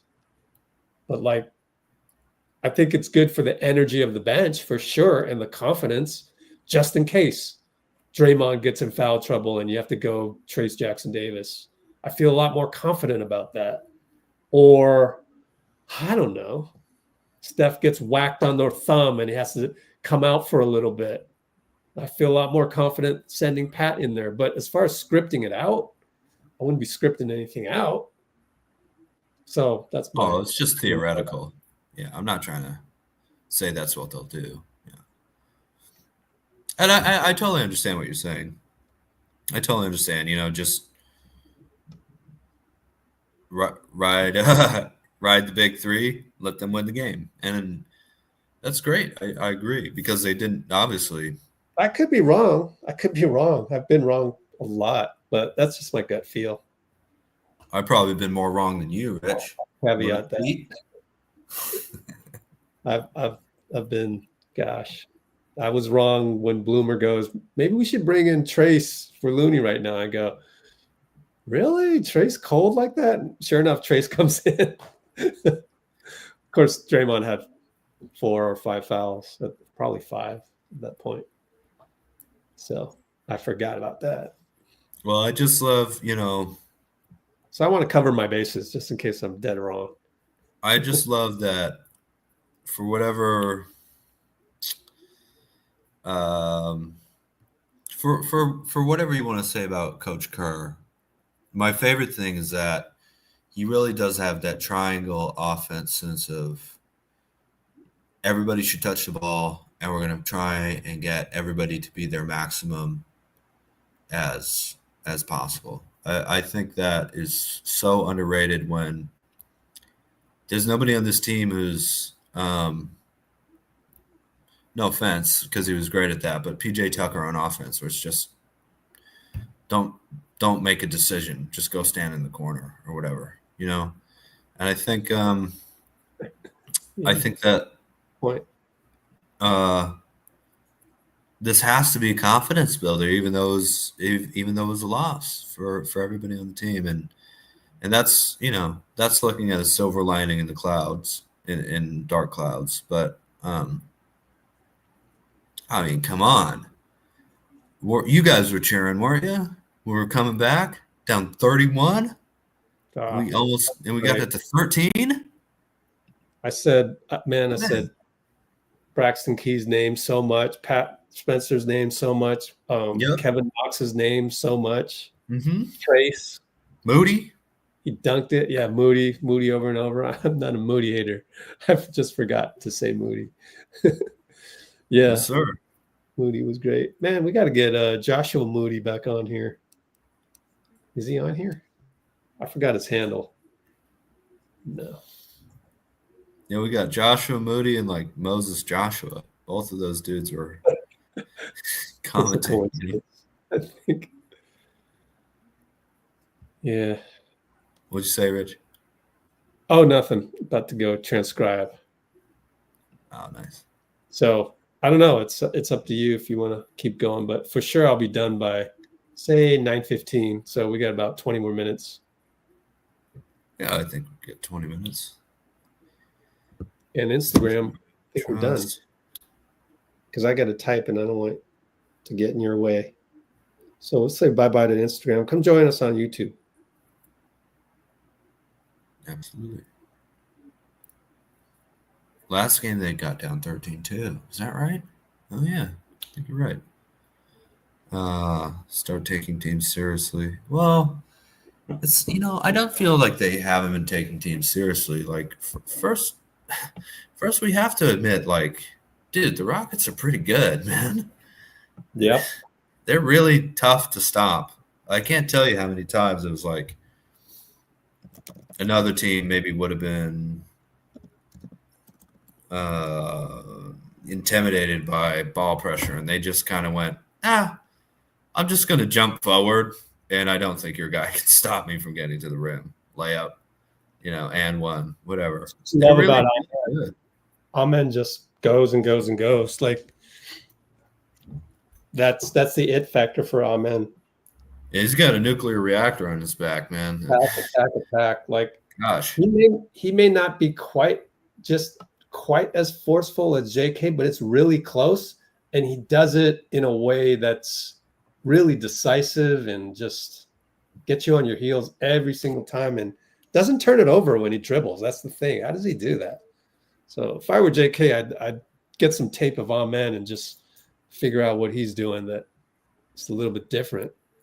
That'd be a good comp for JK. We talk about all these different comps for JK. Just go get some Amen tape film and just go watch Amen over and over. Honestly, Easton as well, right? Yeah, they cut hard.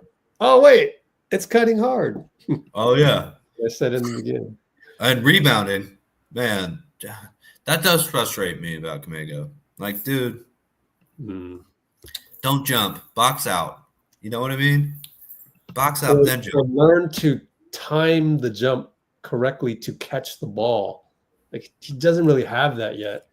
But I always go back to, like, these young players that just haven't, he started the American game at age 13, so it's getting a late start. So I think it's that. Like, most of these, Amen Thompson got started at probably age 5, 7, 9 at worst. He's got a head start on Jonathan, almost an unfair head start, but actually most of the Americans are like that. They start at such a young age. They're already running around. Like, I got all the guys that played in my basketball league back in the day. If they have kids, they got them playing basketball right now. One of them's like 3 or 4 years old. It's like ridiculously young. And I don't say anything because I know that, they want their kid to flourish in basketball, maybe get a scholarship to some, junior college or college, and that would just be their dream. Anything beyond that would be crazy. But, like, so they're starting them out early, and then you take it actual athlete, world-class athlete like Amen and JK. They're both world-class athletes. Speaking of world-class athletes, thank you for rooting for the Warriors, Usain Bolt. you sent me let's the Usain go. Bolt short. I appreciate that. Kimbo told him. Yeah. Oh, I'm sure Kimbo's like, oh yeah.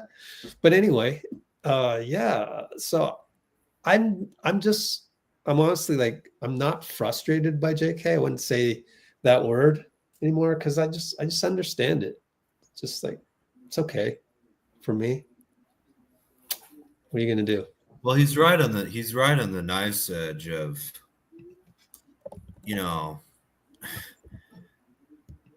it's the AAU thing, These guys can hit incredible layups, shoot crazy jumpers, and make them, and they don't know how to throw an inbound pass or a bounce pass. Amen is an AAU guy too, so he's the exception because clearly Amen, of course, he's done his fundamentals and all that. So didn't they go to Amen's interesting because they went to Overtime Elite, right? Mm-hmm. Which is unlike the G League Ignite, that's a lot more like high schoolers. Yeah. Rather than like Jarrett Jack types, But man, JK, it's too bad he was sick tonight, Yeah. He would have got some turn. I don't know what would have happened, obviously, but I feel like this would have been a really interesting game, down 30 something to see if he could handle the defensive effort that the team was giving, because it hit some buckets obviously to claw back down to 13, but I thought the defense and the rebounding and we struck a little that team struck a little fear in the Rockets, man. They did, like, oh, the hoop is no longer open, now we have to shoot. That's not disrespecting their shooters. Fred VanVleet in particular has been lights out, and I think Eason hit a couple corner threes today. Maybe it was Amen, but hold on a sec. I got to do this one thing. I got to listen to Steve. We kind of have, unless we had made a huge run. Okay. Sorry about that. Just got to check and see what the heck because it was confusing. Yeah, it's all right. So I thought our the defense that the team played in the comeback was really helpful, because if they brought their starters in and then closed us out, it'd be different. They brought their starters in and we still kind of played really well, Yeah. So obviously you get the Warriors starters to do that, then have the bench able to do that as well. And it's like, they might have to keep their starters out. If we can make them play their starters, Tom Thibodeau minutes, I think that will. I think that'll help. I think that'll help the Warriors, and also, I don't know on the road if they're gonna have the same level of energy. They might. I can see them doing that, but I can also see it being an advantage at Chase Center. Kilo sarcasm. Oh, metric. Not my favorite measurement system, if I'm gonna be honest. Not just because I'm American. All right, you're gonna have to explain what you're talking about. Kimbo said, what? Oh wait, what was it? Kilo, I think she said instead of Kimbo. They tried that to finesse that he's a decent defender or trying, and then Kimbo said Kilo sarcasm, LOL, and I don't know. All right. I don't know what you guys are talking about. Edit that part out of the podcast. Yeah. My bad. And 8 for threes in the Lakers game. Crazy. Took the lead. People. Oh, yeah. The number of turnovers tonight. Rockets had 14. And the Warriors had. The Rockets had 12 and the Warriors had 14. So that's not. That's 14. Where'd you get 14 from? ESPN. Yeah, it says 15 on NBA site. That's weird. Ooh, strange. Found a little glitch in the matrix. Well, either way, Post had 3 and Steph had 3. Yeah, he had that bad stretch. Golly. Yeah. But we'll go home. And he did last game too, really. Oh, he's admitted to having nerves. It's a little not how Draymond would go about dealing with it. He wouldn't even mention it. Never show weakness, But was Quentin Post, did he grow up in Saginaw? No, different environment. So I don't blame him. It is what it is. Well, I think, for a guy in QP's position too, taking responsibility is pretty honorable, It's not like it's different than Steph saying, yeah, my thumb was bothering me. That sounds like an excuse. When a role player or young guy does it. Which Steph did not do, FYI, anybody hopping on. No, he did the exact opposite of that. All he said was, I love this league. That dude's crazy, man. Yeah, He's because they zoomed in on his thumb and he's like, that's just, yeah. People are, it is kind of funny to zoom in on a guy's thumb walking to the airplane. It is kind of, there's some humor in that, some little mild eye roll there. You should wear gloves, man. Just as a joke, totally. Big old mittens,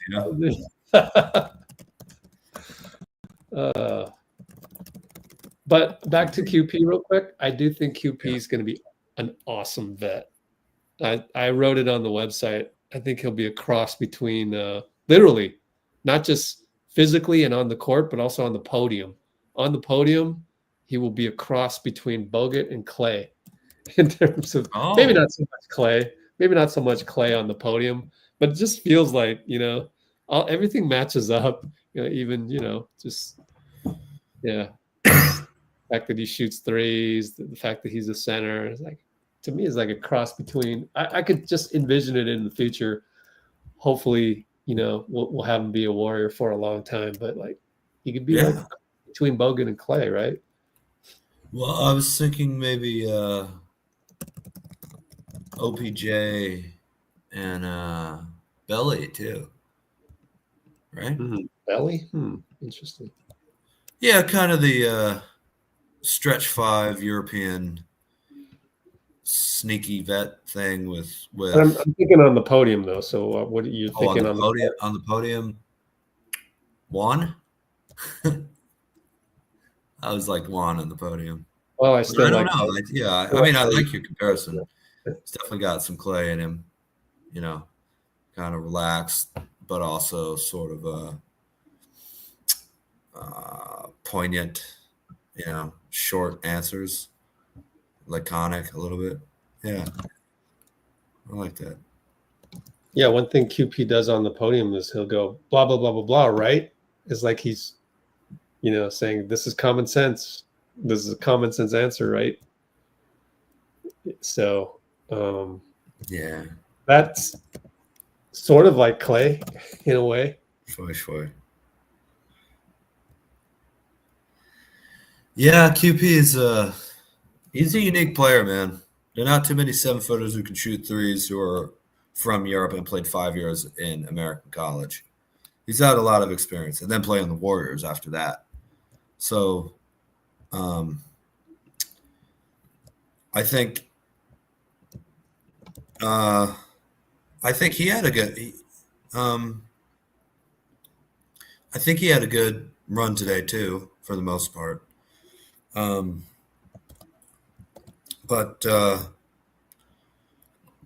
I fully expect him to. He's very emotional for a foreign player, honestly, and I know that's a stereotype, but it is a little bit true. I think the home crowd will really help him a lot in Game 6. Yeah, like a lot. Yep. Yeah, totally.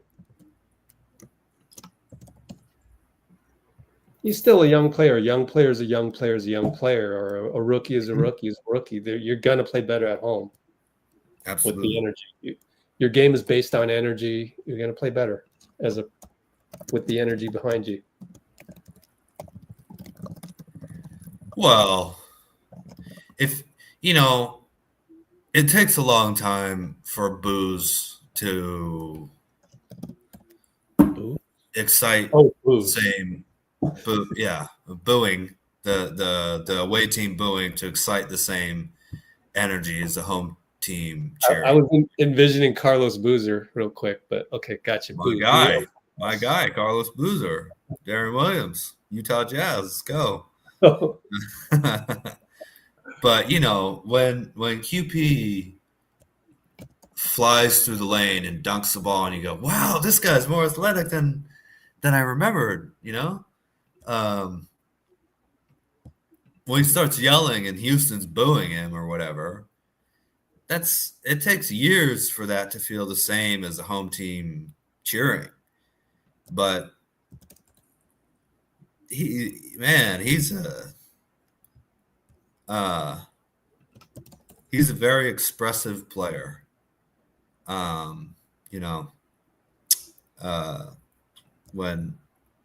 When he does something well, and when he disagrees with a call or makes a mistake. So I guess I'm saying, at the end of the day, it really boils down to wear those shirts. Yeah. Damn it. Wear them. Tech bros.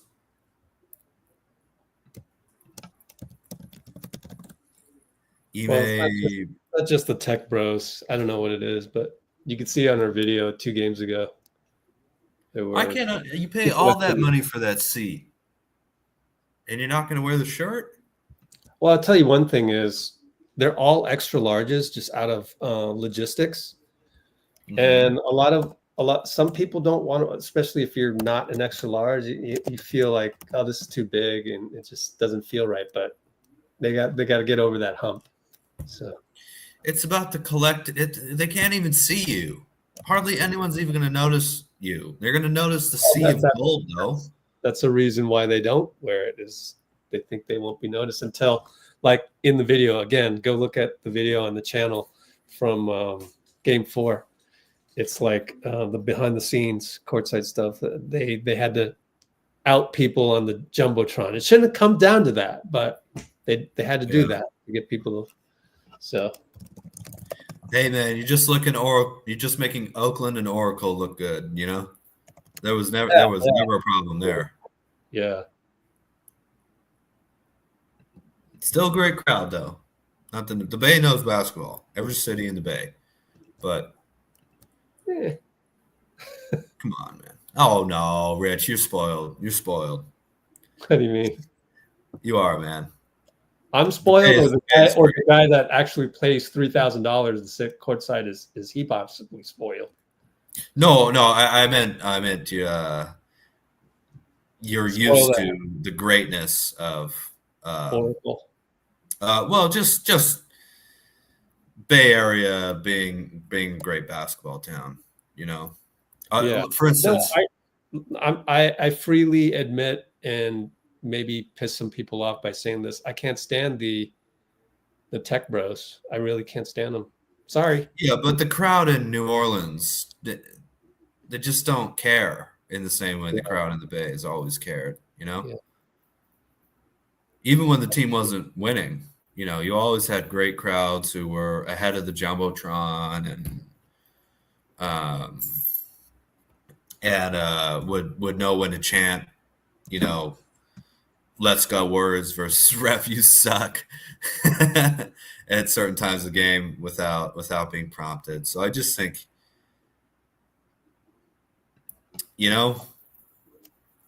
look, the seats are important for revenue, but man, true, it'll help with taxes, luxury tax. Put some agents out there in the front couple rows on the TV level, like let's get some people out there to make sure that place is deafening on for Game 6. We do not want to go back to Houston. I'll tell you that. Yeah. So now we're suddenly just like the Sacramento series. We got to close out Game 6 at home. Well, yeah, without home court advantage too. Yeah. For Game 7, I mean, obviously we can do it 4-2, but on the other hand, time after time, this Warriors team, Steph and Draymond in particular, they put huge pressure on themselves, and they reach a certain level, and they were like, we can do it tonight. And then like, oh, we didn't do it. Everybody gets all the talking heads because this is the dynasty still.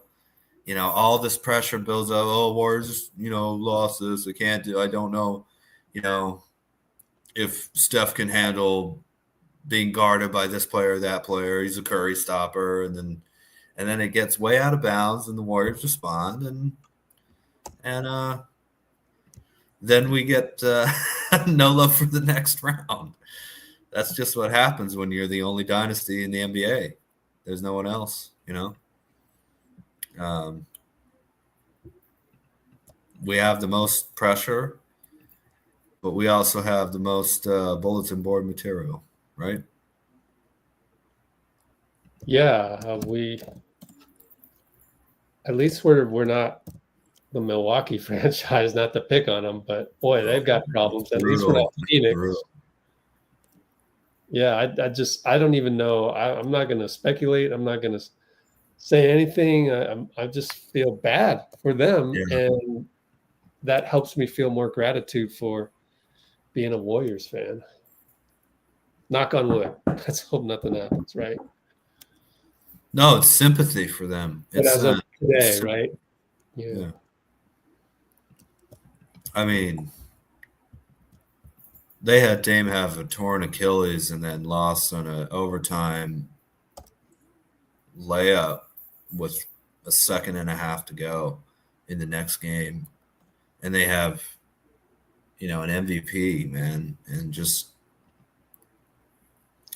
we weren't too far away from that this year either, honestly. But we just didn't make the playoffs, right? I think Steph was talking. Oops, sorry about that. And we got Jimmy, we were, which was a great trade. But that, if the relationship with the Heat were better, I have no idea where this team would be right now. Yeah, we just got lucky. Yeah. I didn't even know Mike Dunleavy played with Jimmy Butler. That was a huge help. Yeah, I didn't know that. Yeah. Right? Forgot. But when you do things the right way, you get rewarded. And we've certainly been through the ringer, man. My goodness. It's been a long 11 years. Meanwhile, 29 other franchises and their fan base just heard you and rolled their eyes. We've been through a lot. Oh yeah, 4 championships in 10 years. That's going through the ringer, all right. Jimmy's. Oops. Yeah. Have your teams ever been hated that much? That's true. More ridiculous stuff said about your best player? I don't know. More injuries? I don't know.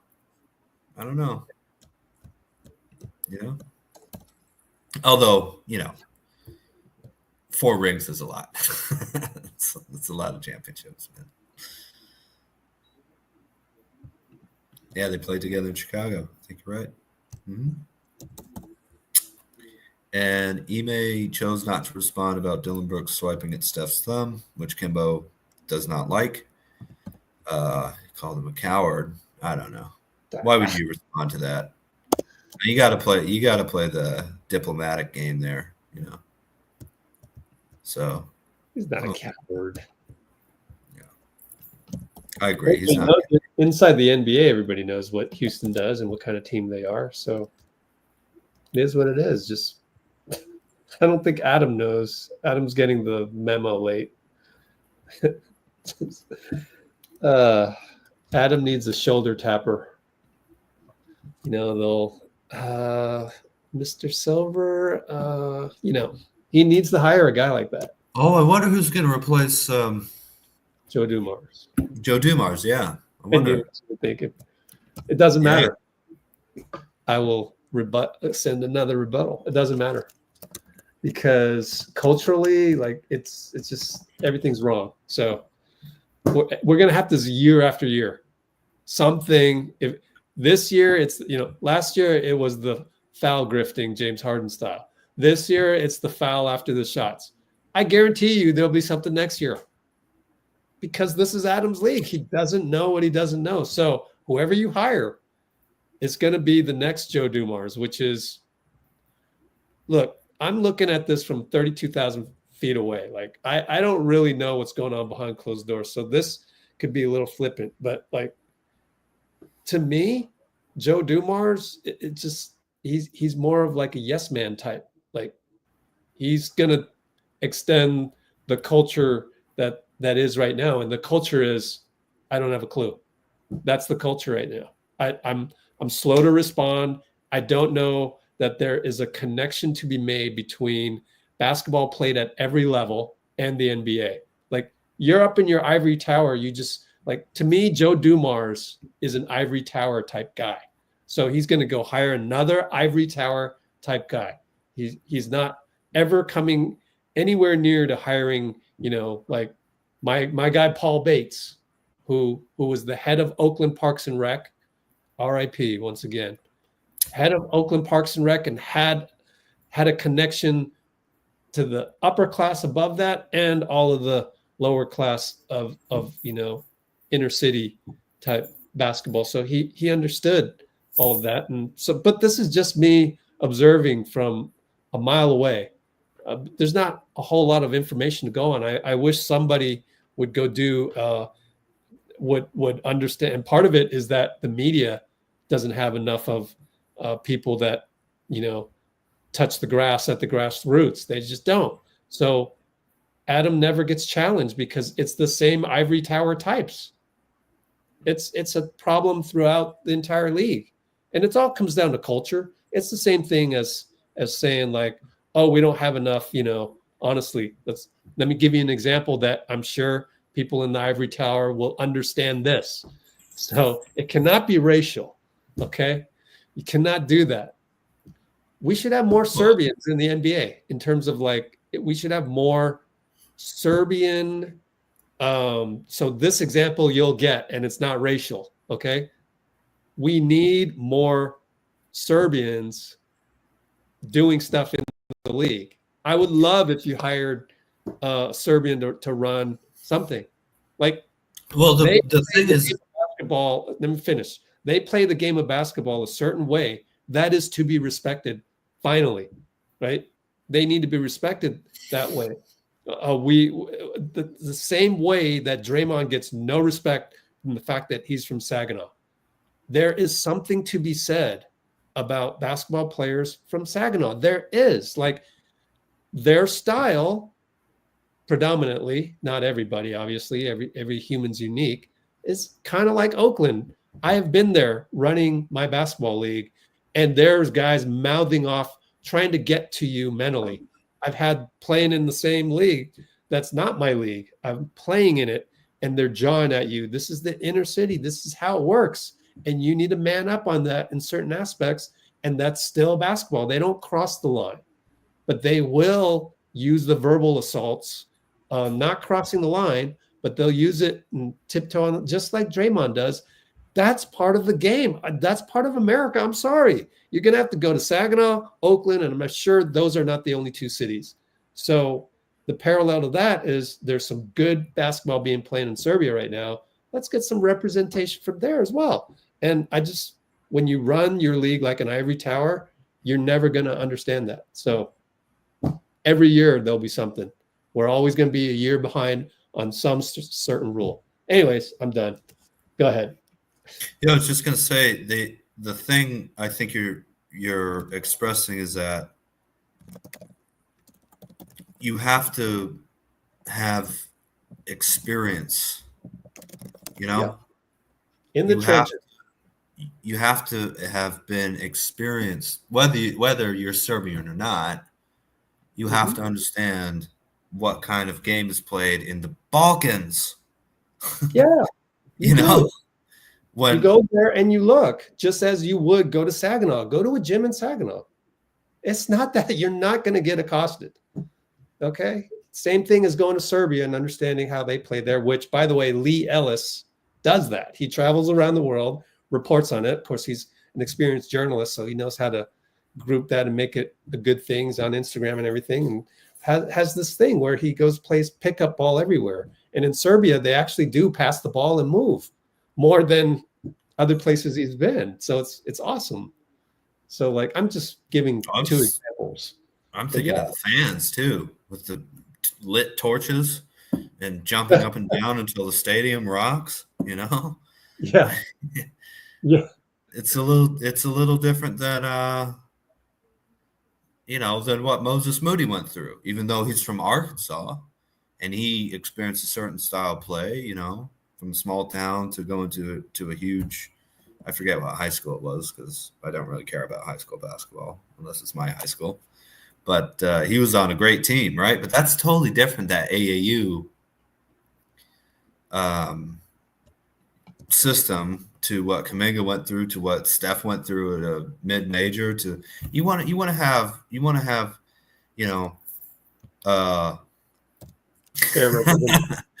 look, you can talk about DEI or whatever, but like, you would never send a diplomat to a country if he has no respect of their culture and no understanding of their language.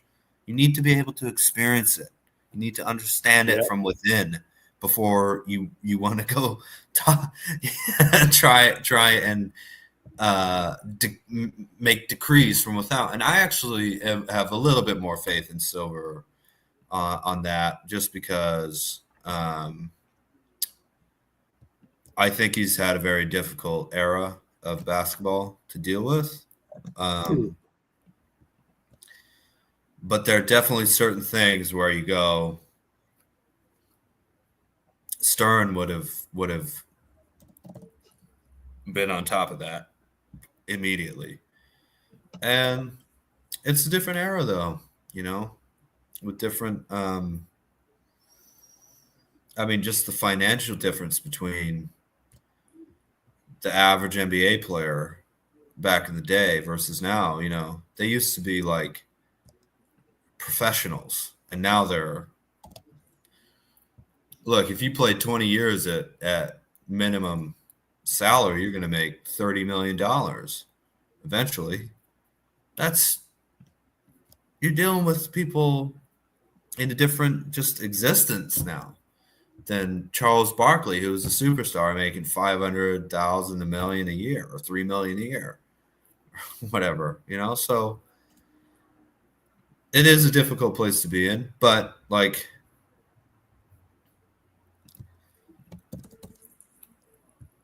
my problem is that's not his first priority. So, it shows. So, yeah, show me otherwise. Yeah. So, all you got to do is change your priorities. But he doesn't know what he doesn't know. So, yeah, like Jonathan Kuminga not playing the game like Guy Santos in those ways. He just doesn't know. So, I get it, and I'm not terribly disgusted by it. But we're going to have to live with, every year there's going to be something that probably affects Steph, because he's 6'3" in a league of a bunch of 6'7", 7-footers. So I think every year you're going to see something affected by the Warriors, to the Warriors, with the rule book, whatever it may be. So nobody can predict what it'll be next year, but I'm gonna tell you this: there's gonna be something, sadly. Well, I think that CBA in 2022 kind of proves you right there, Rich. You gotta set up your infrastructure the right way. So if your infrastructure isn't set up, which means a more diverse group of basketball, officials, your referee crew needs to be overhauled in terms of like, that's part of the infrastructure. And they look and act, primarily the same. Have you noticed? Again, I'm not going to go there, but there's a lot of the same type.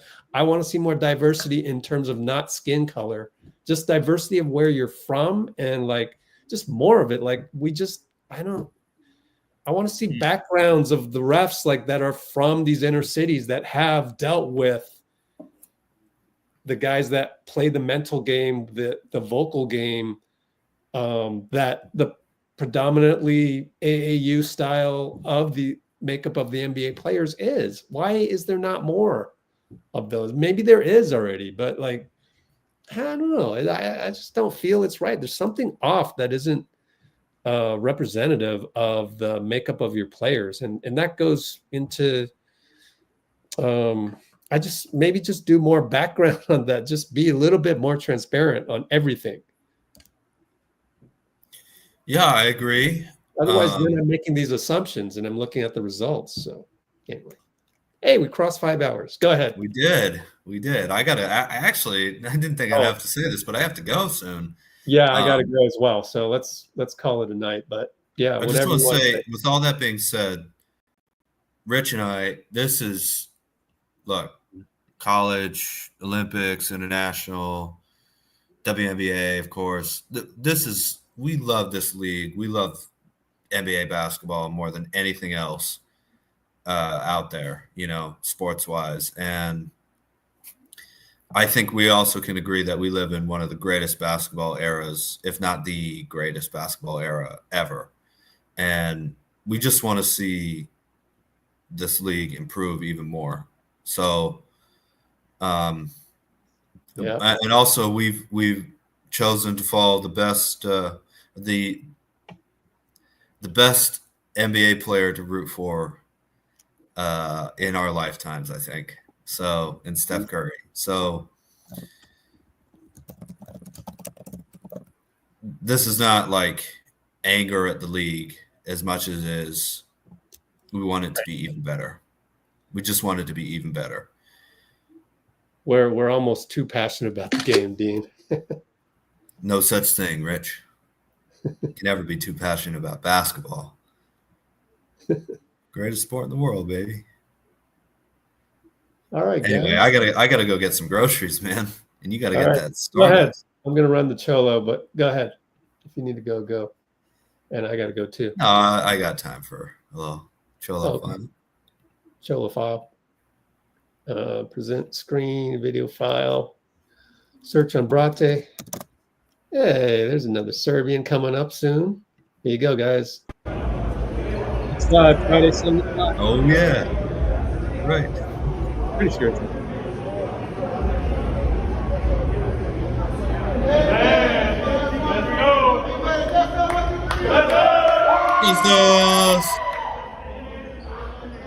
Today he came back.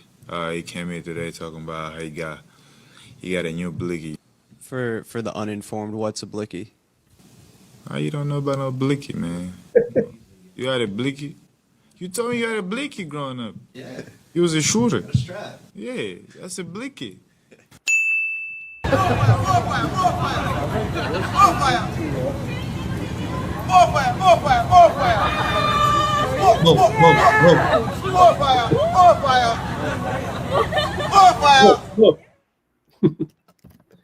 And that must be Brate time.